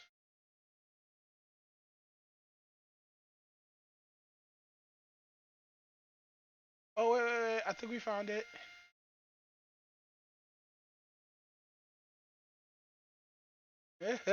Why they got this man? Why they got this man Photoshop all buff and shit in cuffs?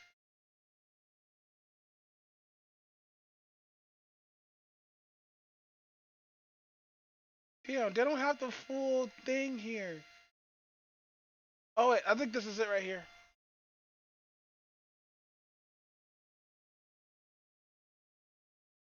There's no sound.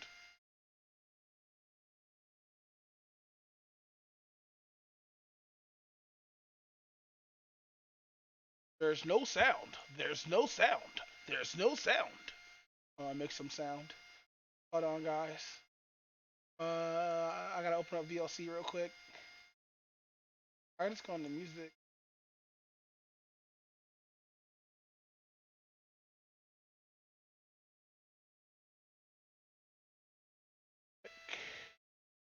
Uh,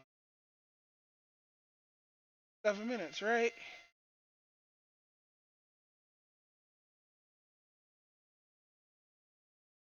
Do I have a star North Star?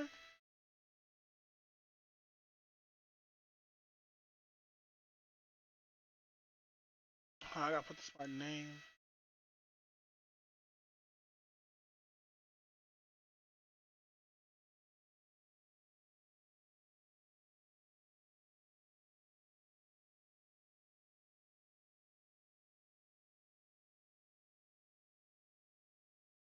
There we go. I use Guts theme. Maybe I wind a little bit.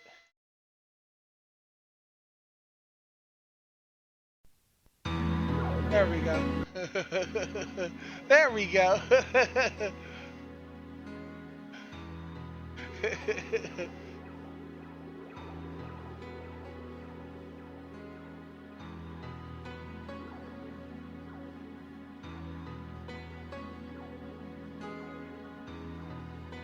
Oh, the sound! Oh, the sound came out of nowhere! I didn't think there would be sound. So I'm just gonna play this though.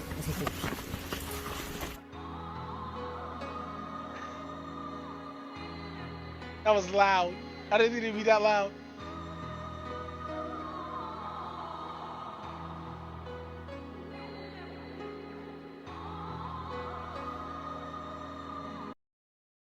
Nothing else? Okay. Wait, that's his cousin.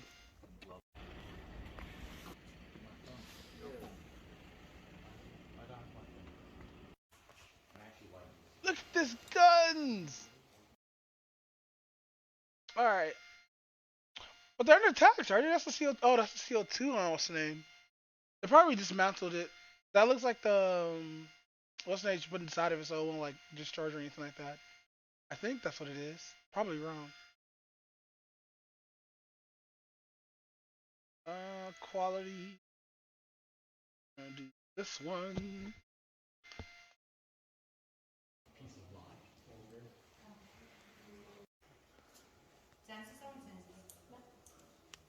This dude had an antique sword.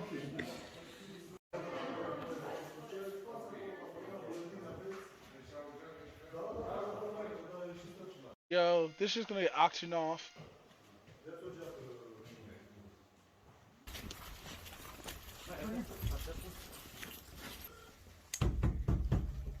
FBI opened up. Oh, these are his cars. Or I think this is all his cars. Why does it blur like this? It's like it's all his cars. Damn, all these are gonna be put up for auction. Damn, dude.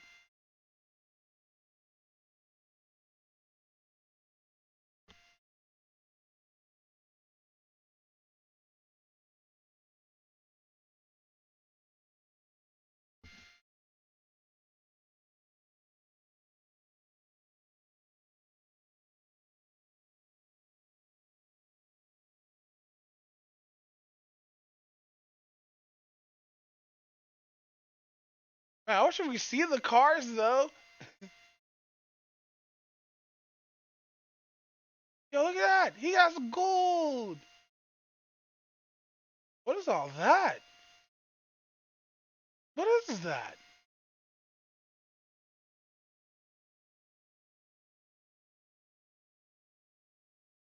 They didn't pop up with all the The Andrew safes. Tate's arrest update. This is unconfirmed information, but a source close to Tate has confirmed and told that Andrew Tate's arrest is in relation to money laundering, not rape, and Tate will be held for an extended amount of time. His human trafficking case is still ongoing investigation, but it's on the lines of money laundering. The terrorism is in regards to conversations about the Taliban which were posted online, including some videos that's been reposted. That's why there's counter-terrorism charges that are involved.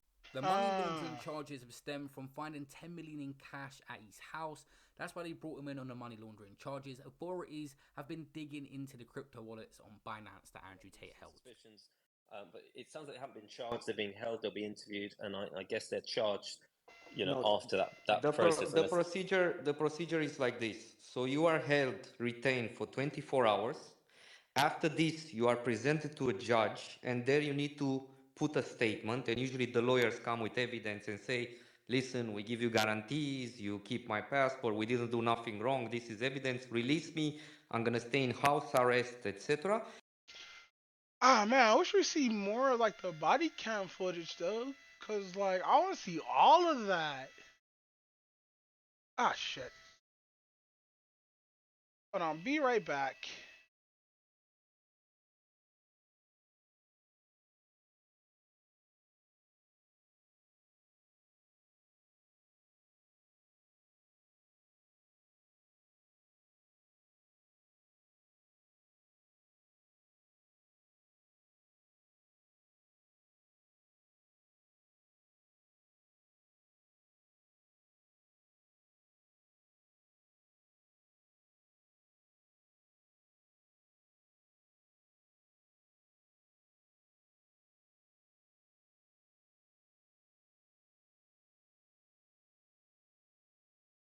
Mic on. Mic feedback on.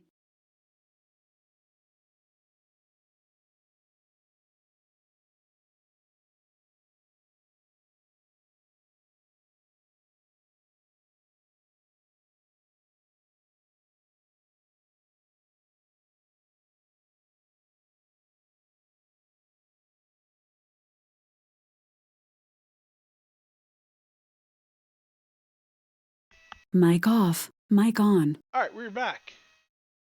And then the judge can take a decision where either he's gonna let him free or under only surveillance in the house or only to stay in the city, or either he's gonna keep the measure and still keep him arrested for 30 days. So tomorrow we're gonna see exactly what's going to happen, and I'm trying to be objective because I'm neutral and I state the facts. And you know, media sometimes exaggerate, but tomorrow I'm sure we're gonna have a statement where we know exactly why he's being I gotta get in one of these fucking chats. in charge, and if he's gonna be detained for another 30 days. But then there it's is, hold on, serious. what do you mean a statement? Didn't Sam read out a statement? They gave a statement, but the statement is general, it's not particular to mention exactly something specific. No, the statement very specifically mentions the They crimes mentioned upon the which. exact crimes. I don't know how more. Yeah, and I can understand what you're saying. They're mentioning They suspicious and talking no, about a group, not individual name. And they've it's the said group that of the four guys. that the four individuals, they've stated in the statement that the four individuals are all suspected of these crimes. So yes, at the moment, these are obviously suspected crimes. There is a justice system that has to be carried out, and you're absolutely right. Over 24 hours, they will decide. I would assume whether to retain them further, to charge them, etc., etc. But you know, we have to be clear. They've been very, very. There's nothing ambiguous here. They have laid out that there are 6 victims of these crimes. There are 4 perpetrators, 2 British, 2 Romanians. This is all in the statement. There's no sort of fuzziness about the statement. It's incredibly clear, very damning, and obviously. So I called that SBF was going to get released. I can guarantee you Tate's going to be. Well, I can't guarantee, but in my opinion, Tate is going to be detained for at least 30, probably 60 days. They wouldn't have arrested him otherwise. I agree, because he's also significant flight risk as well. Massive flight risk. Because he's such an international, he could just disappear somewhere. Whereas I think with SBF, it's a little bit different. So I agree with you on that as well. Mario, can I just quickly jump in? Sorry, my name's Alan. I'll give you guys a bit of background on the whole Andrew Tate thing. So, of course, he started then OnlyFans. It was a 50-50 split between the girls. I actually took a lot of interest to him, and as a matter of fact, the time that he got cancelled is the moment he started speaking about coronavirus, vaccines and mandates. It was very coincidental. They dug up... nobody cares about that shit, bro. Role play. So that got... some girl was at his house, and her boyfriend found out she was at Andrew Tate's house, and he put forward false allegations that she's been held against her will. Police came, investigated, they looked at the camera footage, that all got cleared up. I'm not necessarily taking any sides here. I kind of value Andrew Tate's views, mainly because it's got to do around, unprogrammed. That's all the information out right now, guys, but I'll keep you posted on everything, including the bail and their release, all the responses. So leave a like and subscribe to the channel with that notification bell. Oh, good things he's in jail. He's probably going to get out, honestly. But I'm not sure. A lot of things could happen. But ruin Leon. Well, a top-ranked high school in Northern Virginia hasn't been announcing National Merit Scholars for years. Yeah, families are now rallying, calling on the principal to face repercussions, demanding answers as to how and why this even happened. Yeah, our Sierra Fox is outside of Thomas Jefferson High School for Science and Technology in Fairfax County with more. Sierra? Robin Sharon, can you imagine earning a prestigious award and never being notified about it? Well, that's what happened to nearly 1,200 students here at TJ who never found out they were National Merit Scholars. Parents are absolutely outraged. Taking away that kind of motivation in the middle of that hard work, I think is a criminal act. Charging battery. I know when I say criminal, it just sounds very animated, but that is nothing short of that. Being a National Merit Scholar is a very competitive honor that a small percentage of students receive, granting them the opportunity to boost their chances of getting into the top colleges and earning scholarships. Oh, a TJ shit. mother discovered the school wasn't notifying students after she learned on her own that her son was among the nation's top 3% of academically gifted students. Teachers allegedly put certificates on students' desks without explaining the significance of it about a month past important deadlines for National Merit Scholars. Typically, schools make a big They just deal placed them about on a this desk? achievement with a special breakfast and award ceremonies. When a mother confronted the director of student services about this by phone, he allegedly said school leaders underplayed the recognition because they didn't want to hurt the feelings of other students who weren't being honored. Parents believe students should receive equal opportunities. Wow! Are you serious? So I'm gonna see. So basically, there was kids getting this award for being like the top tier in their class, and because the school wanted like everybody give everybody a participation trophy, they never did say anything or announce this for years. Oh no!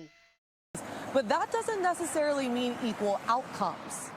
The role of these educators is to have children achieve their full potential, not to limit their potential. That's what they've done. They've betrayed the trust of our community. They cannot be trusted. I cannot trust them with my child. Tough to hear. Fairfax County Public Schools says they are looking into this matter it's a and will public make sure school, too? students are properly notified of their National Merit Scholarships in the future. We have the full statement on our website, fox5dc.com. Back to you. All right, Sarah, thanks. Let's hope those students get the recognition. Man, this participation trophy culture is dumb. I swear to God, it is. Like, I remember there's always a first place, second place, and third place that we have for racing games, right? Last place don't get a fucking trophy. You get a medal, but not a trophy. Recognition they deserve. Man, fuck them kids. If they don't use the same opportunities.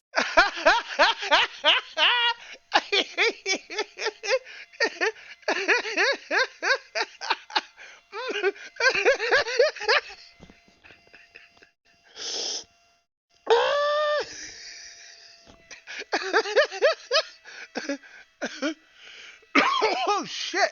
If they don't take the same chances to be great, then that's on them. That's nobody's fault but their own. And it speaks to this My guy was like, man, fuck them kids.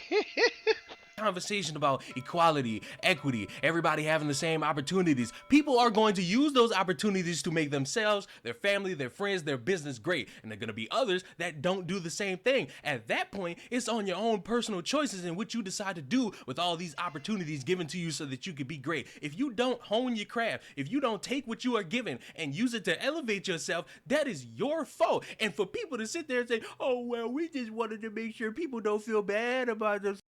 Jesus Christ! Give everyone a participation trophy. He was like, man, fuck them kids. Hey yo, I can't. I submit. Okay, I'm tapping out.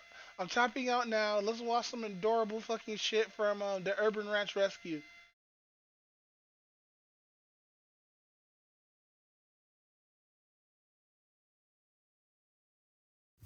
Oh, he just wants to kiss him. He's protecting Big Al's from the emu. Trying to eat that entire bag of feed. All right, children. You know what's hilarious? I don't remember who recommended this shit to me, but now I hate him for doing so. Cause like I can't stop watching this shit. Cause like he makes a lot of content. He does bring it out late. He does film like almost every day. But he does bring them out late. So like. Like what? He doesn't bring out a video a day. I think he brings out a video every couple of days. I think, but it's a lot of content. Now I actually like it too, cause like it's like different animals and how they react and stuff like that. him. She's protecting Big Ounce from the emu. Trying to eat that entire bag of feed. All right, children. James Charles, per usual, is creeping on this little boy. Goats are chewing on the light. The most bold and brash creature of all. This clip is specifically for my male audience. Good evening, everybody. It's a beautiful night, and I have this wandum. These cringe goats are invading Ouncetopia. As you can see, they've destroyed everything and only took about 2 seconds. At least Big Ounce is down here defending it. Get out! Get out! Come here, Biggerton Ounce. Let me pick you up. Tonight, for the first time, we are bringing Biggerton Ouncerton into the barn. That's right, you guys. The Big Ounce is going to be going into the barn for the first time. Well, hello, everybody. Here you go, Big Ounce. Go ahead and get settled in. Hello to baby. Certainly you're... The baby's so adorable. I want to pet kangaroo, kinda. But I don't know. Kangaroo claws look like they hurt like hell, dude. Like he look like the guy who does the urban rants. I think his name is Josh. But the main dude, I think those claws. I think he says like fuck him up, bro. I'm super hot. What are words? What I meant to say is the claws on the baby looks like it fucks up his arms a lot. So like, every time he handles the baby, he always has the long sleeves. I always notice this. Cause like kangaroo claws look terrifyingly large for no reason. You're trying to greet me and not escape from this beautiful, perfect haven that is your home. Okay, I put the water in there, and now Big Ounce is exploring. Come on, goats, come on in. You're either coming or leaving. Come on in, Queen Pugger. Come on in, Pugger. Now the entire gang is here once more. Now, if you guys remember from last time, Big Ounce was actually able to scare Homelander and the emus. It looks like they're all interested in seeing what he is now. And these guys are just interested in eating these alfalfa pellets. Every one of the ratites is interested in this little Big Ounce boy. Look at that. To be honest, I would be curious too if I saw one of these adorable little things for the first time in my life. Can you blame these cringe fellas for wanting to peck this little thing with their beaks? Oh, look, he found some kibbles. Wow. And Queen loves him. I've said this a bunch, you guys, but for some reason I cannot train Poggers and Queen to be friendly and perfect around bunnies. But I have never once doubted the safety of Big Ounce when it comes to Poggers and Queen being around here. And honestly, I think the reason for that is just because he's so bold. He is the most bold and brash creature of all. If the dogs or the emus or even our Aw, looks so cute. ostrich runs up to him, he will simply just stand his ground and chase them in the other direction. He is not only thick and juicy from behind, but he is handsome and bold. He's so adorable. From the front. Just like my son Debate. And there's Petunia and Technoblade. Wow, look how curious DeBaby is of this small, adorable creature. They are clearly the best of friends, and he has no fear for this massive creature that's looming over him. He just wants to kiss him. Big Ounce the type of fella to see a giant dinosaur bird looming over him and think, I've eaten far larger creatures. Okay, enough of this ballyhoo. Let's go check on those other boys. Queen's just licking. Yeah, the way he trained that Perry dog is awesome. Whoa, is this hit rapper an artist?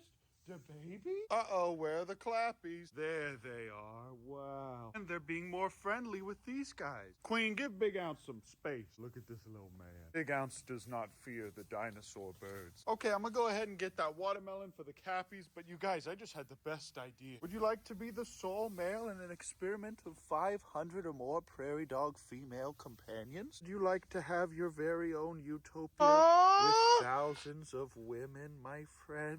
Why?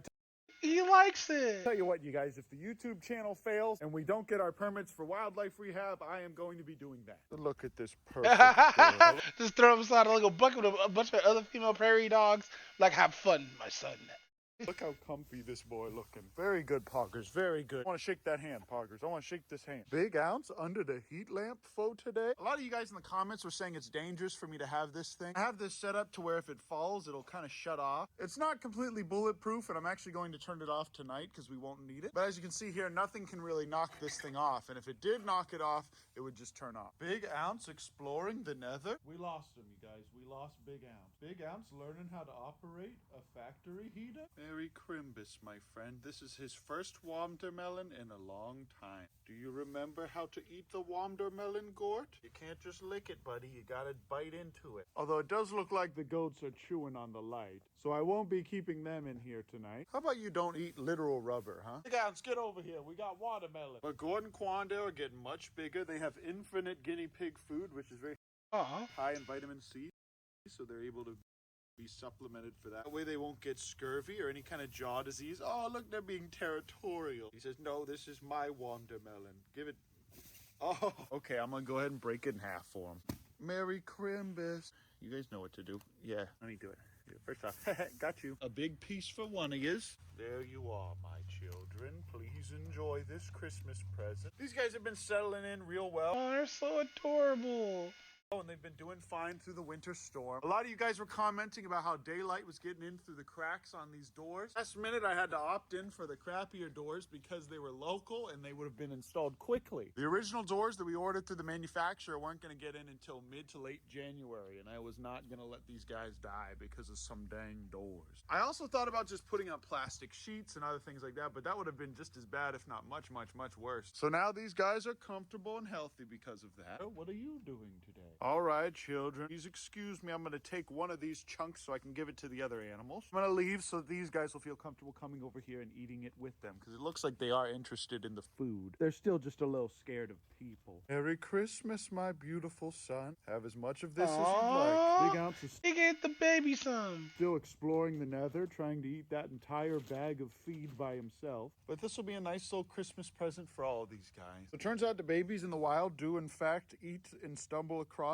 melons. It's not common, and they shouldn't just eat a ton of these things. But if a kangaroo in the wild stumbles across a melon or a pumpkin or something like that, they will eat it. I believe goats will as well, but I'm not 100% sure on that. Soldier boys will also eat melons if they stumble across them in the wild. And Gordon Quandale are just going to town over there. They haven't had a watermelon in ages. Come on, soldier boy, try a bite. The baby's over here grabbing my armpit. Soldier boy, would you like the watermelon? Queen wants it. Look at that. I'm sure these little piggertons would like a slice. Technoblade, I don't know if he's even had a watermelon before. Here you go, guys. Come on, Technoblade. Don't be cringe. I need this little man to warm up to me, and this will probably help. Petunia will eat this stuff all night if I give it to her. Come on, Technoblade. Don't be cringe. Looks like he's stuck in there. James Charles, per usual, is creeping on this little boy. What a beautiful creature. James Charles, would you like some of this, my son? Queen would eat it if I gave it to her. Soldier Boy seems to be a little nervous to try it for some reason. I don't think the goats are terribly interested in it either. Let's see. Yeah, I don't think the goats care too much for watermelons. It's so fun to watch these things drink. Look at that. Would you like a bite, little creature? Oh, looks like the goats are going into the nether. Ooh, that's nice that they stepped over him. They have the spatial awareness to not step on a prairie dog. Come on, buddy, do you want this or not? Oh, he's taking little bites. Okay, I'm gonna let him chew on that for a second. So adorable.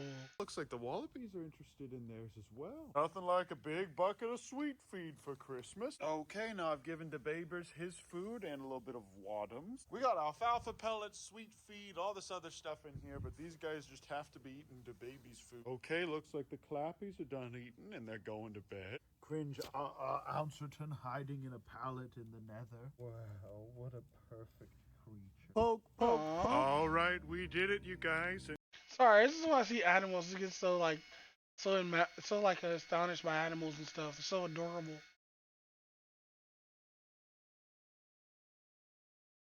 I'm not getting my order from. Oh my God. Where's on my order?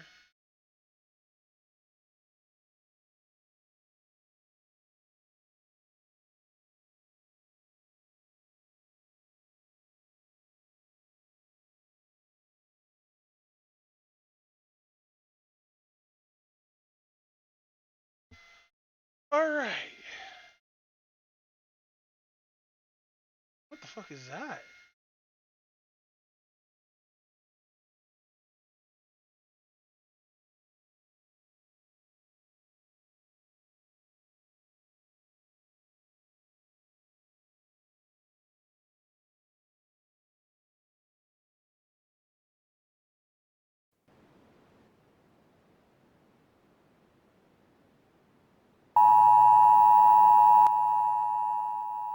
Okay, that's loud. Holy shit. Oh!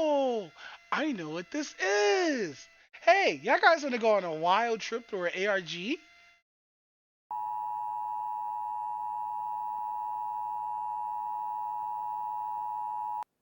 About to watch a mad ARG. Let's go.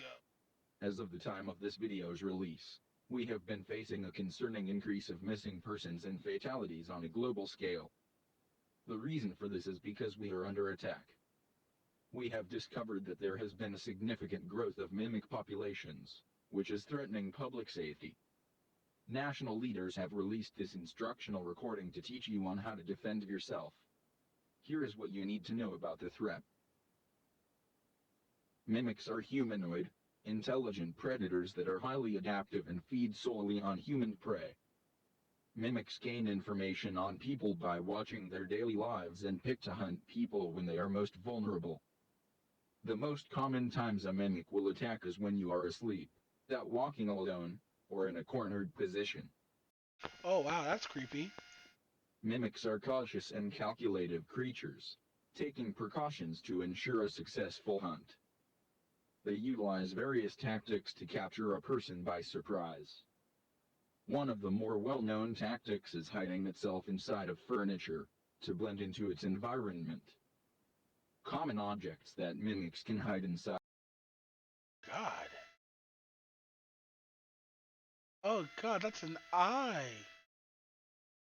Is that a bed? Or a couch? A closet? Oh god. Are sofas, recliners, wardrobes, ottomans, and other places a mimic can Ottomans? comfortably wait.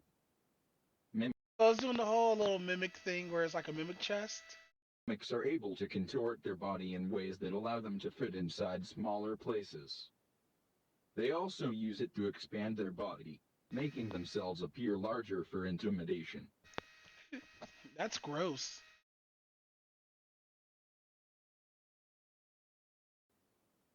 Another method mimics use to blend in is their ability to put on and wear clothing. Mimics put on layers of shirts, pants, and Why you gotta make their eyes animatedly big though? That's just creepy. jackets to hide their bright red skin and blend into densely populated areas. In very rare cases, mimics can develop and grow to look very similar to human beings. Pairing this with clothing, it can be very hard to tell the difference between a mimic and a person right away. If you are unsure if a person is a mimic, look out for key features that may reveal their true form. Look for abnormal facial features, like large, bulbous size, flat noses, wide mouths and an uncanny smile, and clammy skin. Also pay attention to other exposed body parts like hands. Mimic people will have long fingers with no fingernails. If you are unable to see their face or hands, watch their walking pattern. Mimics' legs are long and hunched. Their walking will be unusual and irregular. Here is what you do if you are met with a mimic. If it stands before you, do not panic. Stand your ground and try to appear larger.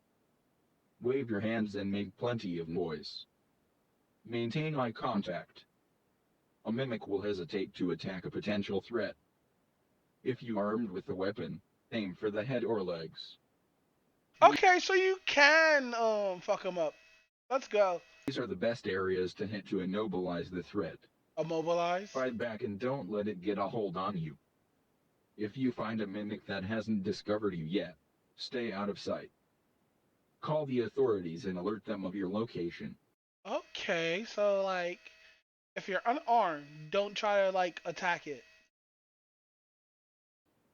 Stay where you are to avoid startling the mimic. If the mimic gives chase, run. Run, run, run! Try to get somewhere out of sight and hide. Do not leave the area. Officials will need to locate you to help. Stay low and stay quiet. With the information you have learned, use it well, and stay safe.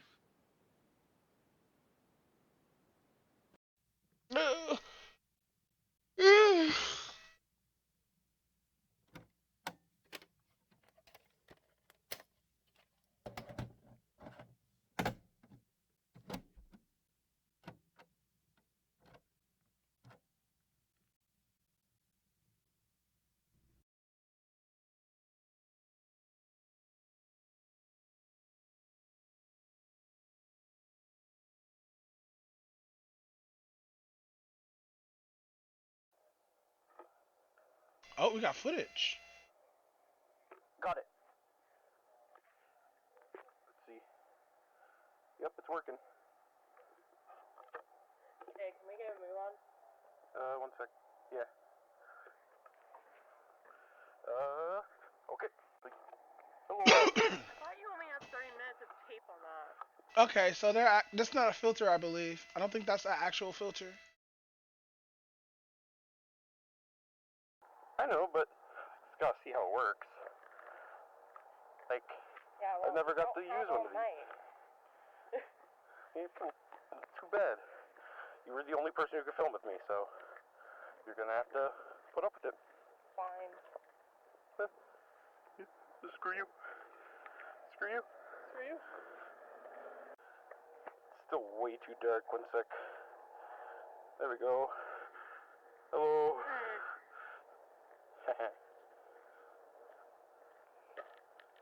Cold. Yeah. Oh, there we go. We got some light now.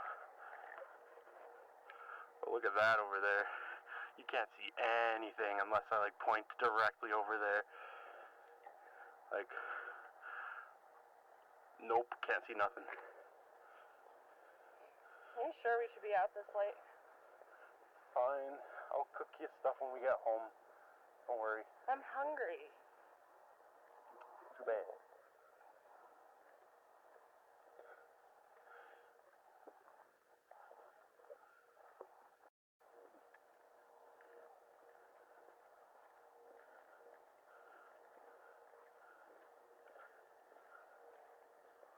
Man, the ominous is real. I'm waiting for a jump scare or some weird ass shit.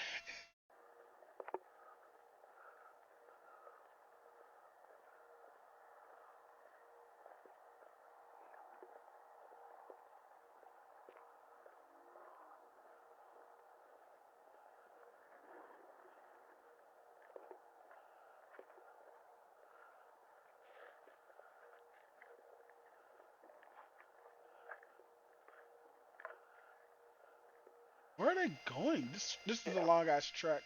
Hold on. Shit. Right, but it still turns off and on randomly for some reason. We're almost there. We just gotta get through the woods. Dogs barking are never a good sign. Like they had to get rid of the trailer he was in, and then Man, like, this they shit's didn't let anyone long. nearby, and it was like this I don't want to big skip it because I think something's gonna happen or we're gonna miss something. Who's filming that? Hopefully, I get a good mark for it.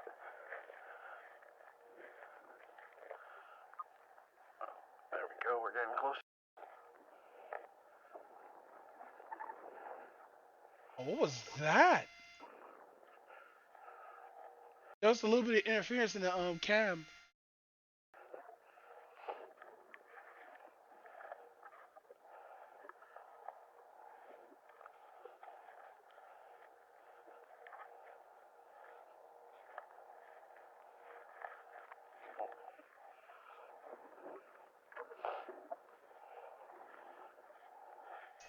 Oh, bush. Careful. She's wearing low tops in the woods, right?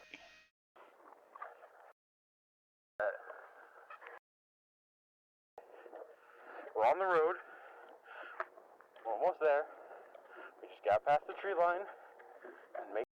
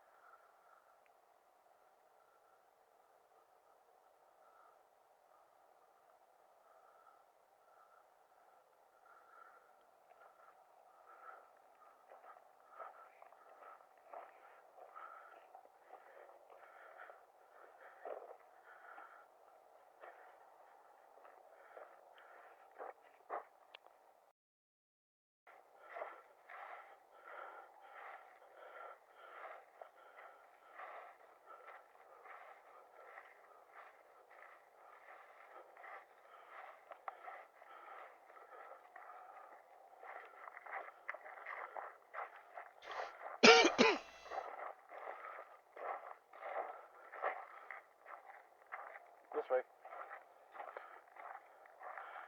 This way. Yo, look at this. I didn't see this on my way over here last time. What's that noise? It's cool. Like we could get a shot of this in like atmosphere, you know? It just looks like tetanus to me. Hold till. One sec. Let me get a good lighting on that. There we go. Yeah, look at that. That's cool. Like, look, there's like old stuff here as well. Anyways.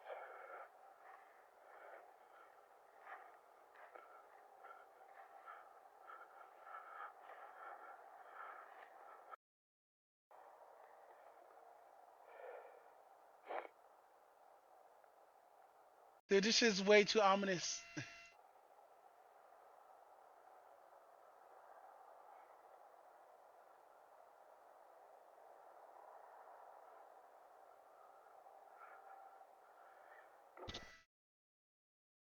We're on the flat part now. Yeah, we're close. Trailer should be right up ahead.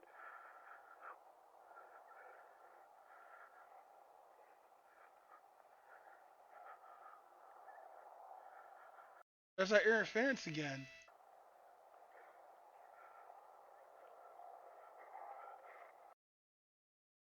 This is where everyone was. There's no one here now, though. Not a single building in sight.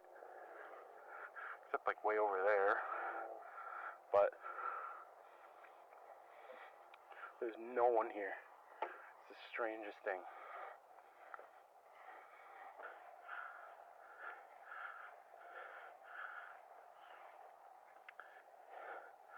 This is the spot. Right here. Yeah. This thing. Okay. So you take the camera and the light. Point it at me, but don't point it in my eyes, please. Make sure.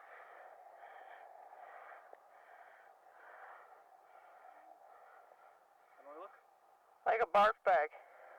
Thanks.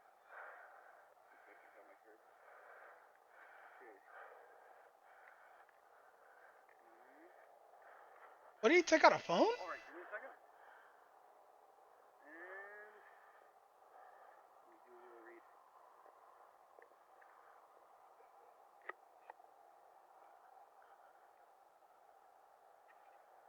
Okay. Year 1980. Confidential.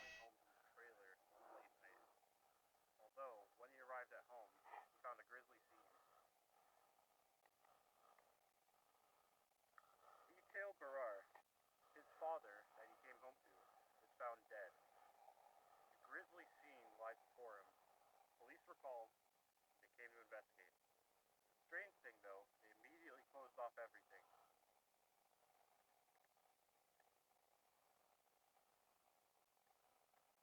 No one was allowed near.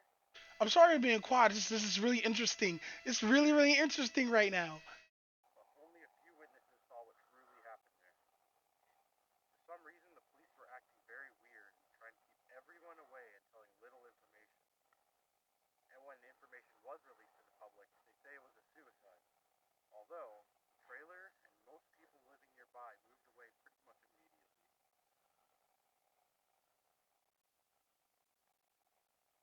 Police say it was a suicide, but the witnesses that did catch an eye of what happened say the scene was much too grisly to be that.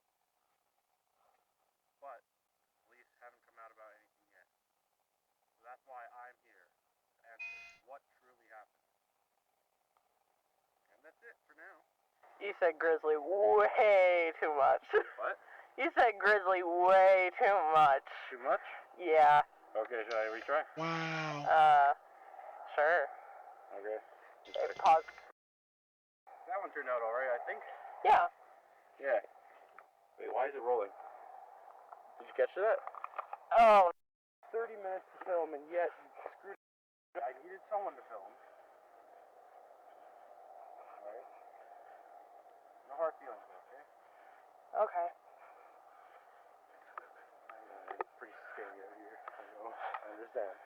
Yeah, because like back there was the perfect time for a serial killer to just jump out and grab us, you know? Cut it out. It's scary enough as is. Oh, and here's comes the scary stuff. Babe? Chris?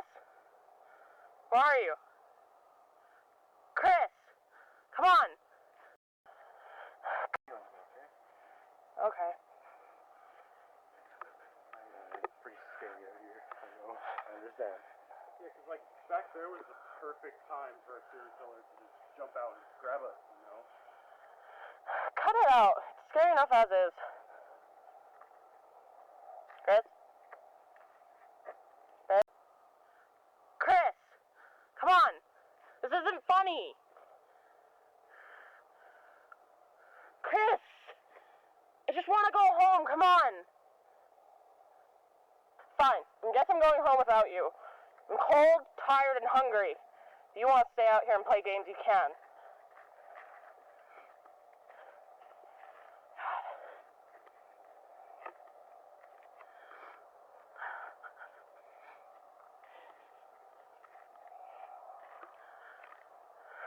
What's that noise?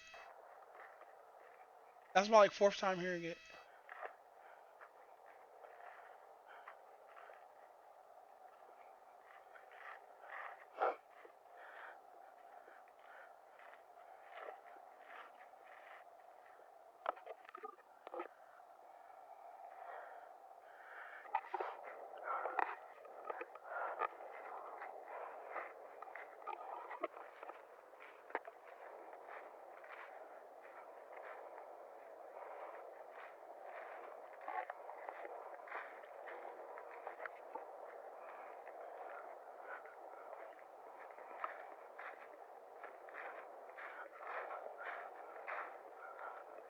What, we're gonna see it or something?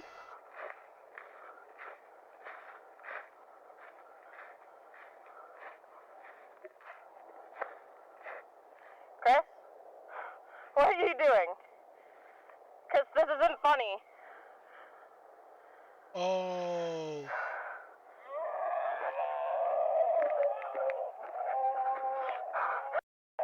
Oh! God!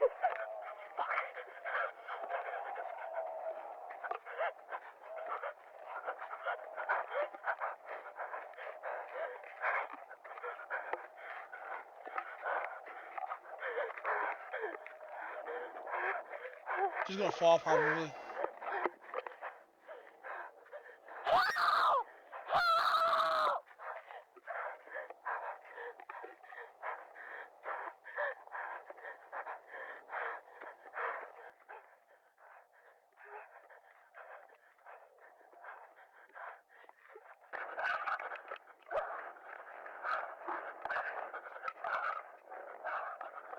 Yeah, she got ghost. She's sprinting.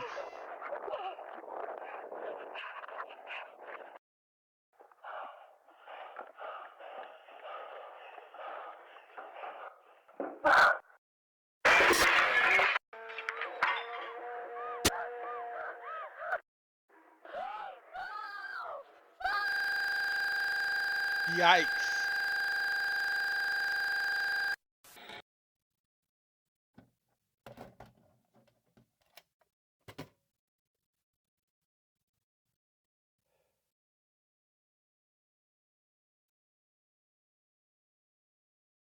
Yeah, that was super creepy. Let's go.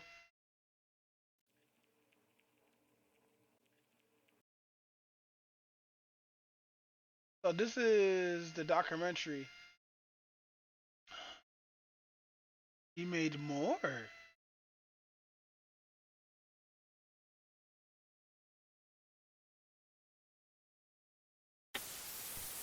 This could be the greatest discovery of the age.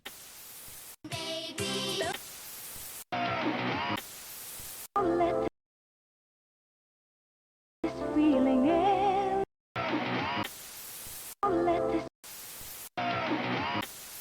Let this feeling in. I didn't even wind it. This could Where is that from? be the greatest discovery of the age.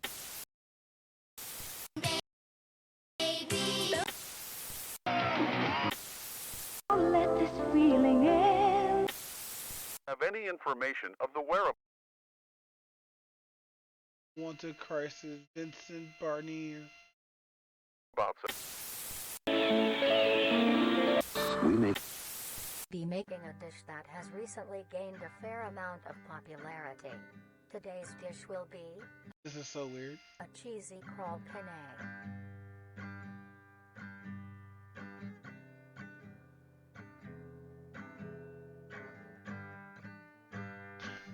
By the way, this is really good cinematography, by the way. Especially in that first one. Start off. These will be the ingredients you will need. 3 cups of penne pasta. Roughly 3 cups worth of fresh crawl. Try to get a variety of sizes when you buy yours, or when you harvest them yourself. 1 cup of cheese. Half a cup of green onion. 1 teaspoon of salt. 2 tablespoons of Cajun spice. 2 tablespoons of parsley. 1 tablespoon of dill. 1 tablespoon of garlic. A pinch of pepper. And finally, the most crucial ingredient, Nutrier Company's newly released Flavor Enhancer. Flavor Enhancer. To bring out the richness of flavors within each and every meal. First, get a medium-sized pot and fill half of it with water.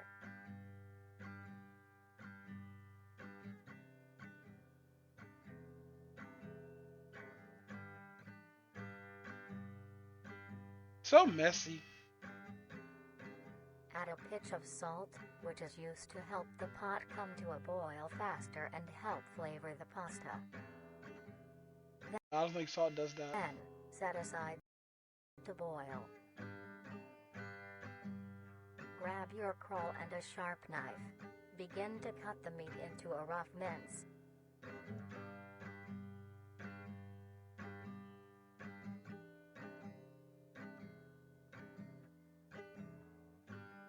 I don't think that's the real thing.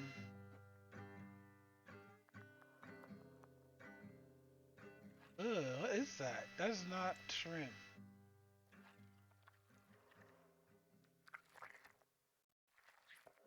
Why is he cutting it like that?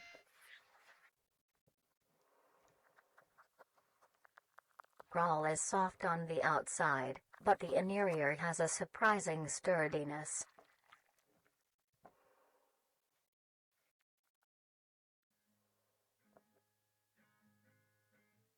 Then, gather the meat and set aside.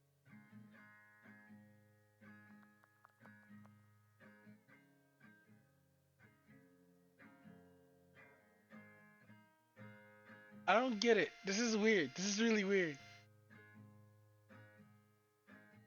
Mince the green onion into rough segments.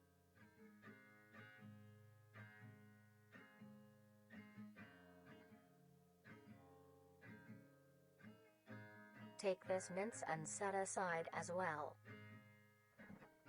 Next, grab your skillet and preheat with along some oil.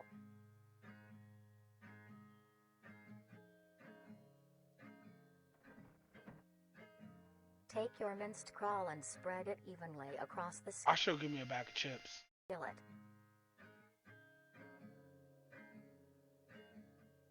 Stir occasionally until crisp and brown.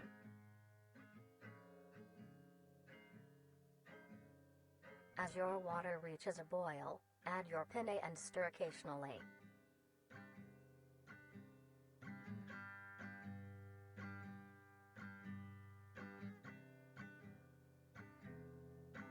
Cook This is very informative. until soft. I don't know what that meat is. That's not actual what they say it is. That's some weird ass meat. At this time, your crawl will be brown and crisp. Oh, that's just Add your minced green onion and A hamburger the meat? spices. that's just hamburger meat. They switched it out. And Mix that's a lot of well. flavor enhancement. Once your pasta is finished cooking, strain it. This time I probably actually make too.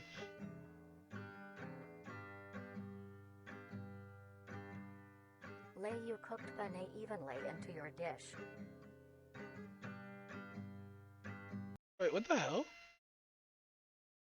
Into your dish. What is wrong with his face?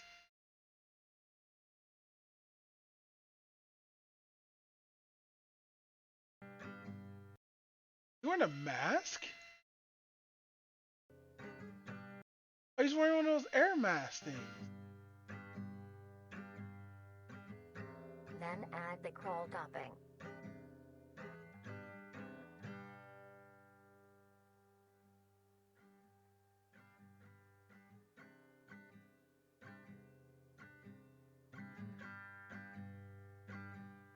Sprinkle a generous amount of cheese along the still warm That still crawl looks for it good. to melt.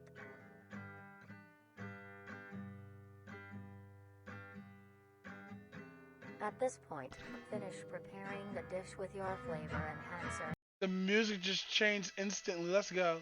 But allow your dish to cool to a temperature below 60 degrees Celsius, or else the enhancer will not work.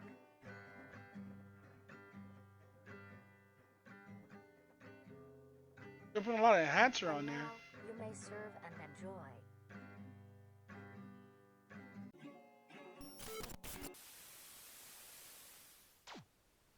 Why do you use that old transition?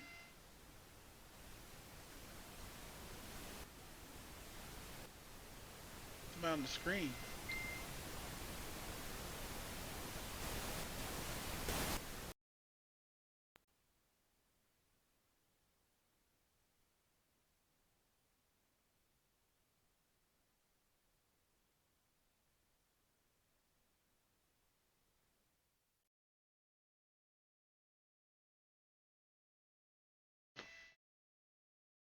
But yeah, those are those two videos that we're only watching. But yeah, good content.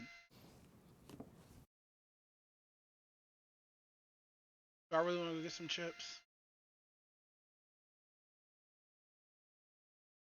I'm probably gonna end up getting fully dressed. Just a see wild my auntie finale doing, to this year. and They've then set off the go get the fireworks a chips. little early before New Year's because a fat load of goofiness was just dumped on us like a filthy, stinky golden shower. We received a delivery for a package of drama that not many people ordered or expected. So I just wanted to do like a little ESPN halftime show and just kind of give everyone the update on where everything's at because so much has happened all at once in just the last 24. You know what? I think I'm gonna get dressed right now and go grab those bag of chips. It is almost 3 o'clock and I need to get up.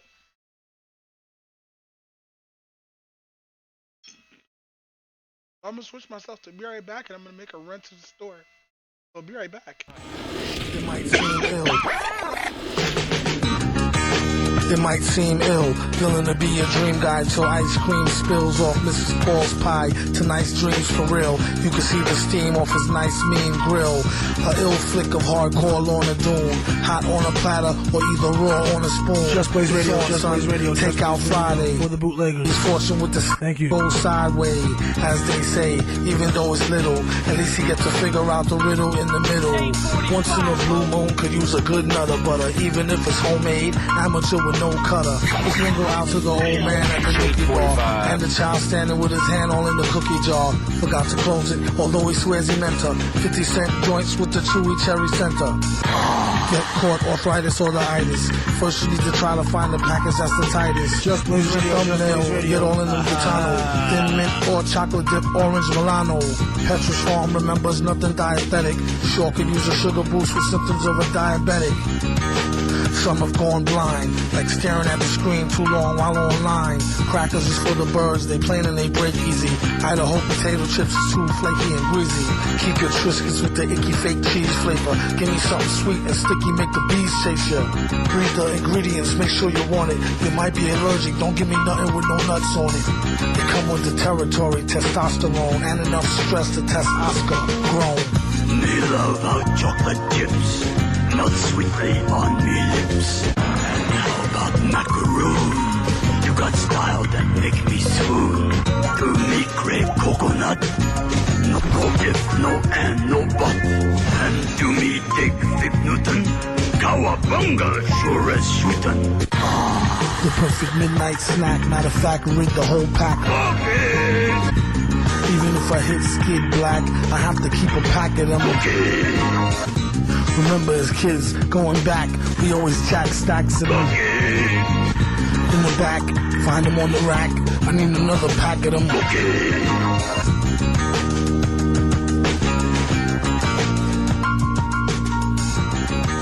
The hype is real.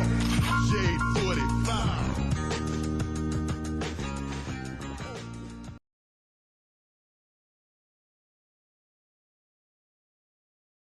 It might seem ill.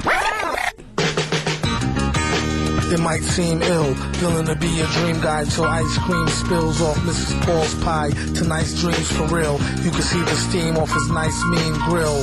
A ill flick of hardcore Lorna Doone, hot on a platter or either raw on a spoon. Just Blaze Radio, It's on, Just son. Blaze Radio. Take out Friday. For the bootleggers. He's fortune with the Thank you. go sideways, as they say, even though it's little. At least he gets to figure out the riddle in the middle. Once in a blue moon could use a good nutter butter, even if it's homemade, amateur with no cutter. Let's mingle out to the old man at the cookie bar, and the child standing with his hand all in the cookie jar. Forgot to close it, although he swears he meant her. 50-cent joints with the chewy cherry center. Get caught arthritis or the itis. First you need to try to find the package that's the tightest. Just Blaze Use your Radio, Just thumbnail, Blaze Radio. get all in the Gitano. Thin mint or chocolate dip, orange Milano. Petrus Farm remembers nothing dietetic.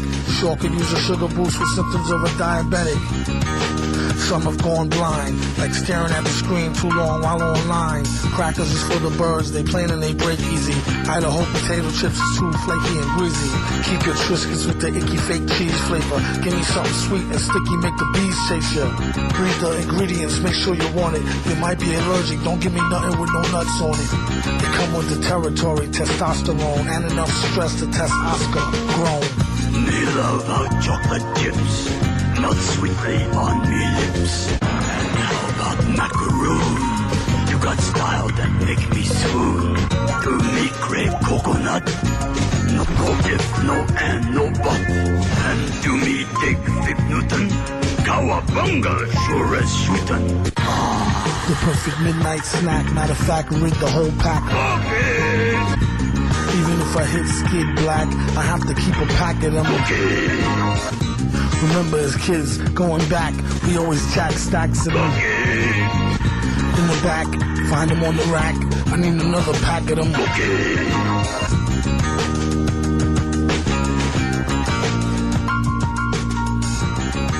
The hype is real.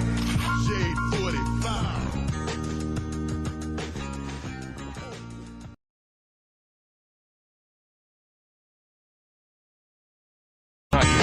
It might seem ill.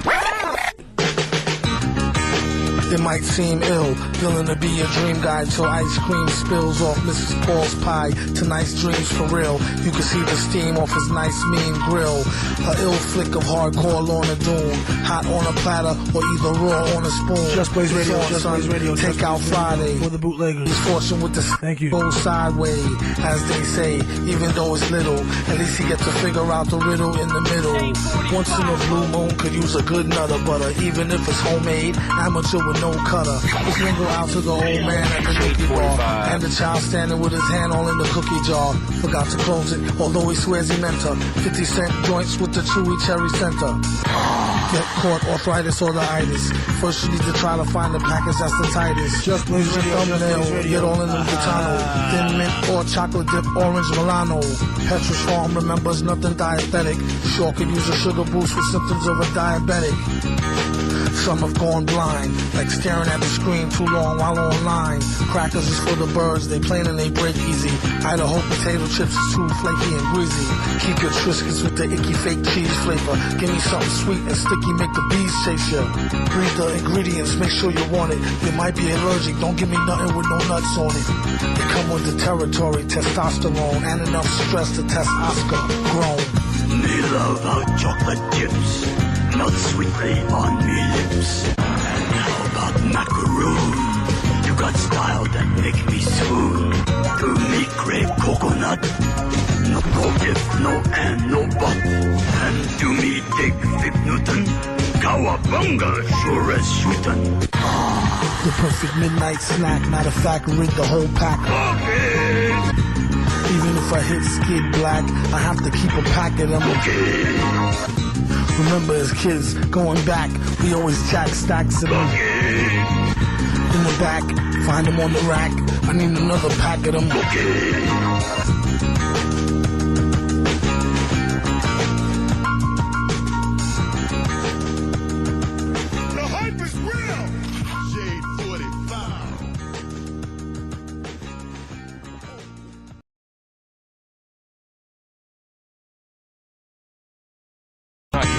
It might seem ill. It might seem ill, feeling to be a dream guy till ice cream spills off Mrs. Paul's pie. Tonight's dreams for real. You can see the steam off his nice mean grill.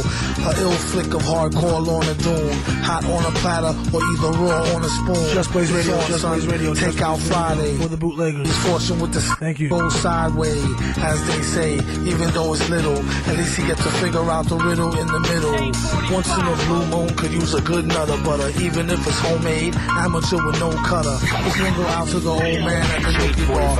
And the child standing with his hand all in the cookie jar. Forgot to close it, although he swears he meant to.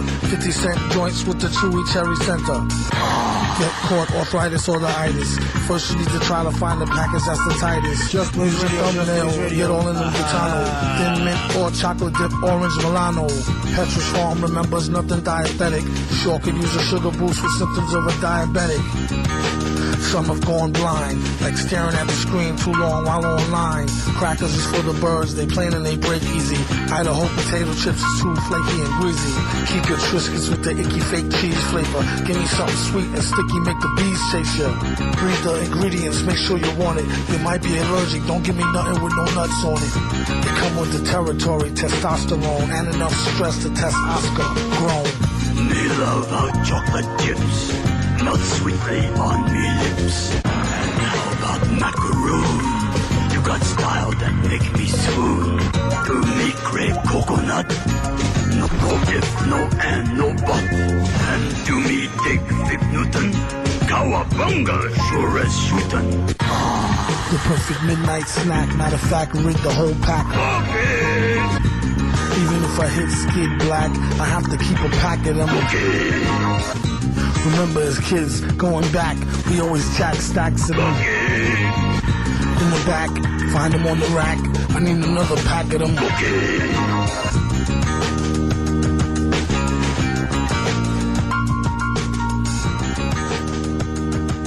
The hype is real! Shade 45.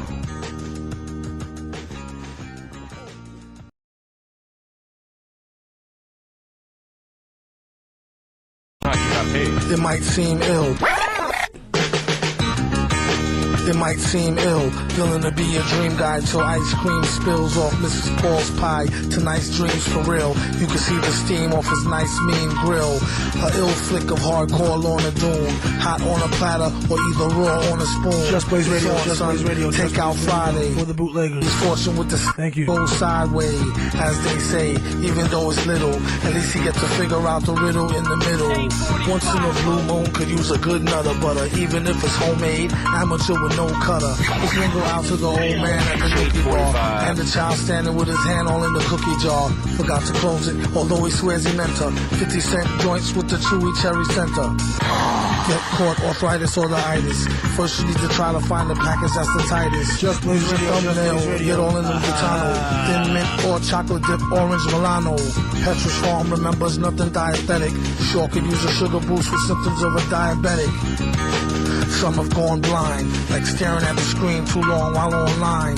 Crackers is for the birds, they plain and they break easy. Idaho potato chips is too flaky and greasy. Keep your Triscuits with the icky fake cheese flavor. Give me something sweet and sticky, make the bees chase you. Read the ingredients, make sure you want it. You might be allergic, don't give me nothing with no nuts on it. They come with the territory, testosterone, and enough stress to test Oscar grown. Me love our chocolate chips. Not sweetly on me lips. And how about macaroon? You got style that make me swoon. To me crave coconut. No if, no and, no but. And to me take 5 Newton. Cowabunga, sure as shootin'. The perfect midnight snack, matter of fact, rid the whole pack. Okay. Even if I hit skid black, I have to keep a pack of them. Okay. Remember as kids, going back, we always jack stacks of them. Okay. In the back, find them on the rack, I need another pack of them. Okay.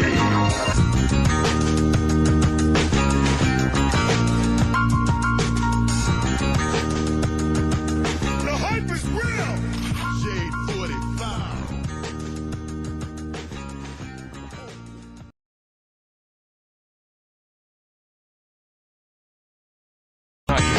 It might seem ill. It might seem ill, feeling to be a dream guy till ice cream spills off Mrs. Paul's pie to nice dreams for real. You can see the steam off his nice mean grill. A ill flick of hardcore Lorna Doone, hot on a platter or either raw on a spoon. Just Blaze Radio, On, Just son, Blaze Radio, Take Just out Blaze Friday. Radio for the bootleggers. Misfortune with the Thank you. Go sideways, as they say, even though it's little. At least he gets to figure out the riddle in the middle.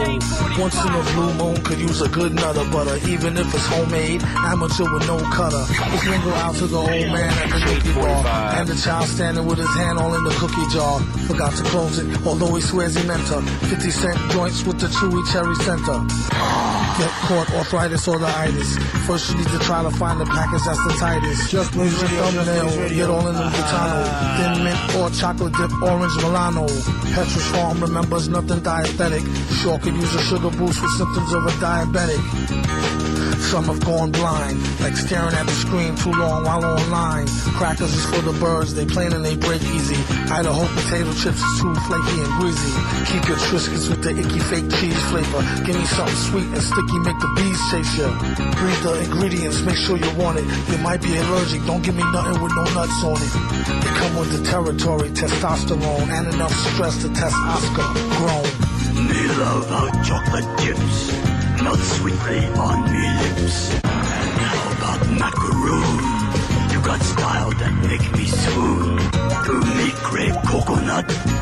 No if, no and, no but. And to me dig 5 Newton. Cowabunga, sure as shootin'. The perfect midnight snack, matter of fact, rid the whole pack. Okay. Even if I hit skid black, I have to keep a pack of them. Okay. Remember as kids, going back, we always jack stacks of them. Okay. In the back, find them on the rack, I need another pack of them. Okay.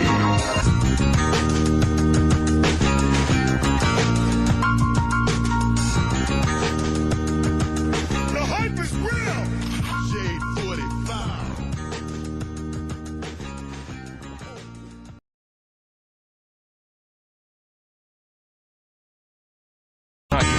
It might seem ill. It might seem ill, feeling to be a dream guy till ice cream spills off Mrs. Paul's pie to nice dreams for real. You can see the steam off his nice mean grill. A ill flick of hardcore Lorna Doone, hot on a platter or either raw on a spoon. Just Blaze Radio, On, Just son, Blaze Radio, Take Just out Blaze Radio Friday. for the bootleggers. Misfortune with the Thank you. Go sideways, as they say, even though it's little. At least he gets to figure out the riddle in the middle. Once in a blue moon could use a good nutter butter, even if it's homemade, amateur with no cutter. Let's lingo out to the old man at the cookie bar, and the child standing with his hand all in the cookie jar. Forgot to close it, although he swears he meant to. 50-cent joints with the chewy cherry center. Get caught, arthritis or the itis. First you need to try to find the package that's the tightest. Just Blaze Use your Radio, Just thumbnail, Blaze Radio. get all in the Gitano. Thin mint or chocolate dip, orange Milano. Petrus Farm remembers nothing dietetic. Sure could use a sugar boost with symptoms of a diabetic. Some have gone blind, like staring at the screen too long while online. Crackers is for the birds, they plain and they break easy. Idaho potato chips is too flaky and greasy. Keep your Triscuits with the icky fake cheese flavor. Give me something sweet and sticky, make the bees chase ya. Read the ingredients, make sure you want it. You might be allergic, don't give me nothing with no nuts on it. They come with the territory, testosterone, and enough stress to test Oscar grown. Me love how chocolate chips melt sweetly on me lips. And how about macaroon? You got style that make me swoon. To me crave coconut. No if, no and, no but. And to me dig 5 Newton. Cowabunga, sure as shootin'. The perfect midnight snack. Matter of fact, rid the whole pack. Okay. Even if I hit skid black, I have to keep a pack of them. Okay. Remember as kids, going back, we always jack stacks of them. Okay. In the back, find them on the rack. I need another pack of them. Okay.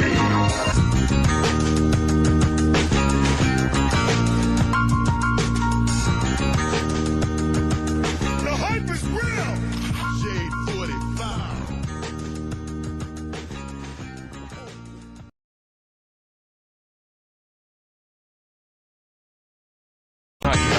It might seem ill.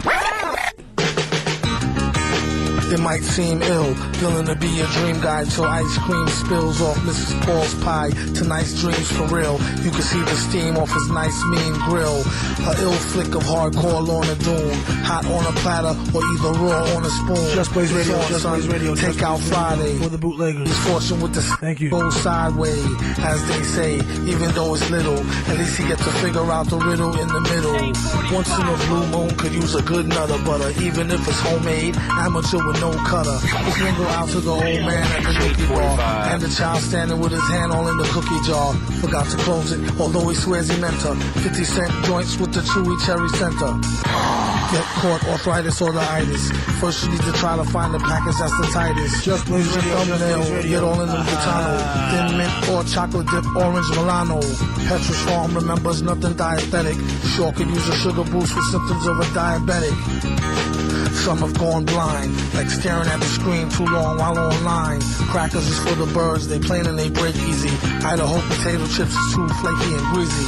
Keep your Triscuits with the icky fake cheese flavor. Give me something sweet and sticky, make the bees chase you. Read the ingredients, make sure you want it. You might be allergic, don't give me nothing with no nuts on it.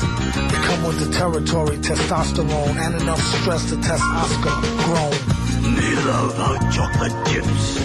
Not sweetly on me lips. And how about macaroon? You got style that make me swoon. To me crave coconut. No if, no and, no but. And to me take 5 Newton. Cowabunga, sure as shootin'. The perfect midnight snack. Matter of fact, rid the whole pack. Okay. Even if I hit skid black, I have to keep a pack of them. Okay. Remember as kids, going back, we always jack stacks of them. Okay. In the back, find them on the rack. I need another pack of them. Okay.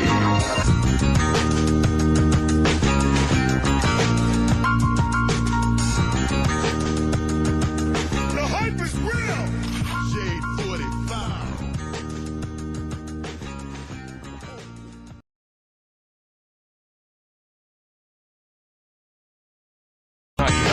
It might seem ill.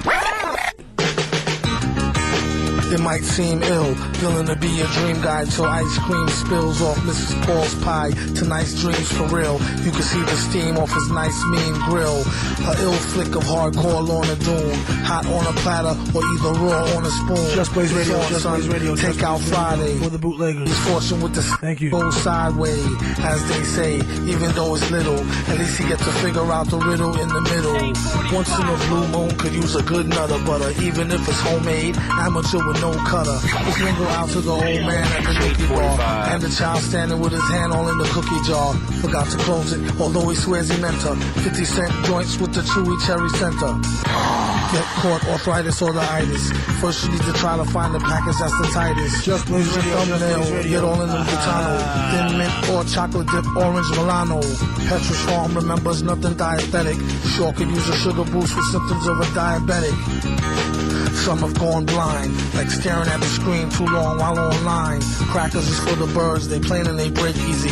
Idaho potato chips is too flaky and greasy. Keep your Triscuits with the icky fake cheese flavor. Give me something sweet and sticky, make the bees chase you. Read the ingredients, make sure you want it. You might be allergic, don't give me nothing with no nuts on it. They come with the territory, testosterone, and enough stress to test Oscar grown. Me love our chocolate chips. Not sweetly on me lips. And how about macaroon? You got style that make me swoon. To me crave coconut. No No if, no and, no but. And do me dig Vic Newton. Cowabunga, sure as shootin'. The perfect midnight snack. Matter of fact, rig the whole pack. Okay. Even if I hit skid black, I have to keep a pack of them. Okay. Remember as kids, going back, we always jack stacks of them. Okay. In the back, find them on the rack. I need another pack of them. Okay.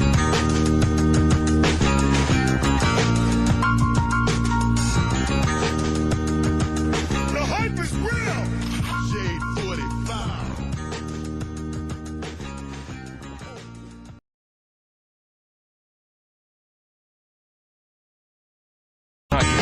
It might seem ill. It might seem ill, feeling to be a dream guy till ice cream spills off Mrs. Paul's pie to nice dreams for real. You can see the steam off his nice mean grill. A ill flick of hardcore Lorna Doone, hot on a platter or either raw on a spoon. Just Blaze Radio, It's on, Just son. Blaze Radio. Take out Friday For the bootleggers. He's fortune with the Thank you. go sideways, as they say. Even though it's little, at least he gets to figure out the riddle in the middle. Once in a blue moon could use a good nutter butter, even if it's homemade, amateur with no cutter. Let's mingle out to the old man at the cookie bar, and the child standing with his hand all in the cookie jar. Forgot to close it, although he swears he meant her. 50-cent joints with the chewy cherry center. Get caught arthritis or the itis. First you need to try to find the package that's the tightest. Just Blaze Radio, Just Blaze thumbnail, Radio. get all in the Butano. Thin mint or chocolate dip, orange Milano. Petrus Farm remembers nothing dietetic. Sure could use a sugar boost with symptoms of a diabetic. Some have gone blind, like staring at the screen too long while online. Crackers is for the birds, they plain and they break easy. Idaho potato chips is too flaky and greasy. Keep your Triscuits with the icky fake cheese flavor. Give me something sweet and sticky, make the bees chase you. Read the ingredients, make sure you want it. You might be allergic, don't give me nothing with no nuts on it. They come with the territory, testosterone, and enough stress to test Oscar grown. Me love hot chocolate chips. Melt sweetly on me lips. And how about macaroon? You got style that make me swoon. To me crave coconut. No if, no and, no but. And to me dig Vic Newton. Cowabunga, sure as shootin'. The perfect midnight snack, matter of fact, rig the whole pack. Okay. Even if I hit skid black, I have to keep a pack of them. Okay. Remember as kids, going back, we always jack stacks of them. Okay. In the back, find them on the rack. I need another pack of them. Okay.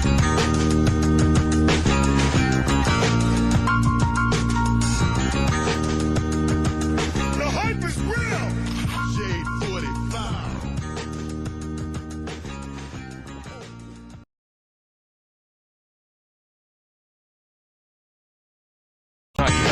It might seem ill. It might seem ill, feeling to be a dream guy till ice cream spills off Mrs. Paul's pie to nice dreams for real. You can see the steam off his nice mean grill. A ill flick of hardcore Lorna Doone, hot on a platter or either raw on a spoon. Just Blaze Radio, It's on, Just son. Blaze Radio. Take Just out Blaze Radio. Friday For the bootleggers. He's fortune with the Thank you. go sideways, as they say. Even though it's little, at least he gets to figure out the riddle in the middle. Once in a blue moon could use a good nutter butter, even if it's homemade, amateur with no cutter. Let's mingle out to the old man at the cookie bar, and the child standing with his hand all in the cookie jar. Forgot to close it, although he swears he meant her. 50-cent joints with the chewy cherry center.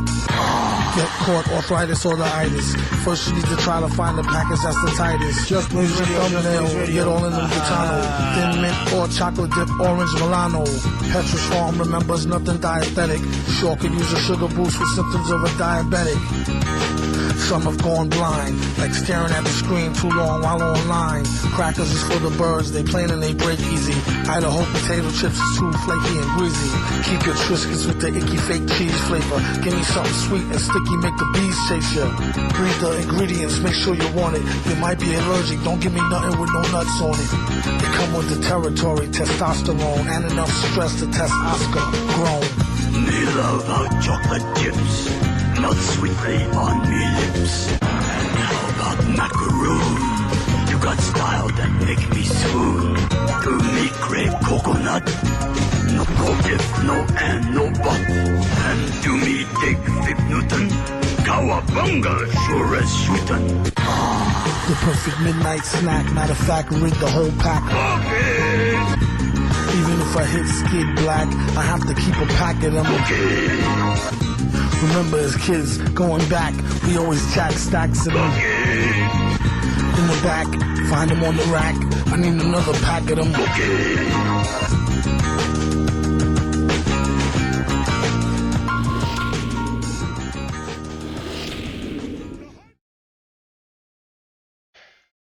I am back with some motherfucking Pringles. Let's do this bitch. 4 hours, it's hard to keep track of. So I'm just gonna be here as like your navigator on the ship. The first and obviously largest topic to begin with is the Andrew Tate situation with him and his brother Tristan being arrested in Romania on human trafficking charges. At least that's what was initially reported by every major outlet ever. However, this has been developing in a very interesting way. It's like diarrhea in a swimming pool. The water's getting messy because it started circulating on Twitter that he wasn't arrested on human trafficking charges, it was money laundering and not human trafficking. The genesis of this claim started from an account called Rap TV, which I'm not super familiar with, but from everything I can read, they're not like the end-all be-all of truth tellers, but they made a post claiming that human trafficking charges against the Tate brothers were bogus. It was actually them being apprehended for money laundering suspicion. However, that tweet's now been deleted. And while they've deleted that tweet, this one still remains on their account about it being an alleged human trafficking probe.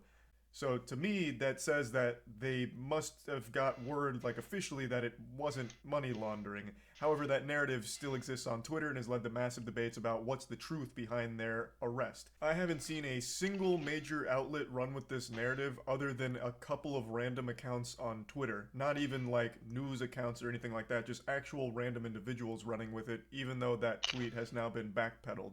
Every major outlet that's covering the case hasn't mentioned money laundering. That's crazy how misinformation can be passed along like that quick. Well, at least the other guy took his shit down. A single time. Which I suppose you could write off as a big conspiracy to keep the truth under wraps, I guess.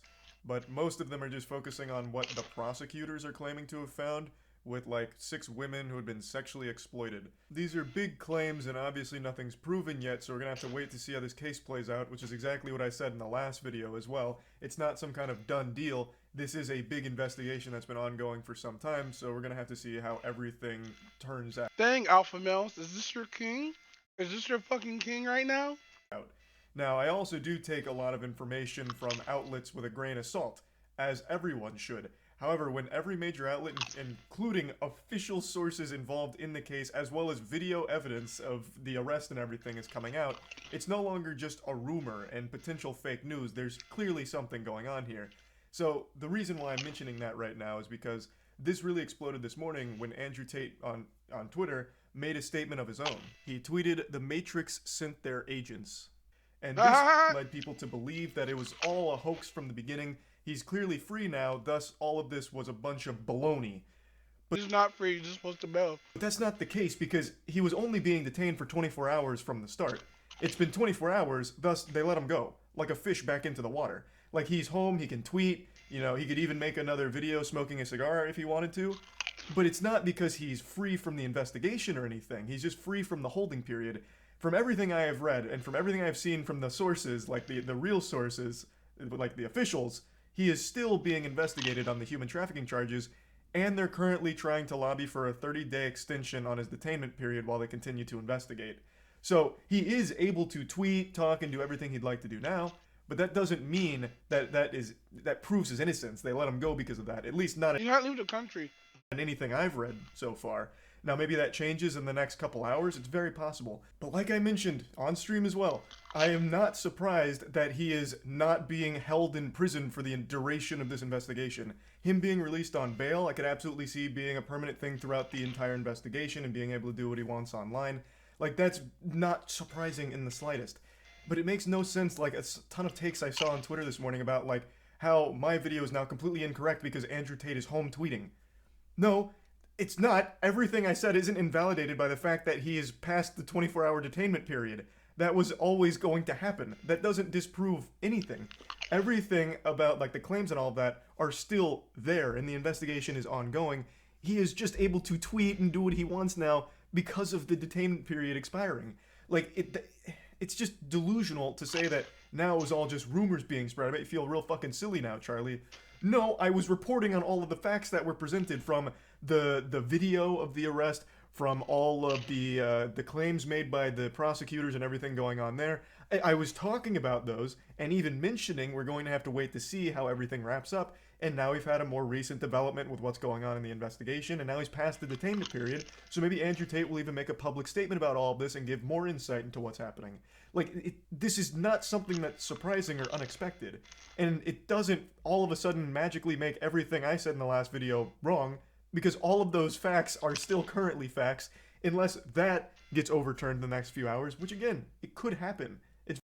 Yeah, people need to fucking wait. That's the thing about the internet. People on the internet just don't wait. Very possible. I'm not denying that. I'm not there. I don't have a secret camera installed in Andrew Tate's home. I don't know what the truth is. I'm learning the same as everyone else. That pizza box theory had a lot of weight behind it with... Yeah, that pizza box is funny as fuck. I want to hear the theory, though. Where that source came from making the claim. So that one is still currently intact as well. And a lot of people are harping on that, like, how could you ever believe it was the pizza box? Well, because they even said it in, like, their initial reports. Like, that is still there. Which, it could be overturned. All of it could be, as it develops. And so we're going to wait and see. I'm just talking about all of the information that's available and what's going on. So yeah, just wanted to clear that. I think what Moist is trying to say is, be patient. She's telling his fans to be patient. And I know a lot of people have been stressing about this with Andrew Tate and his brother being arrested, so you probably had a difficult time sleeping, and maybe it's because of the stress, and maybe your mattress just isn't that great. So I'd like to thank Helix, the sponsor for today's video, because maybe it'll help you get some sleep in such troubling times. Big thanks to Helix for sponsoring. Super quick and easy right to the door. It comes rolled. Helix mattress picture on Twitter, I guess, is a little... What he's doing is a satirical investigation on himself, where he's going to be diving deep into CryptoZoo and everything that happened there. And I imagine the shocking revelation from his investigation on himself. So I'm standard attire, and that he's going to is a logo.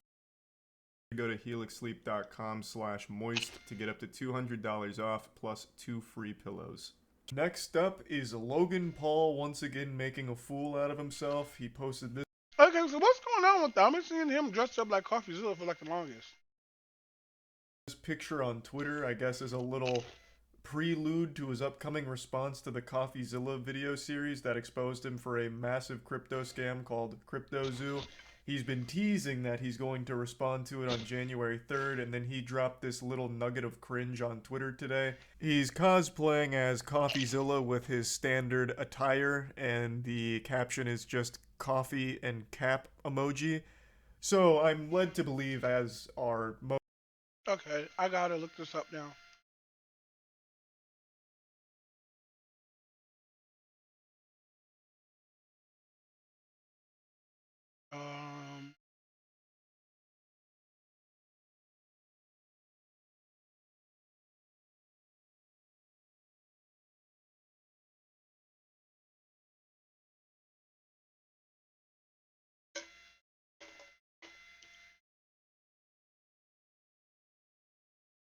Okay, I guess we're watching this.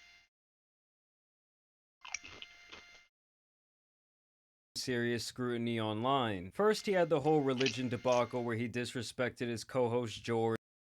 So obviously in recent times, Logan Paul has been under some serious scrutiny online. First, he had the whole religion debacle where he disrespected his co-host George. Yikes.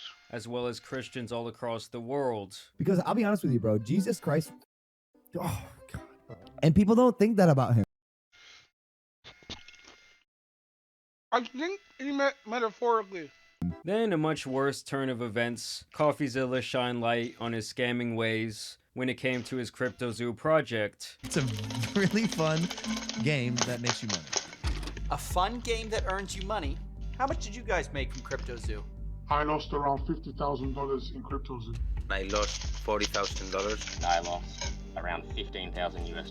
I lost $25,000. $120,000. $500,000 Australian, which is $500,000. And since then, it's quite obvious that Logan is getting very nervous about this exposure into his shady business practices. The first sign we got from him that he's going into damage control mode is this tweet that he posted around a week after the initial video CoffeeZilla dropped on his head top. Note from the passenger next to me, I needed this right now. Thank you, Lane. Basically telling Logan that his content got him through a tough place in life, and that it was always clear to this mystery man that Logan has a kind heart and is a good person. Even is going as far to call this man beautiful. I'll take things that never happened for 1,000, Alex. And when people started mentioning him scamming in the replies, including CoffeeZilla himself, Logan's response was of course to block them. And just in tweeting this, we know that Logan is getting very nervous. We already knew that he is scared to death of being cancelled once again, so I'm sure the last couple of weeks have been a real shit show for not only him, but everyone within his inner circle. The next day he tweeted out again, "While I genuinely appreciate Steven's creative genius and exceptional work ethic, I mean that," he says in parentheses, "this one is simply not true. When appropriate, all bad actors will be exposed, explained, and held fully accountable. I'll speak further on Impulsive January 3rd. And here is a live look at Logan holding these bad faith actors accountable for their actions." I mean, seriously, at this point, he had almost entered full damage control mode. You know, this isn't even the first time that CoffeeZilla covered Logan. It's just that in this instance, it got so much exposure that he's now forced to respond. He can't really just sweep it under the rug. Coffee also responded to that tweet by saying that he tried to contact Logan and his manager for the last year about this CryptoZoo scandal, and they chose not to comment on the story, noting that it's sad that Logan cares more about his reputation than the people who lost money betting on a horse that Logan would take out back behind the barn and shoot before it ever even had a chance to race. Yes, it's true.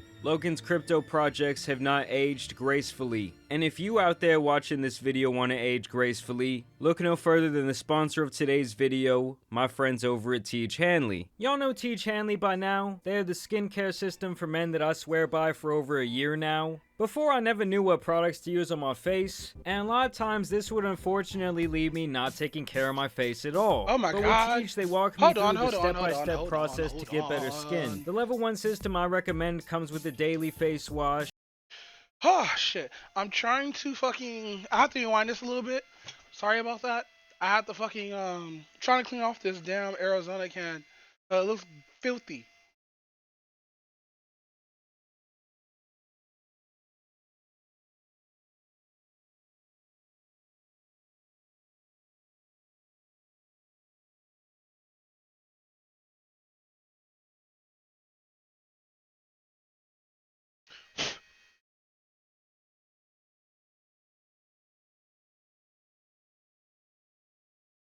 Alright, I'll be right back. I'm gonna clean off this can. And the other one too. It might seem ill. It might seem ill, feeling to be a dream guy till ice cream spills off Mrs. Paul's pie. Tonight's dreams for real. You can see the steam off his nice mean grill. A ill flick of hardcore Lorna Doom. Hot on a platter or either raw on a spoon. Just Blaze Radio, Just Blaze Radio. Take out Friday. For the bootleggers. He's fortune with the Thank you. Go sideways, as they say. Even though it's little, at least he gets to figure out the riddle in the middle. Once in a blue moon could use a good nutter butter. Even if it's homemade, amateur with no cutter. Let's mingle out to the old man at the cookie bar. And the child standing with his hand all in the cookie jar. Forgot to close it, although he swears he meant her.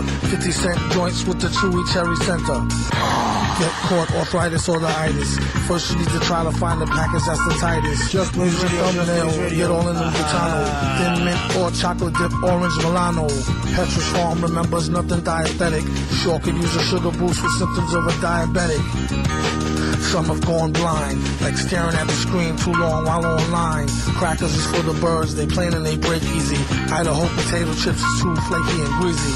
Keep your Triscuits with the icky fake cheese flavor. Give me something sweet and sticky, make the bees chase you.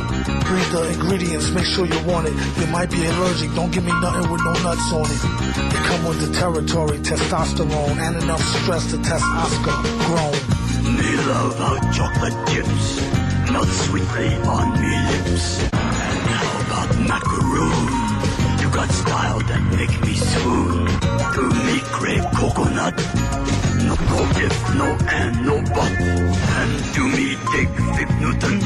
Cowabunga, sure as shootin'. The perfect midnight snack. Matter of fact, rig the whole pack. Okay. Even if I hit skid black, I have to keep a pack of them. Okay. Remember as kids, going back, we always jack stacks of them. Okay. In the back, find them on the rack. I need another pack of them. Okay.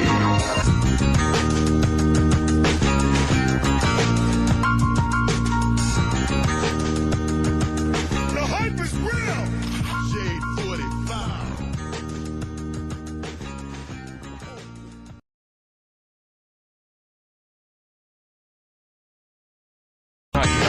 It might seem ill. It might seem ill, feeling to be a dream guy till ice cream spills off Mrs. Paul's pie to nice dreams for real. You can see the steam off his nice mean grill. A ill flick of hardcore Lorna Doone, hot on a platter or either raw on a spoon. Just Blaze Radio, On, Just son, Blaze Radio, Take out Friday for the bootleggers. His fortune with the Thank you. Go sideways, as they say, even though it's little.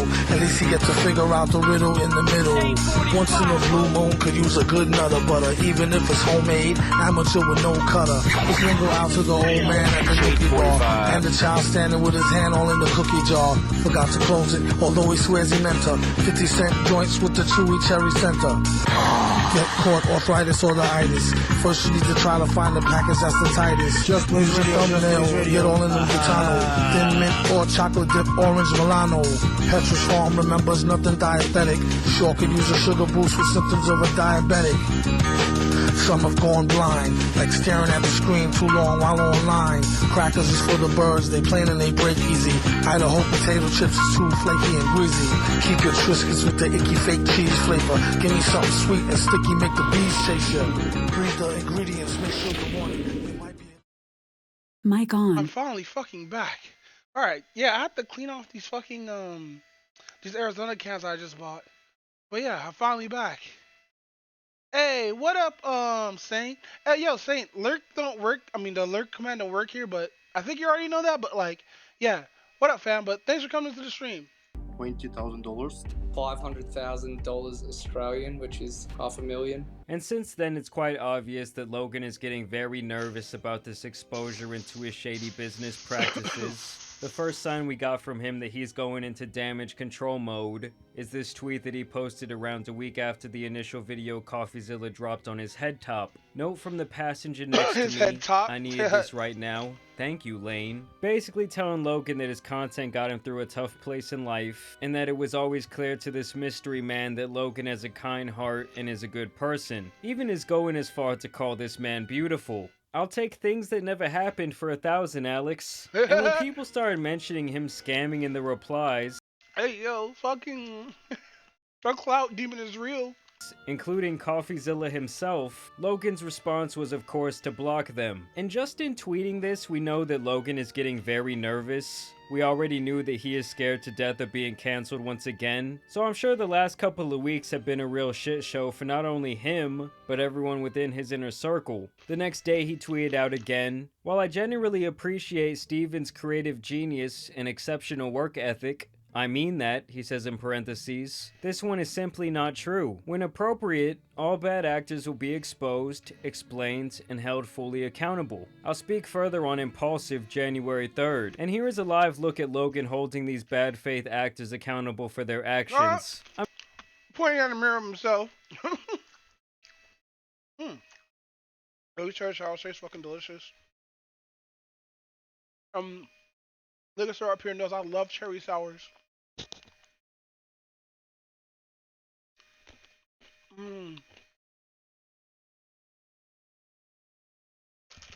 The fucked up part about these ones right here, they're kind of stuck to the box a little bit.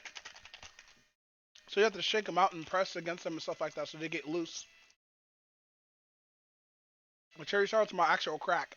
I mean, seriously, at this point, he had almost entered full damage control mode. You know, this isn't even the first time that CoffeeZilla covered Logan. It's just that in this instance, it got so much exposure that he's now forced to respond. He can't really just sweep it under the rug. Coffee also responded to that tweet by saying that he tried to contact Logan and his manager for the last year about this CryptoZoo scandal, and they chose not to comment on the story, noting that it's sad that Logan cares more about his reputation than the people who lost money betting on a horse that Logan would take out back behind the barn and shoot before it ever even had a chance to race. Yes, it's true. Logan's crypto projects have not aged gracefully. And if you out there watching this video want to age gracefully, look no further than the sponsor of exfoliating scrub at aging.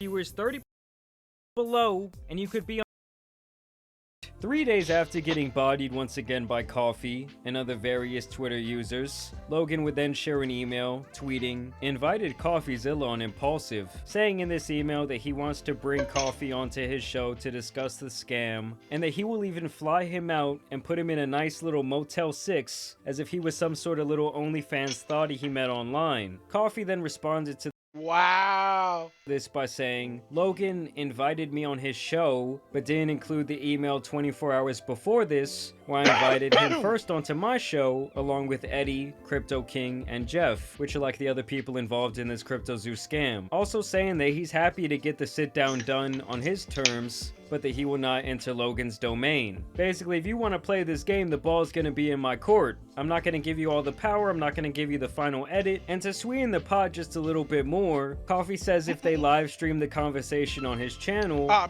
proceeds made from that live stream will be donated to the people who lost some. Mic off.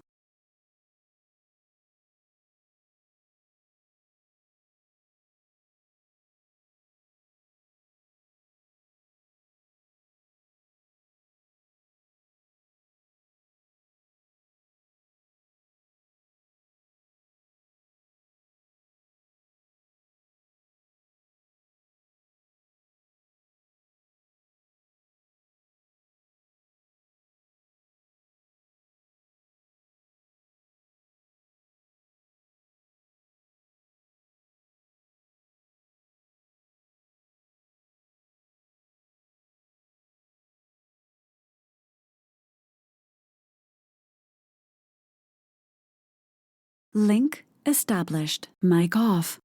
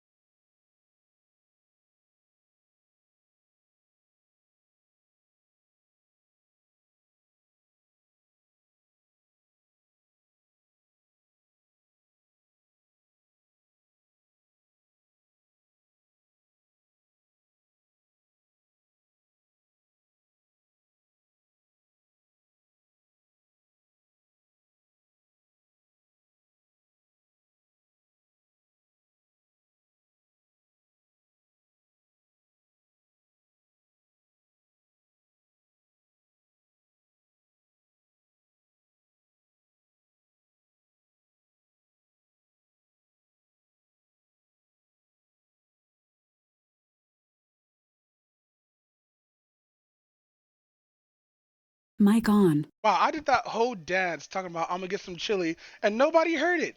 Nobody heard it at all. But yeah, I'm gonna get some chili. I'm gonna get some chili. I'm gonna money get some on the chili. CryptoZoo project. It's And in gonna this take last fucking great, picture yeah. that Logan tweeted yesterday, he shows up dressed as Steven, aka CoffeeZilla. So my best guess here is that he's gonna really be making a joke out of this entire thing. Take the lighthearted approach. Now, personally, I don't think the two will ever have a public conversation. sour. And Logan extending this weak-ass olive branch is really just him covering his bases. So in the future, he can say something like, well, we invited that guy on, but he never showed up. I addressed his claims in insert future podcast here. And now we either won't talk about it ever again, or we might even make lighthearted jokes about it in the future like he does with the Japan incident. I went to Japan. I got to go to Tokyo. And that was great that was my city, first great time out of the city. country. We had a lot of fun there. Yeah, but it was good. That shit was like being in a Pokemon game and like being in the future at the same time. Great place. We would love to go there. So anytime soon. if possible. Have you been before? Oh, man. Oh, is this a sore subject? No. Oh, yeah. Oh, yeah. I forgot about that. Hey, I mean, here Shit was like being in a. his claims as Olive Branch is really just Nah, he was trolling. He was like, oh man, it's like being in a real life Pokemon game. And this, watch this shit. covering Look at his this dude. bases. So in the future, he can say something like, well, we invited that guy on, but he never showed up. I addressed his claims in insert future podcast here, and now we either won't talk about it ever again, or we might even make lighthearted jokes about it in the future like he does with the Japan incident. I went to Japan. I got to. This is hilarious. This is fucking hilarious. He knew what the fuck he was doing. He knew. Go to Tokyo, and that was great! that was my city, first great time out the city. country. I had a lot of fun there. Yeah, but it was good. He's like, yeah, I bet it was good. It was like being in a Pokemon game and like being in the future at the same time. Great place. We would love to go there anytime soon. Yeah, if yeah. Have you been before? Oh man. Tossing your stare. Hey yo, I want to take that. I want to take this like little image right here, this little part right here, turn that shit into a PNG. Chili's almost done. Chili's almost done. Chili's almost done. I hope it tastes great. Oh, it is, but like.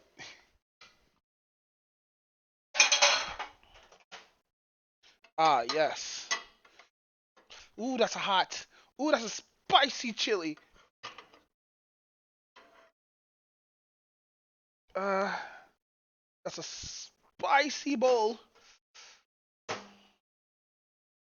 All right, you're coming with me, dead or alive. Ah, there we go. We got some chili. Now let me go get me like a fork. I know I shouldn't be reacting and eating, but like, fucking, I hadn't had chili in a while.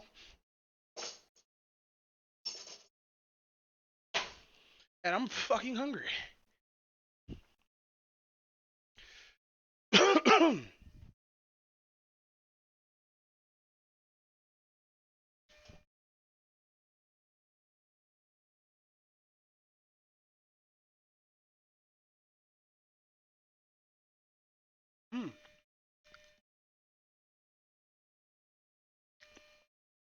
All right.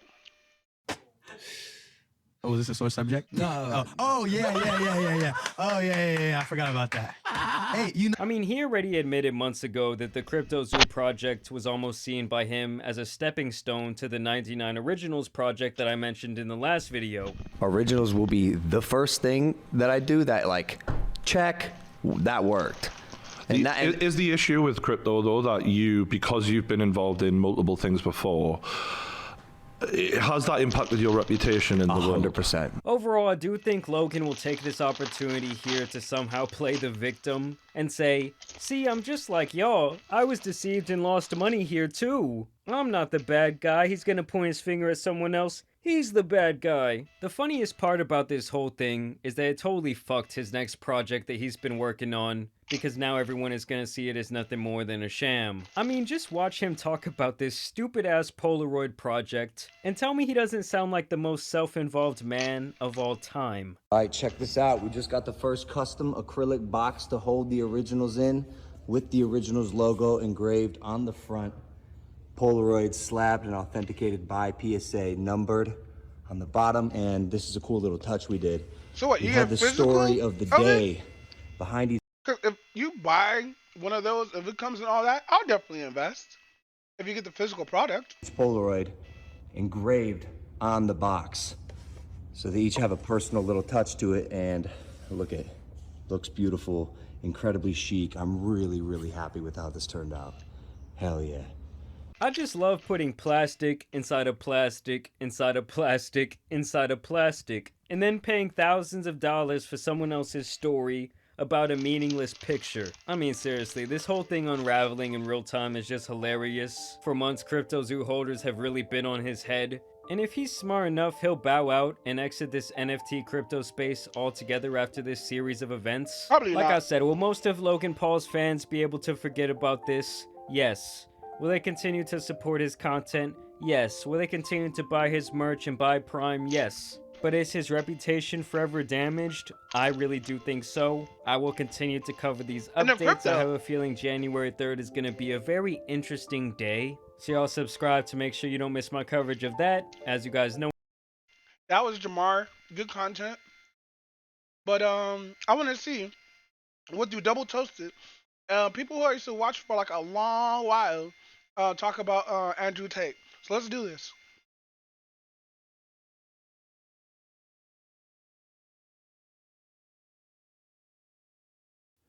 How stupid can you be? What happened? Oh man. Okay. Who screwed up now? Let me see if I can find this. Boy, this is what happens when your ego gets out of control. When you are full of yourself. Yeah. Sometimes you can get so full of yourself that you're stupid. Yeah, it happens. Because you were so into you just miss all the details of life around you, man.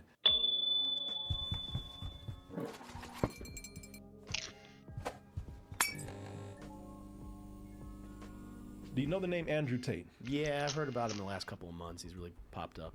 Yeah, let me see if I can find Andrew Tate. I don't even know what I would call him. A commentator? I don't know.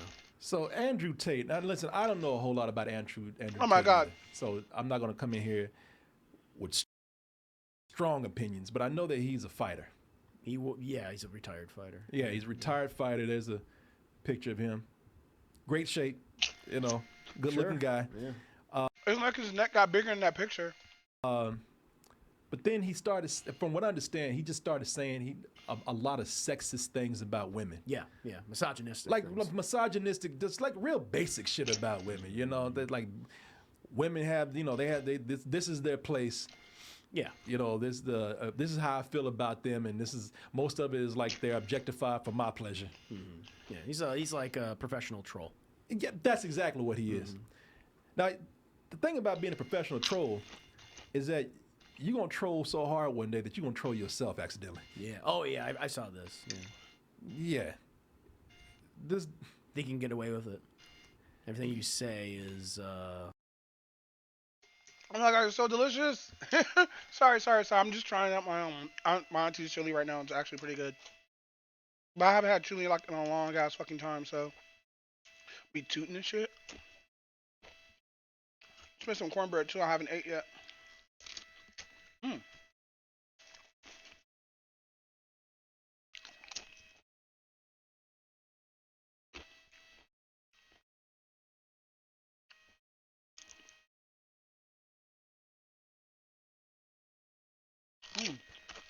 Oh my God, I'm just crunching into the mug. This is so fucking good. Sorry I'm eating now, guys. It's just, oh my God. I gotta mute myself for it because it's too good.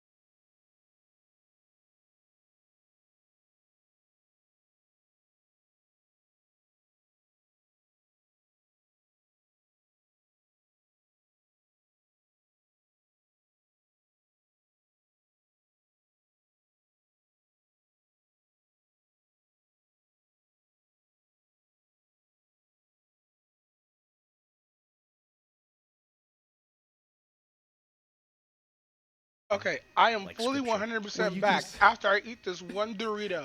You troll so hard that you just accidentally trip over your own trolling. You troll yourself. This dude came in and let me see if I can find this, man. So now this is what I don't know. He's not supposed to be in Romania. Oh, I thought that's where he lived. Because apparently, no, what did he do? Because I don't understand. This is the first time I'm hearing this. What did this man do in Romania that got him in trouble? Because he's not supposed to be there. Oh, okay. I didn't know that. Yeah, what did he do? No, they didn't even know what he did. No, human trafficking? Seriously? Like underage women or like people that are just being treated as slaves? Somebody said read the email. Sex trafficking, allegedly. For human trafficking. So he wasn't supposed to be in Romania for human trafficking. Now, here's where he messed up, and I wish I could, because I saw the video earlier. Let me see if I can find this. I'm not actually mad. Oh yes, let's go. I just love this little background. It looks like a set. It dead ass looks like a fucking set right now. Mad at Greta. Please bring me pizza and make sure that these boxes are not recycled. Okay, here's where we're getting into it. So that Greta Thunberg chick said something to him, and then he responded to her, and he said, and she responded by saying "small dick energy." Yeah, that's what he has. Yeah. So That's the joke. Yeah. And if you don't have small dick energy, you know what you do? You move on with your fucking life. Yes. You don't respond. Yeah. Man, this dude dead ass is like, hey, you want to see how big my clout demon is? It's this But down to big. his skin. That's the problem. Yeah, but this dude, he's like, hey, here's my clout is demon. such a troll, such an attention whore that he's got to, every little thing he's got to respond to. Like, can't help himself because it's part of the thing. It's part of the shtick, the gimmick. Yeah. Now, the most you would get out of me for something like that is probably a LOL or something like that. Whatever. It ain't worth responding to. But this man had to get on Twitter, get online or wherever he is, and respond to her. And this is where. Damn, defeated by a high schooler. How do you feel, Andrew Tate? You got defeated by a high schooler. This was his undoing right here. Because she doesn't realize she's been programmed. She doesn't realize she's a slave of the Matrix. She thinks she's doing good. So, he's not supposed to be in Romania for human trafficking. Oh, okay. And he put himself online thinking like, well, no one's going to know that I'm over in Romania. Something popped up. Now, in his attempts to troll Mic off. this girl, this Greta Thunberg, whatever her name is, a climate activist, yeah. So in an attempt to troll her, as I said, this man tripped and trolled himself. Oh, no. He ordered these pizzas right here. Oh, yeah, the Romanian. The Romanian authorities realized that those pizzas were ordered from a Romanian pizza chain and tracked his ass down. Oh, that's hilarious. That's so funny. Wow. Yeah, so is he detained right now? Pizza got his ass. Pizza man. The pizza man got him. Jerry got him. Pizza time. Yeah. It's pizza time, Andrew. Old Jerry got him, man, with his pizza. Wow, that's funny. That's hilarious. Mic on. This man busted himself. Yeah. Nah, this dude got defeated by the clout. He was like, I bet you Andrew Tate word for it was like, look here, bitch. I'm going to make you look like a stupid bitch. But order me some Jerry's pizza, extra pepperoni. No sauce. I'm going to keep my figure. Dude was like, clout demon engaged now. But nah, that's unfortunate. GG fam.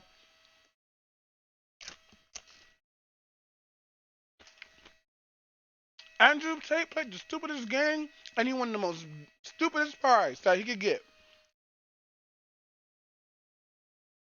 Dude wasn't supposed to be in Romania. Yeah. So wow, so for human trafficking too. That's why that's on the basis that they arrested him for. Oh man, that's a serious charge. And so right now the Romanian authorities, what they did was they said, well, we don't know for sure, but we heard that he might be here. Sure. Let's check his social media. Oh, what an idiot. And they looked at this and they're like, are you fucking kidding me? Really?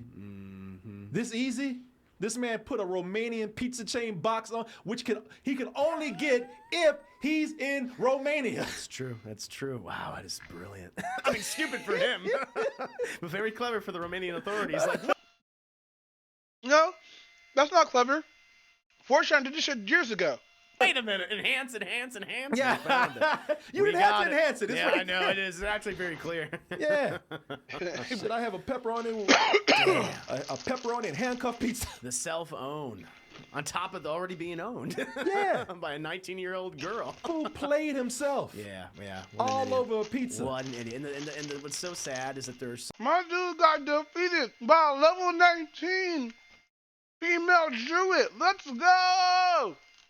So many men, if you want to call them that, man babies, that like revere this guy, right? Yeah. And just made himself look like such an asshole. I know. On a daily basis, but even more so now.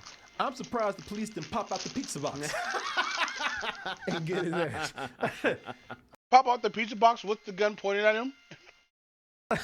Yeah. I'm surprised like the delivery guy didn't work for the authorities. Has a mustache and everything. Hey, gotcha.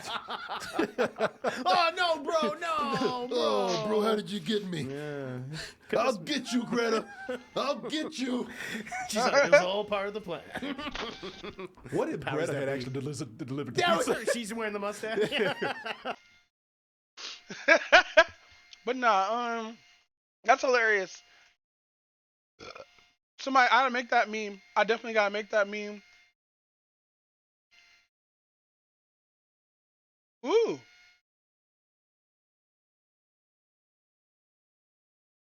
Hey, what's up guys, Rev here. So the first episode of Onimai dropped and the outrage has come with it. So about a week ago, as the teaser trailers are being released, for some reason, annoying people on Twitter decided to hail the main character of this series as some kind of a transgender rep. And with a quick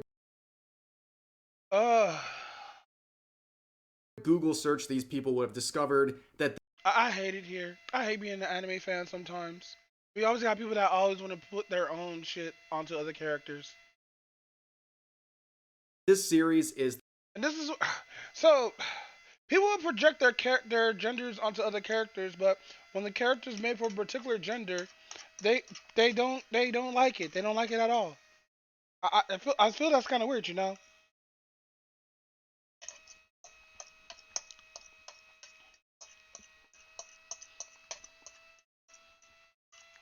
I mean, people, what about you? You're a hypocrite. Like, I don't really care if a character's transgender, to be honest. Or even like, I would love, you know what? I would love to see a female James Bond. But you know, the next James Bond's gonna be black and female, so they cover both bases. They'll probably make them British for the rest of the duration of that. Because we're gonna have to get female Bonds, or have Q get her own movie. Because you know that might happen.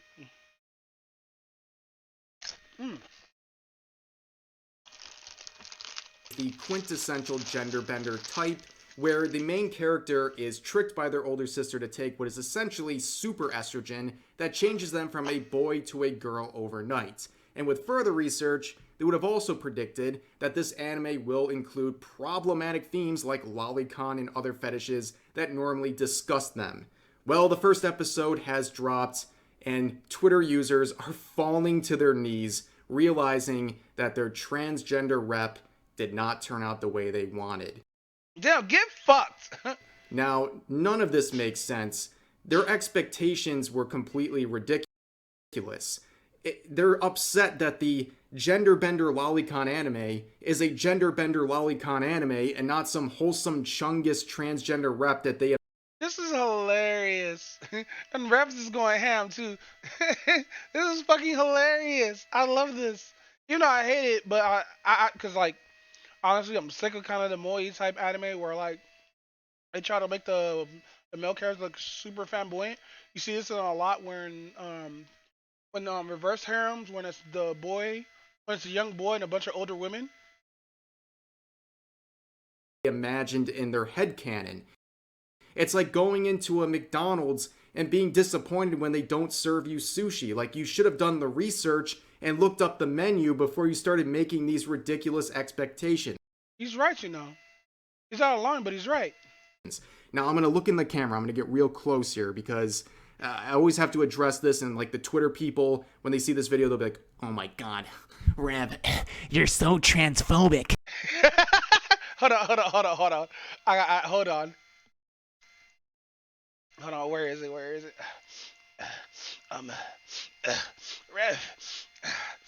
Hold on. I gotta get my Doritos. Rev. Transphobic Rev. Oh, fuck. Oh, my Doritos. Oh, my God. Oh, God, just the shoes off my white t-shirt. Oh, it's so sweaty in here. Well, transphobia. Alright, let's do this. You just scared of the transgender characters in anime?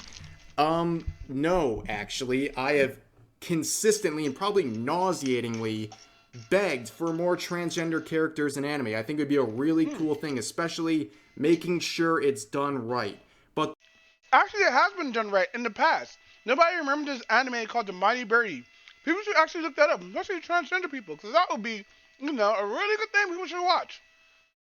Because The Mighty Birdie, and there's a few other anime that actually does trans people rights as well. Like, I'm surprised people are not jumping on Makoto for Ghost in the Shell.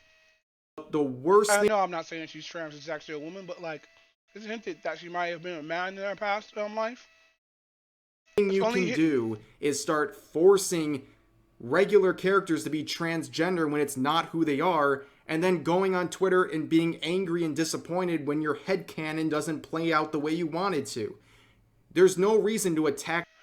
I deliberately entered an anime full of things that I do not like, and now I am mad. How could this be? How could this happen to me? The creators of the I series, made like people my are on Twitter, mistake. besides calling them CP distributors and other things. But you can't thanks, Vice. Get mad at the creators of the series for not delivering on an idea that they didn't promise. You made this expectation for yourself, and only you can be the direction of your disappointment because you set yourself up for failure. But nonetheless, Onimai, possible anime of the year. I'm so happy that Lev put his shit up here so I could just not like I was gonna say who it is. It's just Rev says Desu, but he has his Twitch up there. Wait, what's going on? God damn, I gotta go back.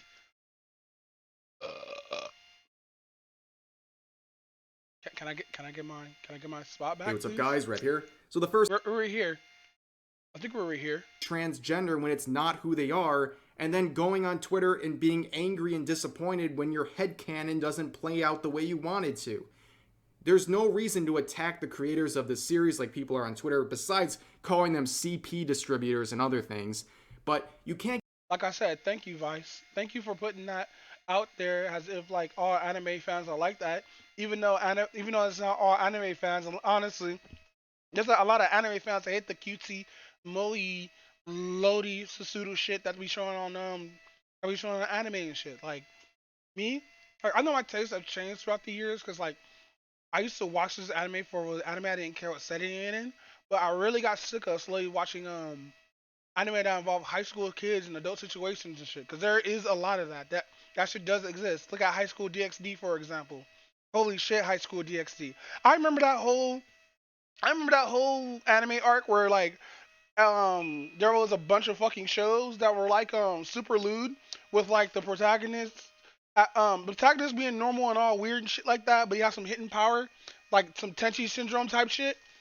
And in High School DxD, it has the waifu syndrome type shit, where the main waifu is threatened. Well, not threatened, but like she's actually with the main character because the main character already is on that. She actually turns this dude into a vampire, but it finds out he was some super human type shit because they're going to an all monster school and all that shit. I think I'm explaining the wrong one, but yeah, I'm assuming that's what High School DxD is. But no, it's always it's always a big titty vampire pink haired girl, and it's sickening. And then she has to compete with other women when she was the first one. It's like, almost like Monster Girl Masune, but Monster Girl Masune was like, you know what? We're all not gonna try to fuck him, except for probably Sue. But then Sue is a slime. Sue will try to fuck anything that's wet. Shut up. Can't get mad at the creators of the series for not delivering on an idea that they didn't promise. You made this expectation for yourself, and only you can be the direction of your disappointment because you set yourself up for failure. But nonetheless, Onimai, possible anime of the year. First episode, 10 out of 10. Very cute and funny, and I would recommend watching it. So that's going to do it for this video. No, I'm not gonna watch. Sorry, but your recommendation's not gonna sway me to watch that shit.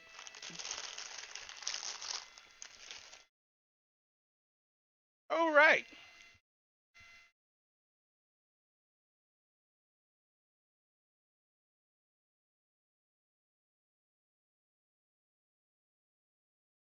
Man of Many Mysteries, Ryu from Street The Fighter. pride and face of Street Fighter, Ryu, legendary warrior, trained in the Ansatsuken arts. Ryu has always had a sense of mystery to his persona. In this episode, we will narrow the many mysteries of Ryu, from why is his chest so huge in Street Fighter 6, to how he has the capability to dodge bullets. Without further ado, let me welcome you to the Street Fighter verse.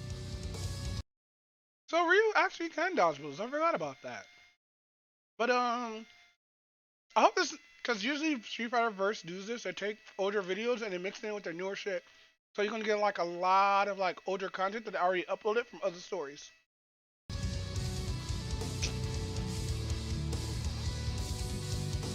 It's a smart way to edit.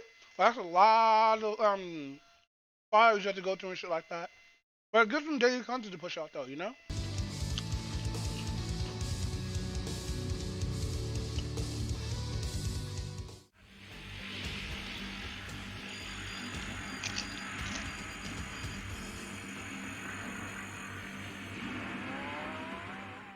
We will start out with one of the most notorious events in the Street Fighter series, the clash between Ryu and Sagat. The story goes that Sagat holds the first World Warrior tournament to prove that he was the god of Muay Thai.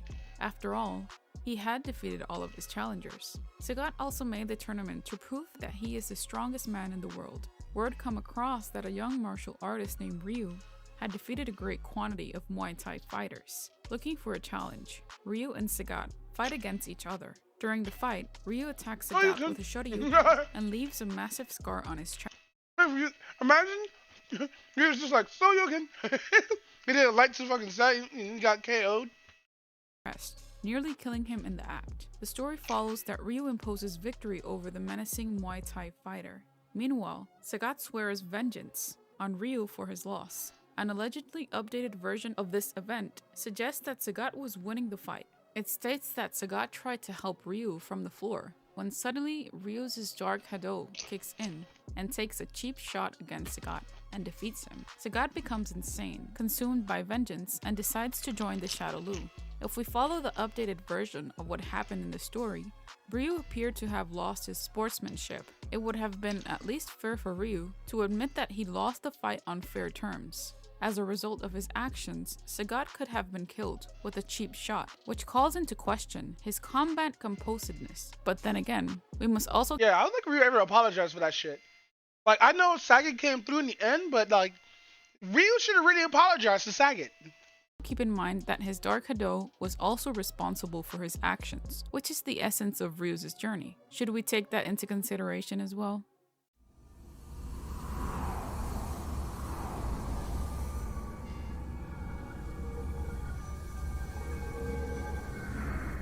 Another instance is drawn from the Street Fighter manga, Street Fighter Alpha Volume 1, created by Masahiko Nakahira, where we would find Ryu in Southeast Asia, along the coast of Thailand. And you might be asking, what is he doing in that part of the world? It seems that Ryu was in a ship that contained a vastful amount of high-grade heroin, alongside Birdie, being bodyguards for narcotic smugglers. This doesn't necessarily make him a bad person, or does it? I mean, if it's a financial decision as to why Ryu might be— Well, you can't usually get by boat or plane. He's going across the world, so it makes sense why he'll be on this boat.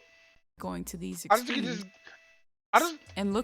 just don't think he gives a shit about protecting the community from drugs. For ways to get some money in his pocket. Well, it could be understandable. But then again, he could have done other types of jobs. He could have just asked his rich training partner Ken Masters for some money, or even a job at his company for that matter.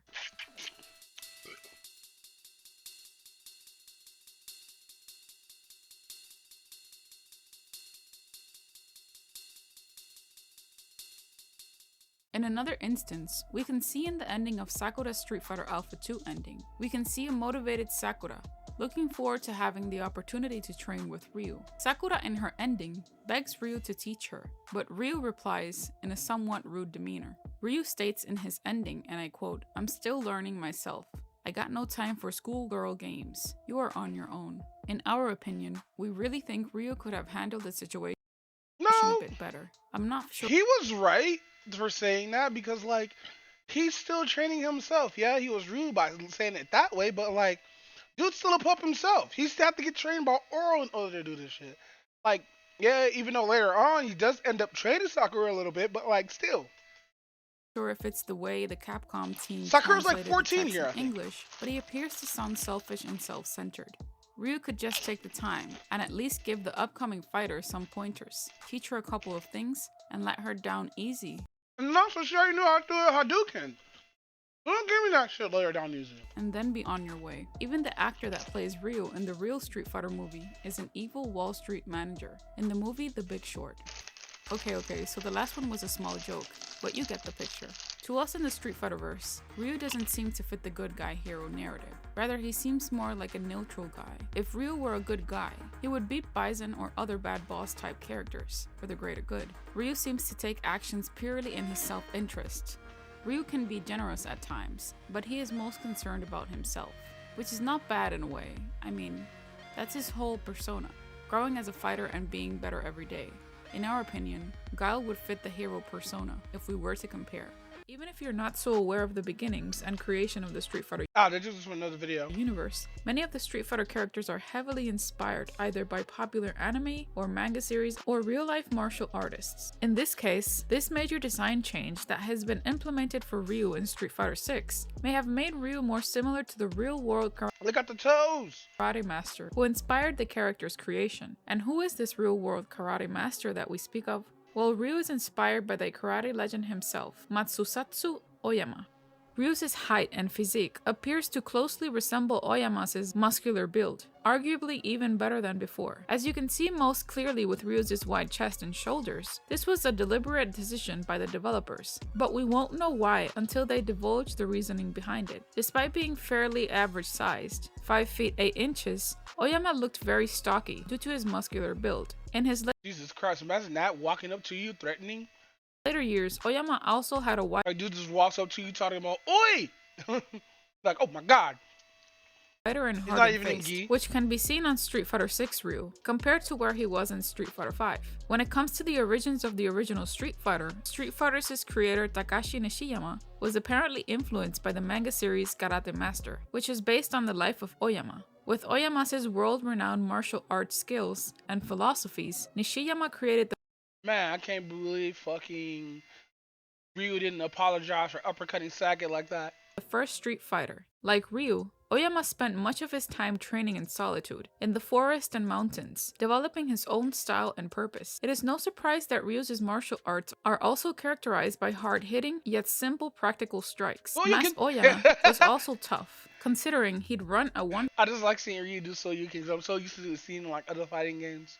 100-man kunai multiple days in a row. Oyama has made his bones so strong that even when his attack was blocked, he would often break the bones of his opponent blocking arm. And while his hands were legendary, he was also known for his powerful head kicks. His nickname, God Hand, came from his ability to fight and defeat bulls with his bare hands. Yes, a lot of people would disagree that this version of Ryu encapsulates the essence of Master Oyama. They would agree that the best version of Ryu was the classical Street Fighter II era's artwork. We think it's actually an amazing design, and it gives an awesome homage to Oyama himself. Let me give you an example why. Just by the introduction, you can see the level of detail in its graphics. They look amazing. The actual Capcom team is leaving that cartoonish style and feel of the other Street Fighter games and embracing a more realistic approach to its franchise. Change is inevitable, and change it's still like Street Fighter 5, honestly.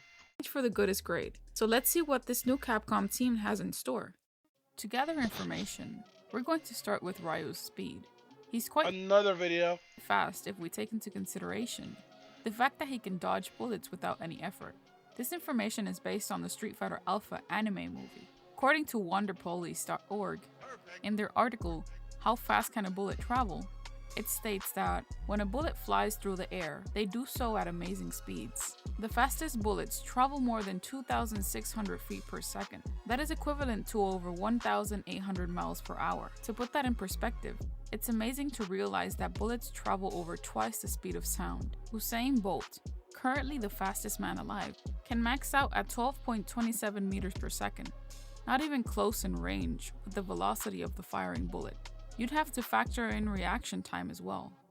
The human brain is fast, but not fast enough. Not for the task you set before it anyway. So it's a pretty amazing skill Ryu has mastered. Another example of Ryu's speed can be traced in his famous Satsumaki Seppunkyaku. According to the website Phonia.com, and their article named Demonstrate Scientifically that Ryu from Street Fighter is faster than Usain Bolt, it states that A university study Hey, concludes CBS that 2. Let's. to I mean perform CBS the 1. famous helicopter, 2. you need a speed of 108 kilometers per hour. Ryu needs a speed of 67 miles per hour, almost 108 kilometers per hour, to make its flagship technical Satsumaki So, that's why it has a vacuum effect. That makes sense. Santiago, more known in Spain as the helicopter. That is the conclusion of a university work conducted by the British in the year 2015.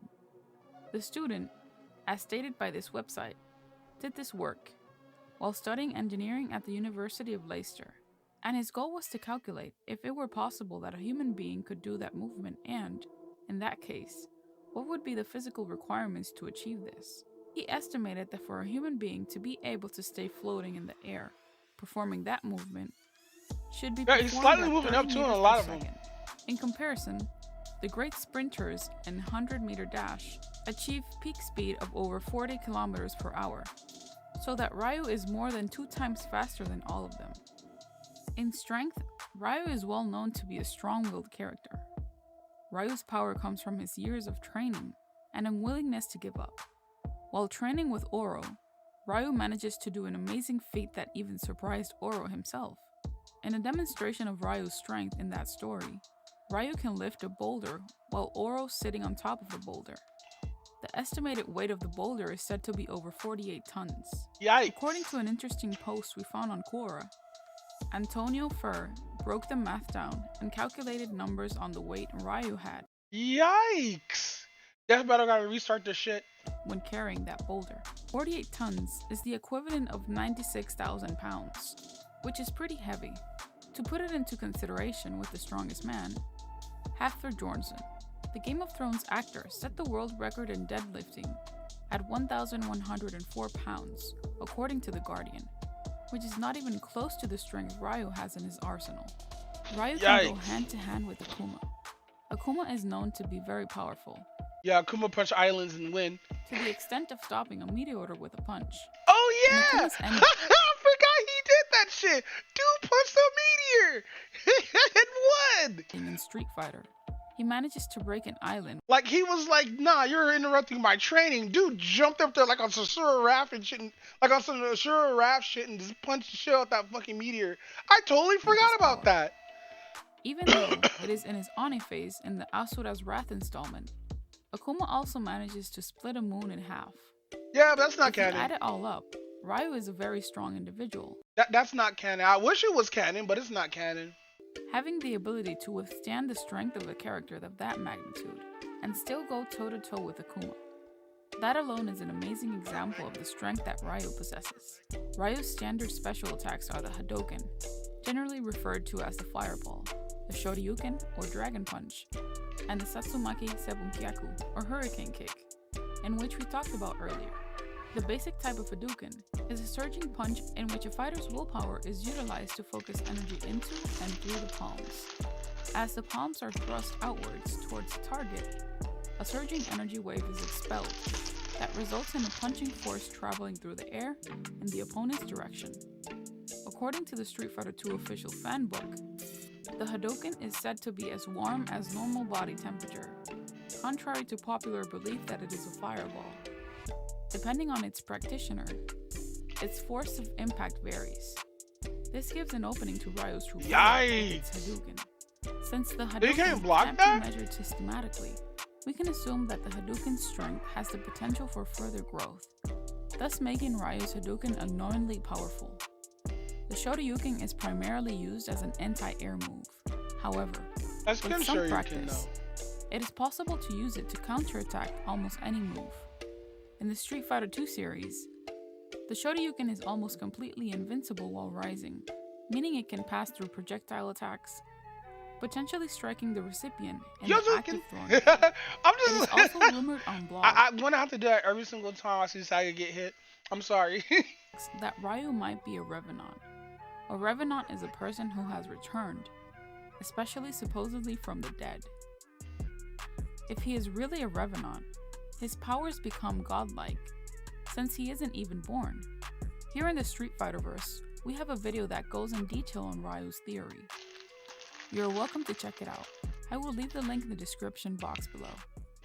Ryu's Okay. dedication to the arts have granted him the ability to become one of the greatest and strongest characters in the Street Fighter universe.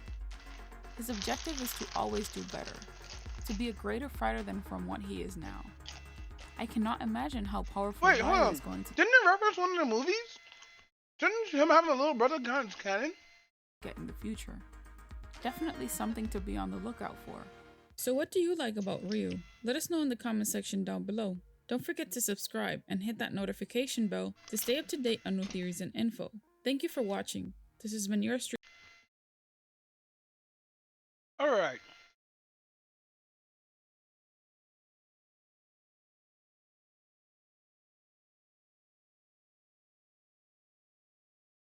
Oh, watch some Yu-Gi-Oh stuff. Dude, I've been doing this for 6 hours.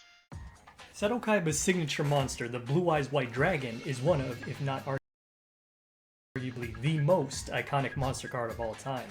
But though it's widely known and recognized, not everyone knows the full story behind Blue Eyes White Dragon. What's going on, people? Guns blazing back at it again, welcoming you to... I hate Blue Eyes White Dragon. I really do. I don't even like Blue Eyes. I like Red Eyes Black Dragon. Bro is streaming right now. And he's been streaming for 20 minutes. Wonder what he's been streaming. I think we might just raid him, then hop into his own stream.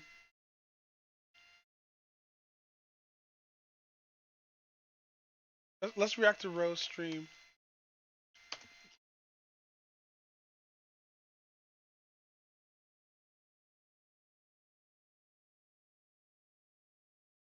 God, wait for a second.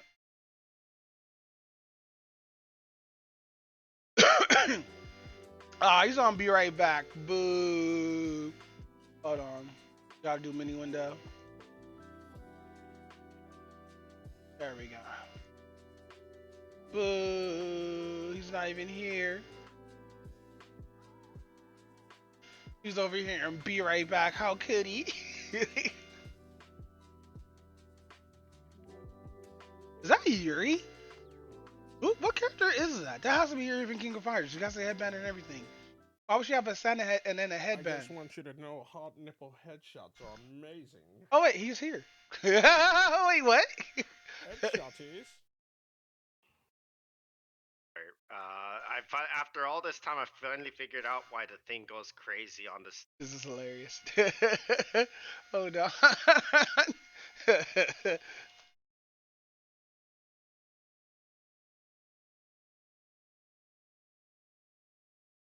Reaction content is fun.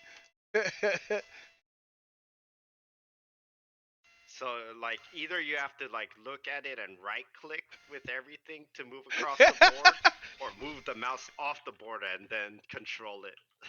It's so Reaction stupid. Content is fun. Hey, Doom, what's going on, man? Oh, headshotters. I was trying to get that. What? It's vertical. Your No, face is vertical. He doesn't know. I'm just fucking with my sensitivity, that's all. Oh, no. Hold that shit. Alright, I'm waiting for you. Reacting to your content. Wait, you're reacting to my content? Yes, I'm reacting to your content live on Twitch. You can start. I told you to start already. Oh, what? No, you didn't. I said start the second I came back. Oh, so exemplary. Haha. Oh, we're so exemplary. Man, 46 packs. You should open all those packs like dead ass. Would you like to You sing can't. the You can't. Headshotty song? You can't be. You can't be No. I don't even know having what that that many is. packs and be streaming like that. Hoes mad. Hoes mad. Hoes mad. Hoes mad. Hoes mad. Hoes mad. I don't think that's a headshot. Hoes mad. Hoes mad. The hoes mad. Their headshots. Who's doing the voice? Hoes mad. So anyway, yeah, blocking. I'm honestly just blocking his fucking cam. I need to fix that. Goodness, you missed it this morning. If you weren't here, I got the elite win with Diana. Oh what? GG fam. The Mad Dog. Yeah, this is how hard it is for this dude to get like lead. I keep taking it from him. Beers keeps taking it from I'll him. give you credit. See, I'm trying to spread the Here, that's what I'm niceness gonna of do. Siege into the real world, okay? Oh wait, I'm giving you that's credit. the wrong That was one. pretty amazing. I would fuck the shit out of this girl if she was real. There we go. I blow her fucking But yeah, this is the number one 2% What's up? Oh, seed 16, streamer. Hey, what's up, His Holiness? Shane White is here. Oh, Yeah, this is number second, no, number 2% streamer of Rainbow Six Siege, Ronan Dinch. I hope y'all guys enjoyed this funny ass content because this shit is about to be hilarious. Oh wait, not Christmas market. It's River No, Christmas market. And I won't be uploading this to YouTube. You can. It doesn't look like they snipe out the window as much anymore. Yeah, because peeking sucks and So people get counter peeked. That's why a lot of people just start peeking a little bit. Like, if you're bold enough to just to fucking do it, you have to have somebody else on cams or something like that, or just sit there and wait and hope they will come there. Because like 9 times out of 10, or no, 6 times out of 10, you're gonna get your shot off. Sometimes you won't. If you don't, oh well, go back, just roam around and shit like that. You know, I don't peek because I might get popped. Whatever the NK is. Huh? No, forever Mozzie. It's funny. What is with what I've noticed that a lot. The Koreans are always saying like you're not white, you're not black, you're Hispanic. What is this? I never heard a Korean call people Hispanic.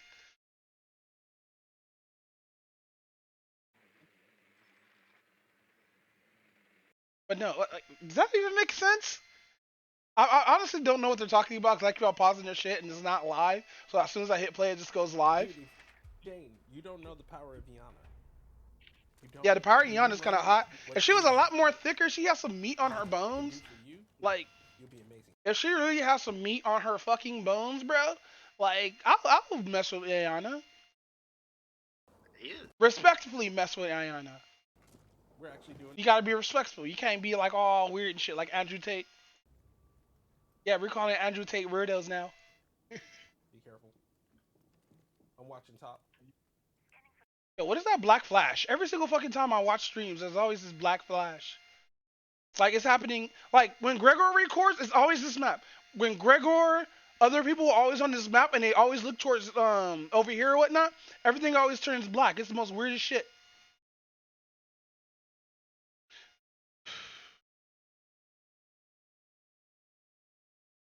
But no, it's always the weirdest shit. Oh no, they're shooting from inside the window, but they're. But yeah, we're just gonna watch a little bit of that. Then we're gonna switch back to Blue Eyes White Dragon. Oh no, it's not showing my shit. Hold on, guys. There we go. But nah, fucking I'm streaming for like damn near 7 hours. We're gonna watch one more video since we got 5 more minutes left. I'm honestly just trying to meet my quota for the day. I'm not gonna be streaming for. Well, I am, but like I'm just like getting ready to stream like long ass fucking content later. It's not gonna be all reaction every time. It's probably gonna be like Pokemon or something. Actually, what is this? Pokemon Core version.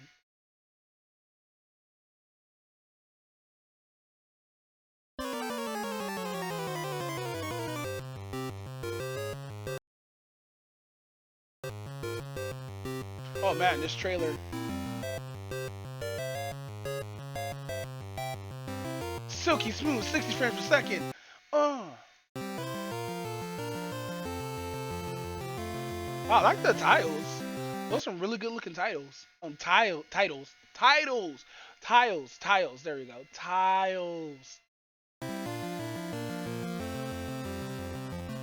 Wait, did the character fall?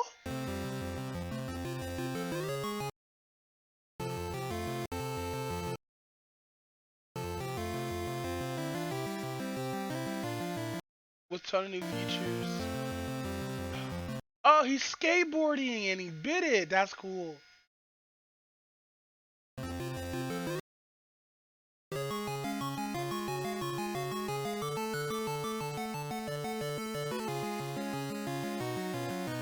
Yo.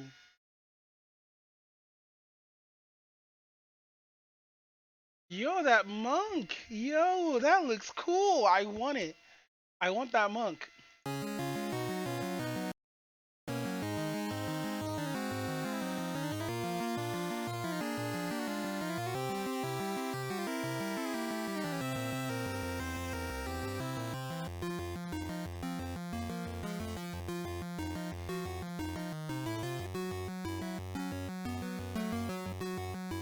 Yo, that move look. What move was that? That was rough play. Rough play looks amazing. Yo.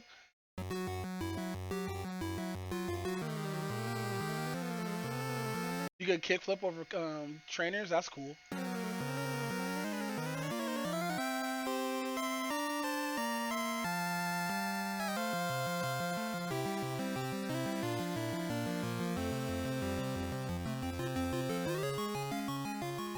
Hey yo, I play this. I'll play a Pokemon game. Actually, I still need to play Pokemon Road because I still haven't beat that yet. I gotten so close last time, so fucking close. All right. We gotta watch a little bit of this, just a little bit.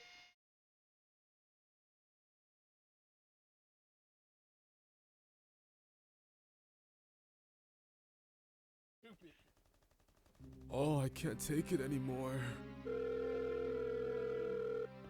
Hi, this is Sitting here fantasizing about laying you on your stomach and tuning that big old red ass up and spreading and folding the Oh my god, ew. big old red ass. Come on, who's on the phone? And long digging that pussy till it's squirting and farting, squirting and farting,